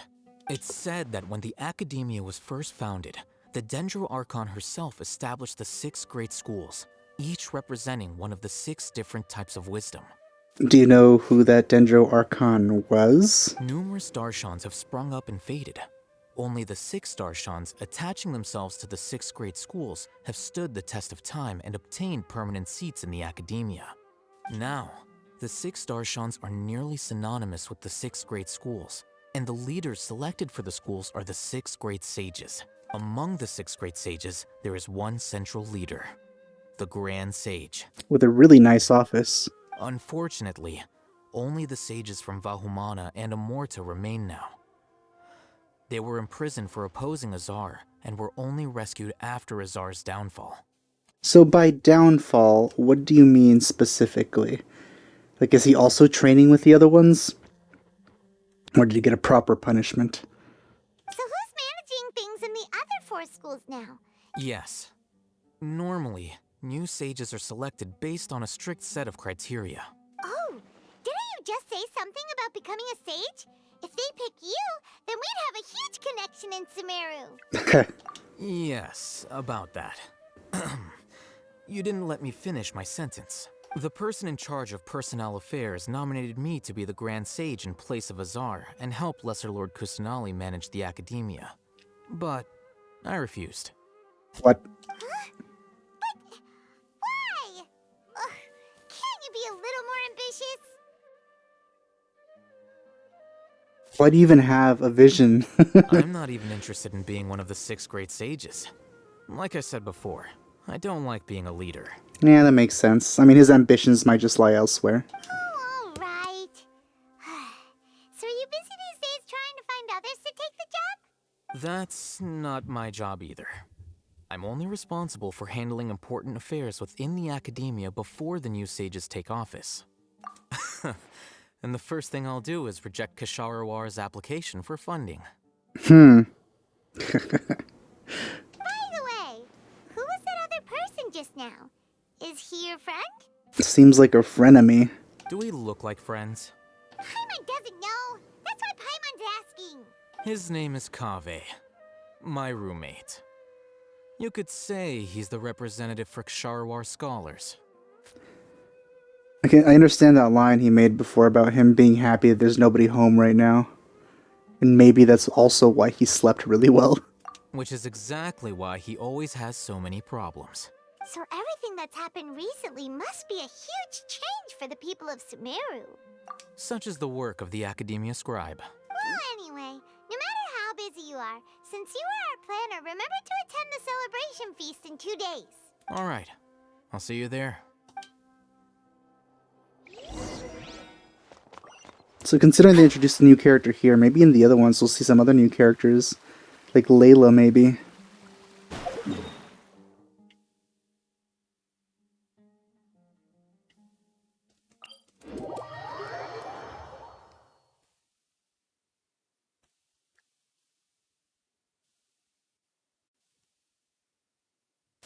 This Archon Quest has certainly taken me through a roller coaster of emotions. But that's just the power of Nahida, I guess. Look at all these boats. Seems like more of a port than Liyue. Much more impressive one. No, I've never been out there, actually. This is Port Ormos. Now where could... There she is! Is that Paimon I hear? Huh? Oh, it's been a while. How are you doing? I missed you so much. It's been so long since we've seen you! I'm doing well. I can go as far as saying I have never been happier in my entire life.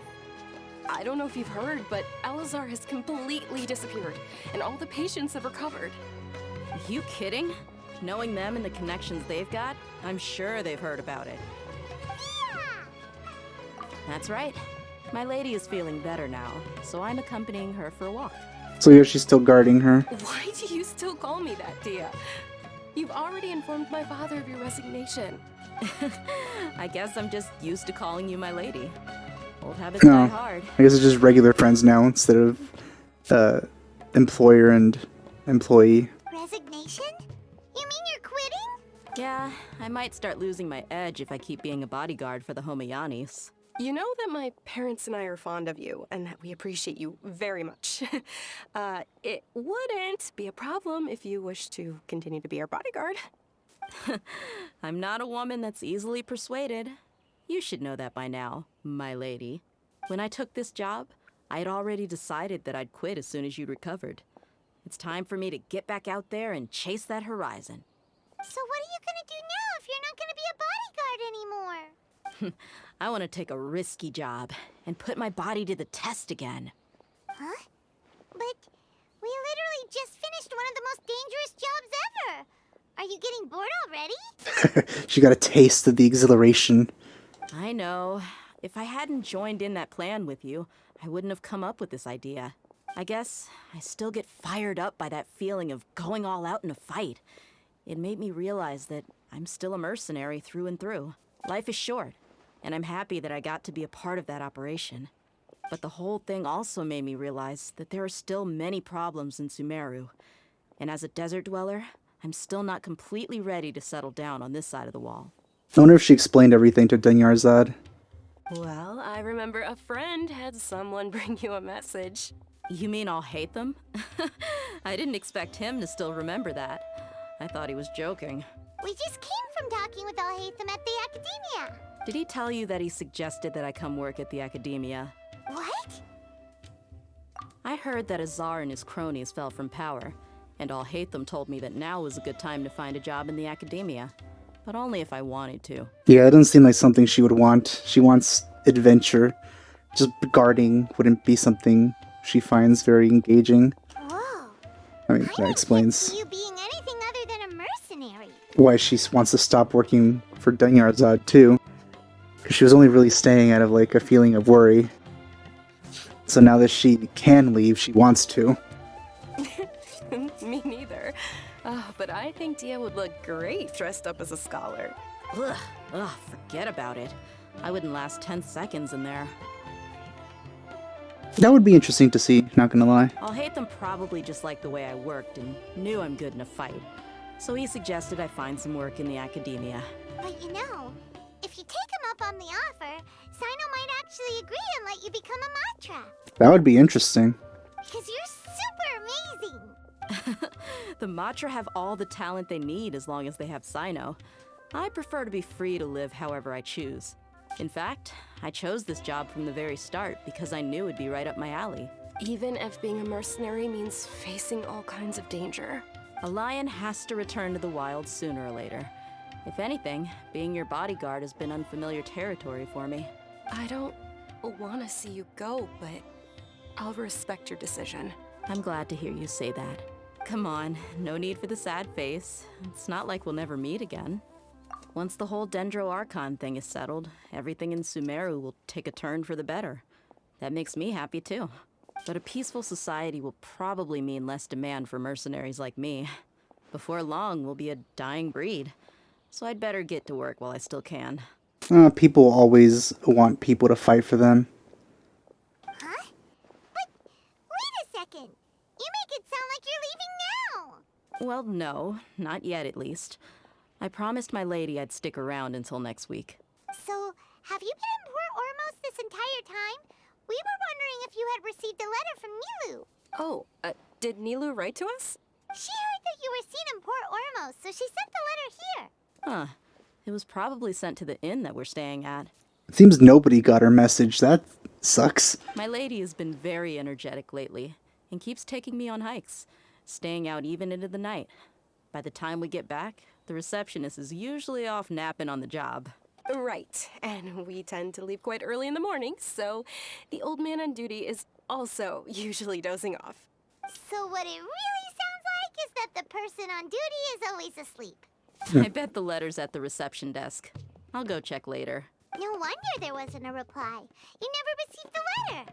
Good thing Nilu asked us to come and check on that. Good thing she knows about her teleporting abilities. Sorry to make you two come all the way out here. It must be something important for Nilu to specifically write to us like that. Yes, she said they were preparing a victory feast in the Grand Bazaar, And we'll also be celebrating Sino's reinstatement as General Mahamatra. She was hoping you could come. Great! I'll be sure to attend. Count me in too. But is there some sort of dress code or anything for the feast? Can I just show up looking like this? Puffy dresses. Very well-covering puffy dresses. Since it's being organized by Nilou, I don't think she'll be too picky about that. If anything, I think she wants to see us as our most natural selves. All right, then this is how I'll show up. I don't think being naked would be a good way to attend. The feast will be held in 2 days, so don't forget. Sure. Thank you so much for letting us know. We'll see you there. Oh, by the way, do you happen to know where Sino and Raman are? 2 more to go. The General Mahamatra always comes and goes without a trace. Normally no one knows his whereabouts. Oh. But last time we met, he mentioned that he had something to do in Aru village. You can try your luck there. As for Raman, your guess is as good as mine. I only remember he said that he had something to discuss with Sino. You can ask Sino when you meet him. Don't mention it. You'd better get going. Alright, on to our next stop. Man, it was nice to see Dunyarzad again. After recovering from Elazar, everything seems so different to me. When I look at the scenery I visited before, it has a completely different feeling. Yeah. You need to be stronger than an ox to take life by the horns. I think I've heard you say something like that before. But today, I finally understand what you mean. Is there any place you'd like to go? I can accompany you. I've got time. What if I tell you that I want to go to the desert? Fine by me. If we go to the desert, I can introduce you to my friends there. But we should prepare and get everything we need before setting off. Let's go! I'll go pack my luggage now. After we're done with the feast in 2 days, we can go have fun in the desert. Oh, she's so you can cute. Count me in. It makes me happy.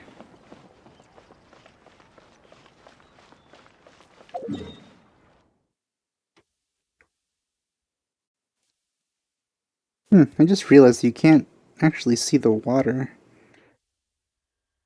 So this is... there's... Wonder what's here. I do wonder if we'll ever get actually like the whole... like see the whole ocean. Or if we'll just see this kind of stuff forever. Even when the whole map is uncovered.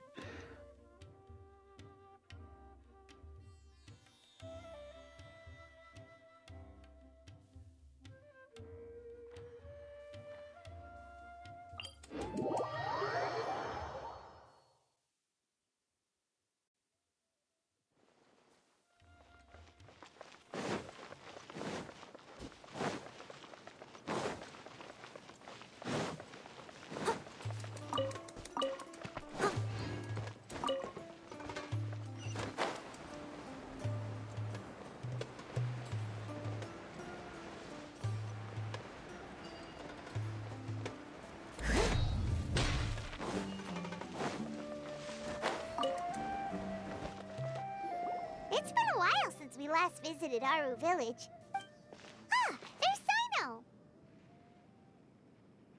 Sino! What brings you here? We recovered well, and Tighnari agreed to let us leave, so now we're out and about again. Oot in a boot. It seems Gandharvaville's medical treatment is still as good as ever.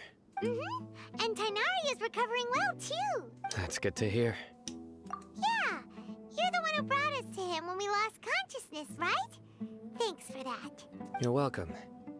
Tighnari has excellent medical skills, and Kale is quite attentive. It was the best place for you. Would have liked to have seen Kale attend. But why are you just standing here like a dead tree? I'm meeting some people. Oh, you mean Candace? I've already talked with Candace and the village chief. They're still at the usual place. You can go there if you'd like to see them. But you know one of the people I'm meeting as well. Oh, by King Deshret's blessing, my friend suddenly appears in the desert. Don't tell me you've run into trouble and need us to help now. Raman! And... huh? Sataria? interesting to see her here. I haven't seen her in a long time after we manipulated her. Oh, you know me? No, nice to meet you. Well, you're pretty famous in the academia. Don't worry, these are our friends. No need to be so guarded. I see. I'm doing well. Many good things have happened recently. Same here. Really, I feel that my whole life has started to shine after suddenly finding a new direction. So about, the Scarlet King coming back? How do you feel about that? You still believe that? Oh, tell us everything. Yeah, you go ahead. Alright, well, I suppose I should start by saying I've decided to leave the academia. Makes sense. What? It's not that I've given up on being a scholar. Instead, you could say I've found a new identity. I will no longer pursue research like a typical scholar, but I have not completely given up on my relationship to knowledge either. I can see what you're saying now. What do you mean? I plan to leave the academia and return to teach here in the desert. Wow, so you want to become a teacher? Sataria will return to support education here and teach people from the desert. She can't teach everyone on her own, but there are many of us Eremites all over Sumeru. She came to discuss a collaboration with me and hoped that I could bring her ideas to the Eremites. Yes, it's my hope that the Eremites can help me select a group of smart people with the best aptitude for teaching. That is the true meaning of education and the spreading of knowledge. The people of King Deshret suffer from sandstorms, exile, and ignorance. Miss Sataria is more than welcome to come teach here. The stars have always guided caravans, thieves, soldiers, and travelers who get lost in the night. Oh, please. Where's all of this coming from? I'm starting to feel a little embarrassed. You deserve these compliments.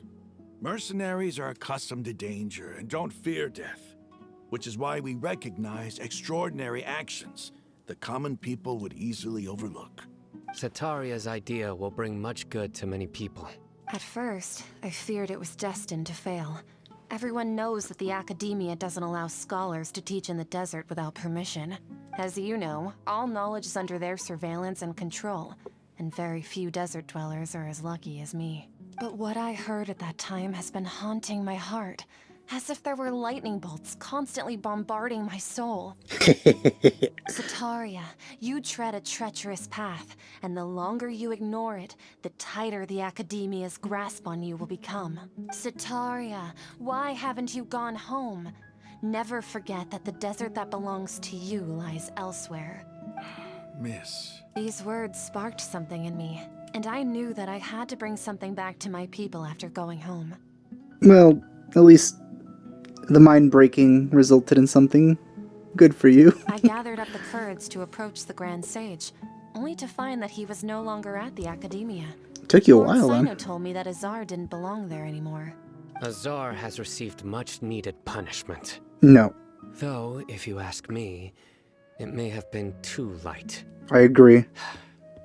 You probably have already heard. Yeah, I'm disappointed. Lord Sino helped me obtain permission to leave the academia for the desert, and accompanied me here to discuss collaboration with members of the Eremites. My plan was able to go smoothly thanks to him and Rahman. You're all doing so much for the desert. Aside from that, I also have some other business to discuss with Sino. Lesser Lord Kusanali has allocated many resources to support and develop the desert.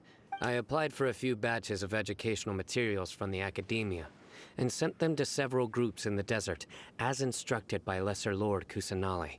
That's exactly what the people here need. Physical books and other related items. Apart from this, the academia is also recruiting scholars that are willing to teach in the desert. We must be persistent about this, and maintain these resources to ensure long-term effectiveness. This is the first time in hundreds of years we've had a glimmer of hope. I think this may be the turning point for the desert. You're welcome. Remember these words. Here lies our faithful priest, Kasala. His wisdom is a miracle among the people, deserving of high praise and admiration. I hope people with wisdom like that priest will rise again among the desert dwellers. then we'll once again see the wisdom and glory that once shook the world. Enough about us. Are you here to discuss some business too?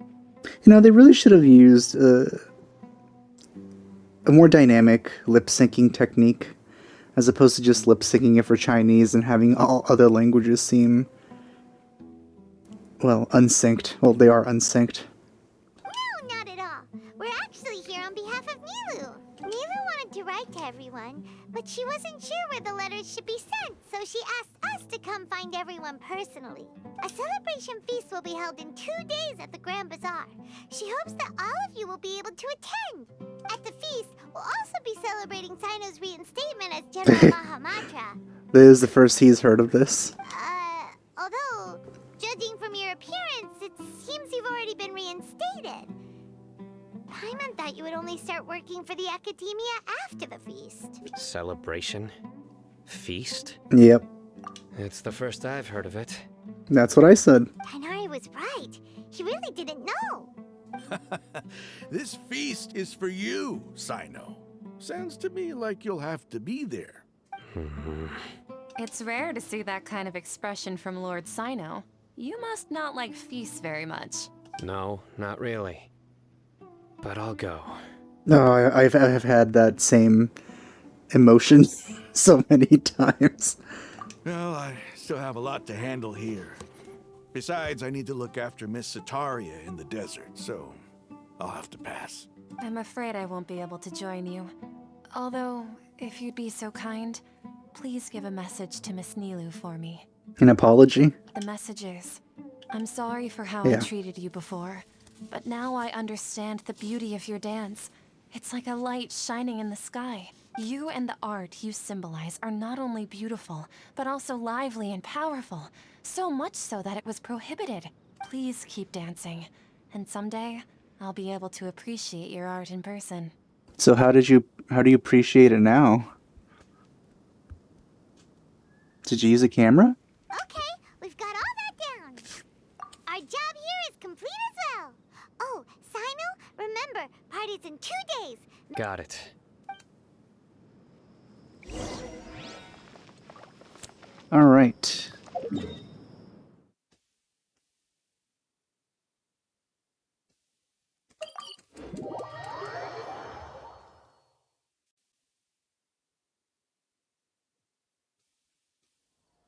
And this way.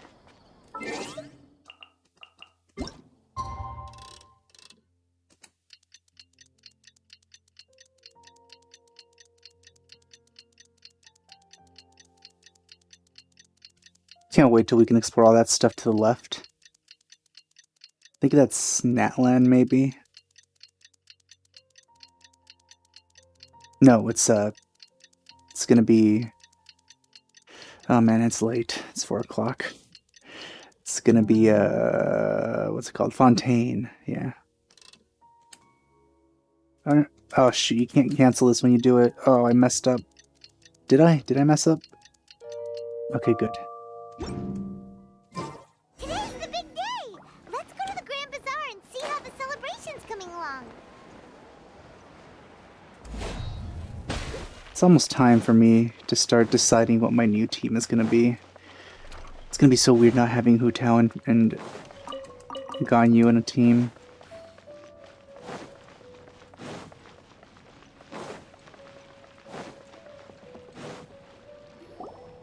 Everybody's already here. Looks like we're the last ones to arrive. I'm here. What? Ah, there you are. Well, look who finally decided to show up. That's a feast?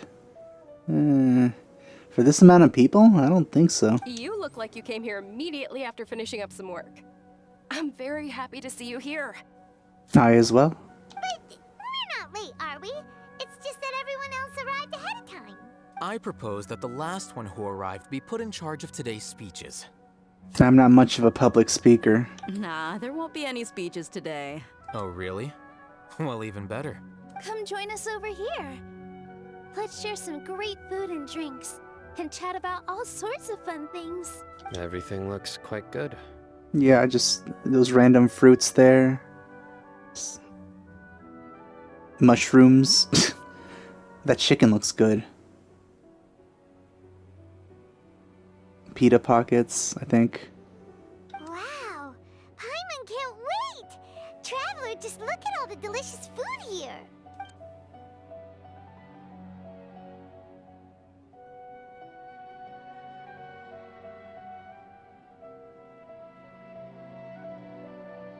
Oh, we don't get to see another one? Oh, I was hoping. Whoa! It's so delicious! Oh, this grilled meat tastes amazing! The food was specially prepared for you by everyone in the Grand Bazaar. And we have gifts that were sent by the residents of Sumeru City when they heard we were holding a feast. Everyone that came said that you saved Sumeru and wanted me to thank you all on their behalf. Ah, feels kind of nice to be seen as a hero. I could get used to this. I'm pretty used to it. Being a bodyguard is also a hero's job. You've always been amazing, Dia. My lady sure has a way with words. Thanks. I'm glad to hear it. Wish Dinyarzad had a more detailed model. Look at that blur. And I'm happy to meet everyone that participated in the great plan. Don't mention it. Come to think of it, we've really done something impressive together. It's unbelievable. Traveler could also use some higher definition textures. Dory was really detailed. We owe it to our abilities. And luck. Really? Why do I remember everybody thinking that luck was against us and feeling like we hardly had a chance of succeeding? That's how I remember it too. It's luck that brought us together, and it was luck that let us form a team. Then, it took even more luck for us to formulate a plan and implement it successfully. That's a lot of luck. Moreover, judging from the results, everything worked out well. Yeah. Everyone gave it their all when it mattered most. It was almost like a performance. We took the stage and put on our best show. Everyone played their part. And thanks to everyone's efforts, the performance was a great success. So, would you say we're good actors too? It's such a blessing that Lesser Lord Kusanali was able to return to power at the Academia. I wish she could be here right now. Having a feast with us. Yes, even after being abandoned and neglected so many times, she's finally returned. So many times. Uh-huh. Lesser Lord Kusanali once used all her power in a great disaster, which resulted in her losing all her wisdom and memories of the past. Wait, what? The Academia basically abandoned her because of it. This should be something everybody should remember. Huh? You look surprised. I didn't say anything wrong, did I? What? She remembers. No, everything you said is correct. That's good. Something wrong? Yeah, what's with that face? You knew all of this already. Even if those two giants of the Academia are here, I still have to say it. No, that's what people think now, because they're not considering that Ruka Devata was a thing. It was just, to them, it's Kusanali forgetting. Huh. So she doesn't remember. Those sages really have some nerve. 500 years ago, Lesser Lord Kusanali used all her power for the people of Sumeru. And what did they do in return? Yeah. Yeah, okay. This is like the new canon for the world. Yeah. So they don't even consider Ruka Devata to have existed in the first place. Like when she said that, I mean, that's what I considered it before. You know, Nahida's previous version making a new version, essentially erasing her own memories. So technically they're not wrong, but also they're forgetting who she used to be, the previous incarnation, which sucks.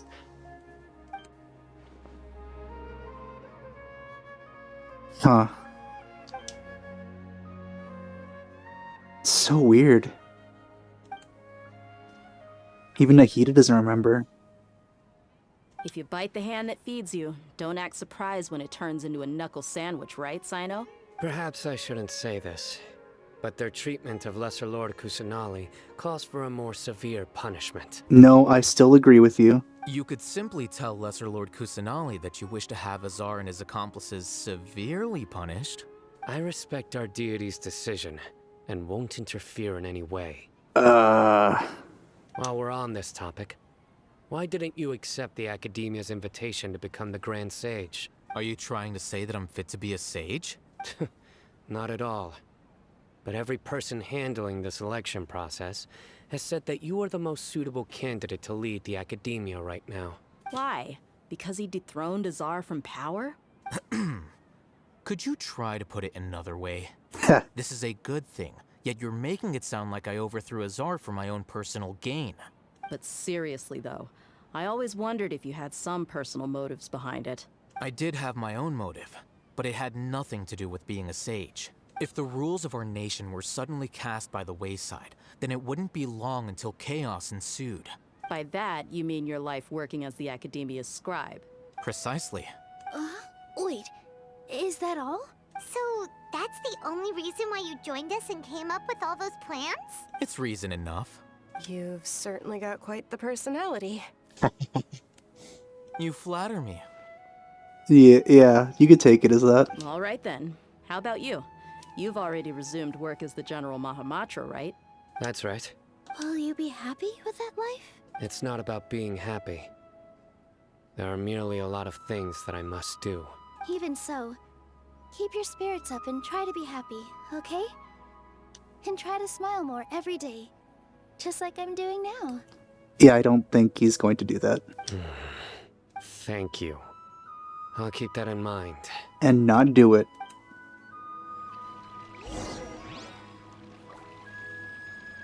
Okay. Final thoughts. Oh. I seldom participate in such lively gatherings, but the atmosphere here is quite good. No. This gathering today has a unique meaning. The Grand Bazaar is lively because the people here feel happiness from the bottom of their hearts. Unlike the farces at the Academia, that happiness is an emotion that'll be forever alien to those bookworms who have driven themselves insane by studying. I seem to have taken both keys when I left the house. Oh man, it's gonna be fun to see their interactions. They just seem like they really enjoy making each other miserable. Oh well.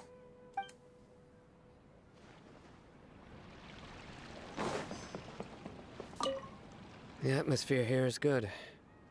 And everything is delicious. Yeah. I don't often come to such places. But it feels quite good. I have a lot to handle these days. Otherwise, I could show you around. There's always next time. We're friends after all. This feast is pretty good. I like it. Ah, there you are, traveler. Well, how is it? Are you enjoying the feast today? If there's anything you're unhappy with, just let me know. I'll be sure to take note of it. That's good. No. It's the first time I've ever invited so many exceptional people to one place. I was a little nervous myself. Well, you're one of them. You see, every guest here is quite extraordinary. It's unbelievable that we've got everyone together here. Almost like a fairy tale. Make sure you live it up tonight. I'll be happy as long as you're enjoying yourselves. I'm honored to have her think of me this way. If I have a chance in the future, I would really like to invite her to one of my performances. I can't explain why, but I just feel elated right now. Thank you. God, you're adorable. Dunyarzad too. My lady, the grilled meat over there is delicious. Have you tried it? Yes, I also tried some fruit just now. Oh, they're very sweet. What an amazing place to relax.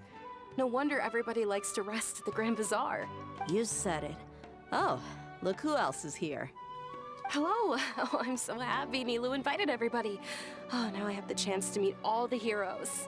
Hey, less of that polite chit-chat and more eating and drinking. The feast is about having fun, not stuffy formalities.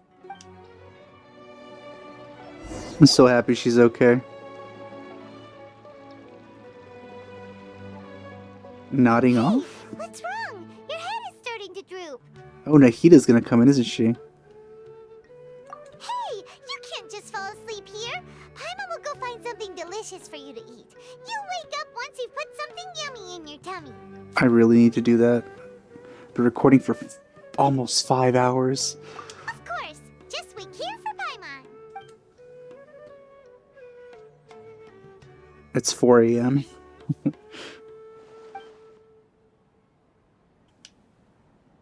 It's Nahida time. Or something else that doesn't seem fun. Like a fun situation. Oh.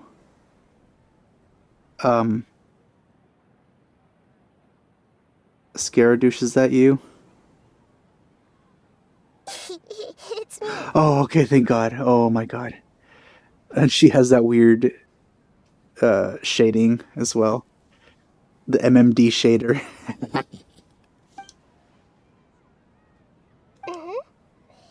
You may blame me for being a bit too self-indulgent. I was thinking about talking with you, and the next thing I knew, I had made a connection with you. The connection between us is amazing. It's like flora and the fence it grows upon. I heard there's an amazing celebration feast today at the Grand Bazaar. I wanted to have a look for myself, so I snuck in. You could have come yourself. I mean, at this point, you're a similar ruler as the Raiden Shogun, so, like, she can do whatever she wants, and so can you. I'm sure everyone would be happy anyway to see you. Lately, I've been so busy dealing with all the fallout from recent events, so I really haven't had any free time. Although you've already helped me with a lot, there's still one more thing I hope you can help me with. I really don't like this effect on the model, because it actually shades them, and you can see how weird the actual model is. It's made to be seen with the cell shading. Please say thank you to everyone for me. Yeah, that's what I said. Oh, is it not convenient for you to do that for me? No, but I would rather see you receive that, or to give that gratitude yourself and receive everyone's adoration that you deserve in person. But if I just show up all of a sudden, people will become all quiet and stiff, won't they? What if I end up scaring them and ruining this wonderful feast? That'd be the last thing I want. You would never ruin this. Let me think about it. Okay. Yes, I have. Was she coming? Oh no. Is she doing what I think she's doing? Go thank everyone as myself. Oh no. So, She can do this. Oh no. decided to borrow your body for the time being. Oh no. Please don't blame me. The flora also climbs up to the fence to get closer to the sky. I don't like this. At least it seems we can choose to let her in. This is weird. Also, we're gonna hear the Traveler talk, but it'll be not the Traveler. Everyone! Are you awake now? Paimon was just about to bring you the food. Not questioning the very high-pitched voice coming out of the Traveler's mouth. It's me. Huh? That voice. Nahida? Hold up, what's going on? She's never met her before. Also, Dunyarzad should know. I didn't expect to have a conversation with the consciousness of Lesser Lord Kusanali in the Grand Bazaar. Interesting. Is this also a part of the feast? No, of course not. Are you Lesser Lord Kusanali? Hello, Nilu. You know who I am? Aw. Yes, I already know every one of you. Nilu, Alhaitham, Sino, Dia, Paimon, and Dunyarzad. Lesser Lord Kusanali? Aw. I took the liberty of occupying the traveler's body so that I could thank all of you in person. Thank you so much for rescuing me, even if that meant placing your own safety in peril and taking the risk of becoming enemies with the Academia, the sages, the doctor, the balladeer, and even the entirety of Sumeru. So after Scaradouche crashed into the ground in the cutscene, we just stopped tracking his whereabouts, it seems. Without you, without any of you, I would have been in a much more difficult situation. Had you not helped me to resolve the crisis, not only I, but Sumeru and even the entirety of Tevat would have suffered great misfortune. People refer to you as the heroes who managed to rescue a god. I'm quite fond of this name. It not only explains your identities, but also bears witness to your relationship with me. Please, allow me to present to you my most sincere gratitude. Lesser Lord Kusanali, you have done so much for Sumeru, and I didn't even have a chance to do anything for you. Aw. You don't have to do this. Dunyarzad, the suffering you endured during your illness is also proof of you being with me and praying for me. Thank you. She was basically her first follower, too. Like her first true follower. Oh god, I'm gonna cry. You don't need to be so ceremonious. It's always been my duty to protect you. This is how the relationship between the Academia and Dendro Archon should be. We just did what was necessary and set things back on the right path. You're an Archon, but you act so humble. You really don't need to be so polite with us. I'm honored to have been able to take part in this plan. I hoped you liked the dance I dedicated to you. Thank you, all of you. Thank you so much. Sudden Traveler. Yeah.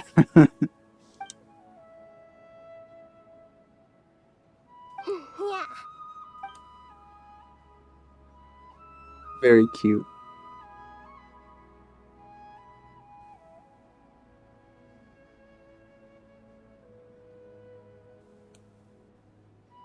Could use Catherine again.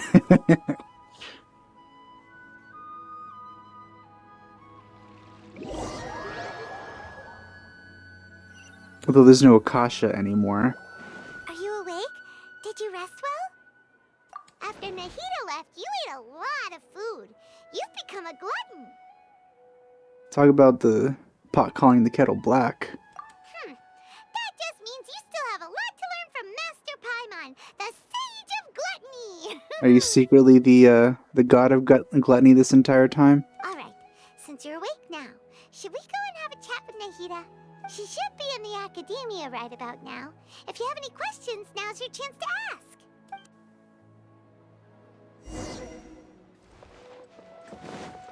And yeah, it seems this is basically our house now.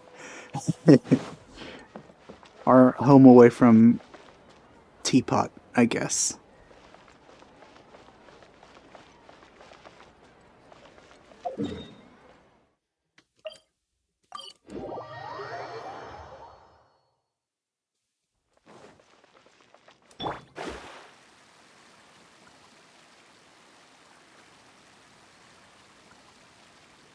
I guess we can just go in here whenever we want now? I hope so. This is a really cool location. There's her flower carriage.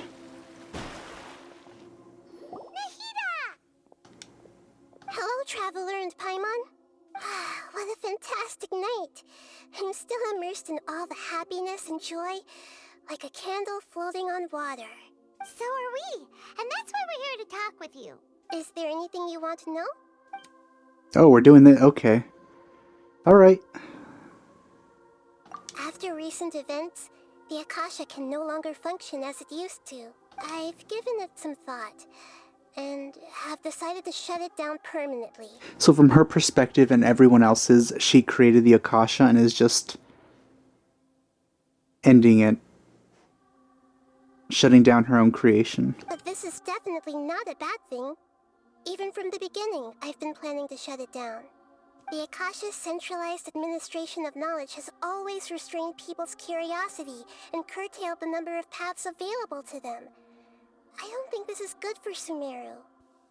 I feel like you could probably change how it works a little bit to make it more, well, more useful in a way that allows people to learn. I mean, basically like the internet, but without social media, I guess. People may initially feel a little uncomfortable with the loss of the Akasha. They will soon understand that this life is more suitable for them. And as for the future of Sumeru, I'm preparing to regain control of the academia. The former sages have received their punishment, but the new sages have yet to be selected. I will oversee the process personally. I hope that the new 6 great sages will be more focused on academics. Sumeru needs such leaders more than ever. The other big issue is the people of King Deshret. All the residents of the desert, in fact. They have been mistreated for far too long. I've already taken some measures to address this. It will take some time to rebuild everything, but no matter if it's culture, friendship, or trust, we will rebuild it. Yeah. You mean, what happened after the doctor put you to sleep? Yeah. We didn't get to see if he took her gnosis or not. But I have a feeling that he did. Not exactly. The top-ranked Fatui Harbingers, up to number 3, possess power comparable to that of gods. I was no match for him in that kind of situation. However, in spite of the bad situation, I still managed to make a fair deal with the doctor. I'm sure you remember the entity that changed your fate, the Heavenly Principles. Mm-hmm. In fact, the Heavenly Principles has been quiet since the Conria disaster 500 years ago. I used this point as leverage against the doctor. I told him that the Heavenly Principles may be awakened if I destroy the Gnosis. What does that mean? Although it was just a bluff, he still fell for it. I assumed that the Heavenly Principles wouldn't just stand by and let such extensive damage to its laws take place. Laws. And as for what I exchanged for the Gnosis? So both of them. Alright. The exchange served as both punishment for the doctor, as well as a boon of new knowledge that I couldn't refuse as the God of Wisdom. Yep, Fontaine is next. He's still in a coma. I mean, I knew that. I've hidden him like how one would hide a feather. Interesting. But yeah, we already know the order. I know you have many misgivings about him, but as someone who had become a god, he has retained a number of very useful features. Don't worry, I'll keep an eye on him and make sure he doesn't do any evil. I mean, considering he's gonna be playable, that's true, I guess. In addition, there are still some mysteries left in him. Some things may be very clear from my perspective, but he is still yet to understand them himself. His future will be determined by fate. Those are two different things, Nahida. Fate is something that will always happen because it's fated. Luck is chance.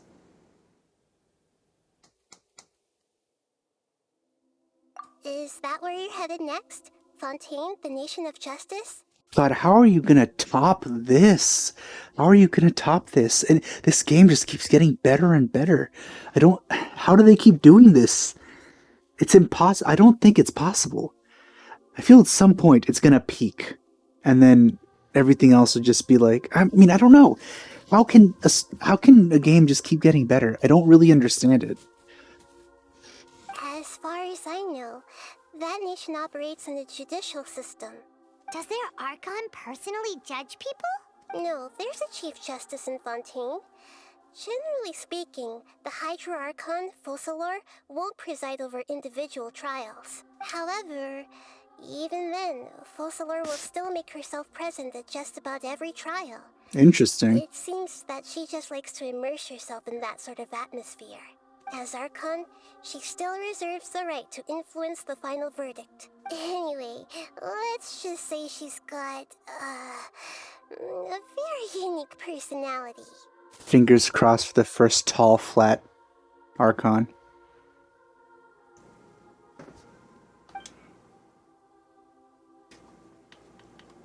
Are you sure? Isn't there something else you haven't asked about yet? Yeah, about the summer event. Want to talk about that? Huh? You mean about your sister? Oh, I guess that too.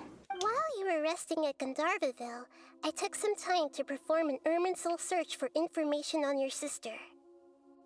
But she's been here a long time, so probably does. Beyond the Sea of Stars. Yeah! Isn't Irminsul a repository for all the information and memories of Teyvat? So there shouldn't be anything on him or his sister. This is true in your case. Irminsul indeed does not have any information on you. But she's been here a long time. However, there must be something different about your sister. Because, as it turns out, the world has recorded information on her after all. What? There is only one possible explanation. She belongs to this world. I mean, you could just say that she's been here long enough to belong.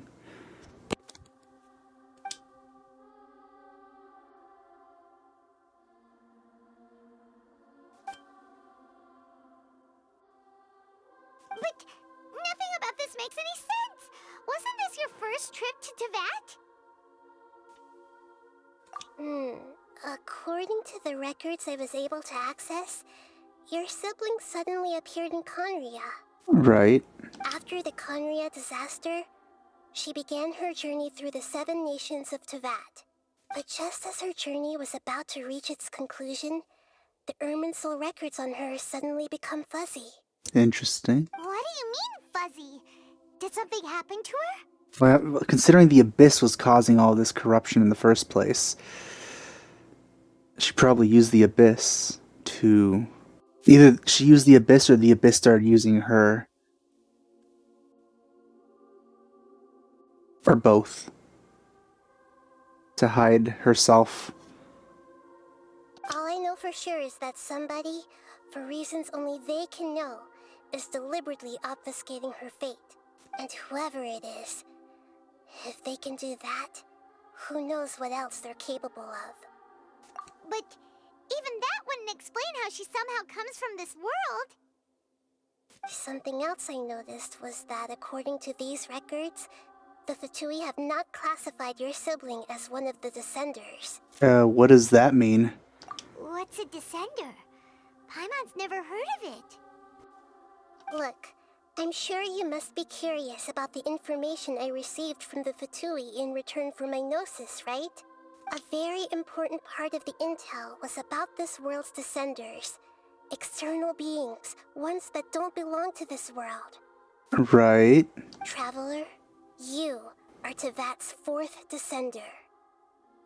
What about, Alloy? Does she count? I'm sure Alice is one of them. Huh? So the Fatui count 3 other Descenders before the Traveler? And his sister isn't even one of them? I assume the Descender means someone who came down after a certain point.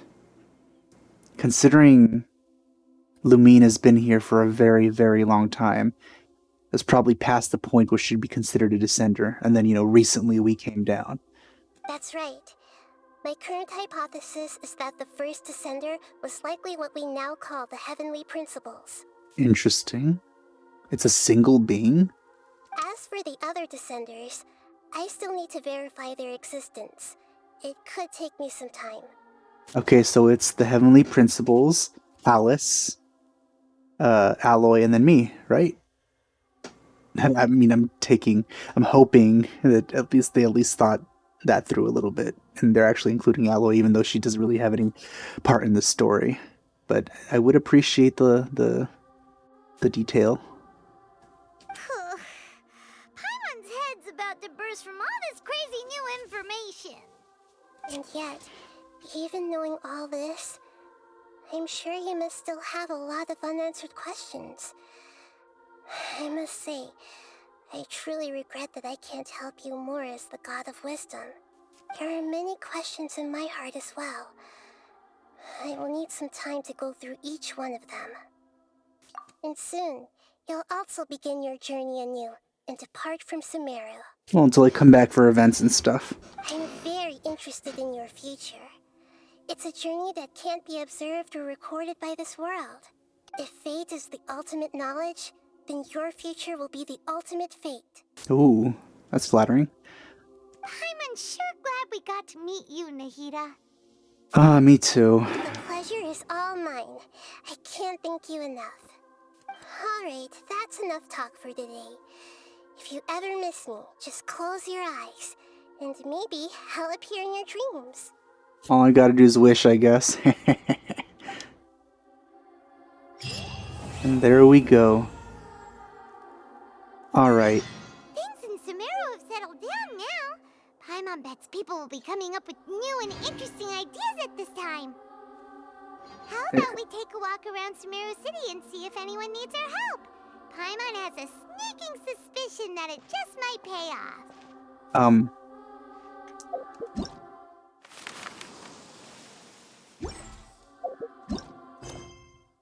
What is this?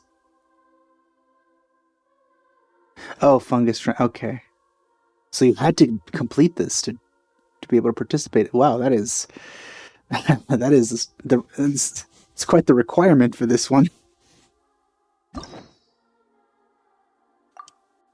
Nahida's quest is officially available, but I think I've made up my mind. I am gonna roll for her. And I'm pretty sure, like, at this point, I can't not. Alright? She's too precious.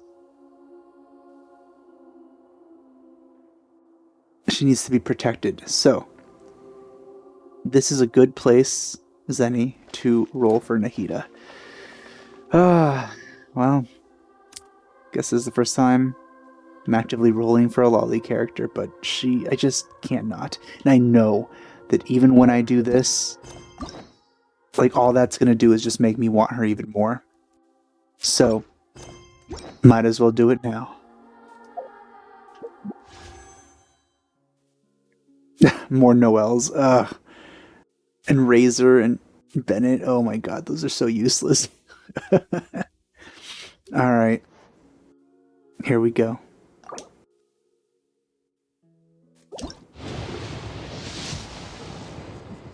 Oh my god.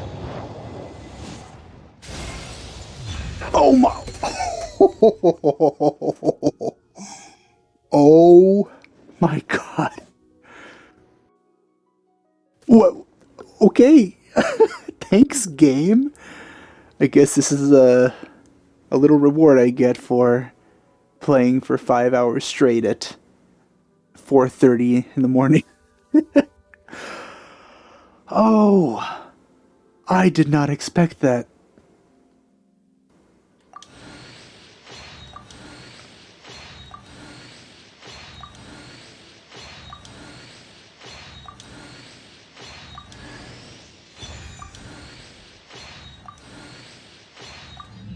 Well,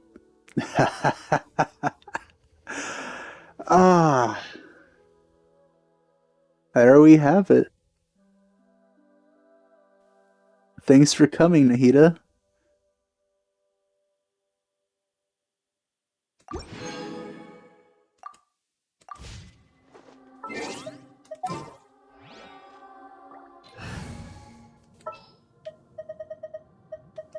There are still so many places for us to explore. Oh.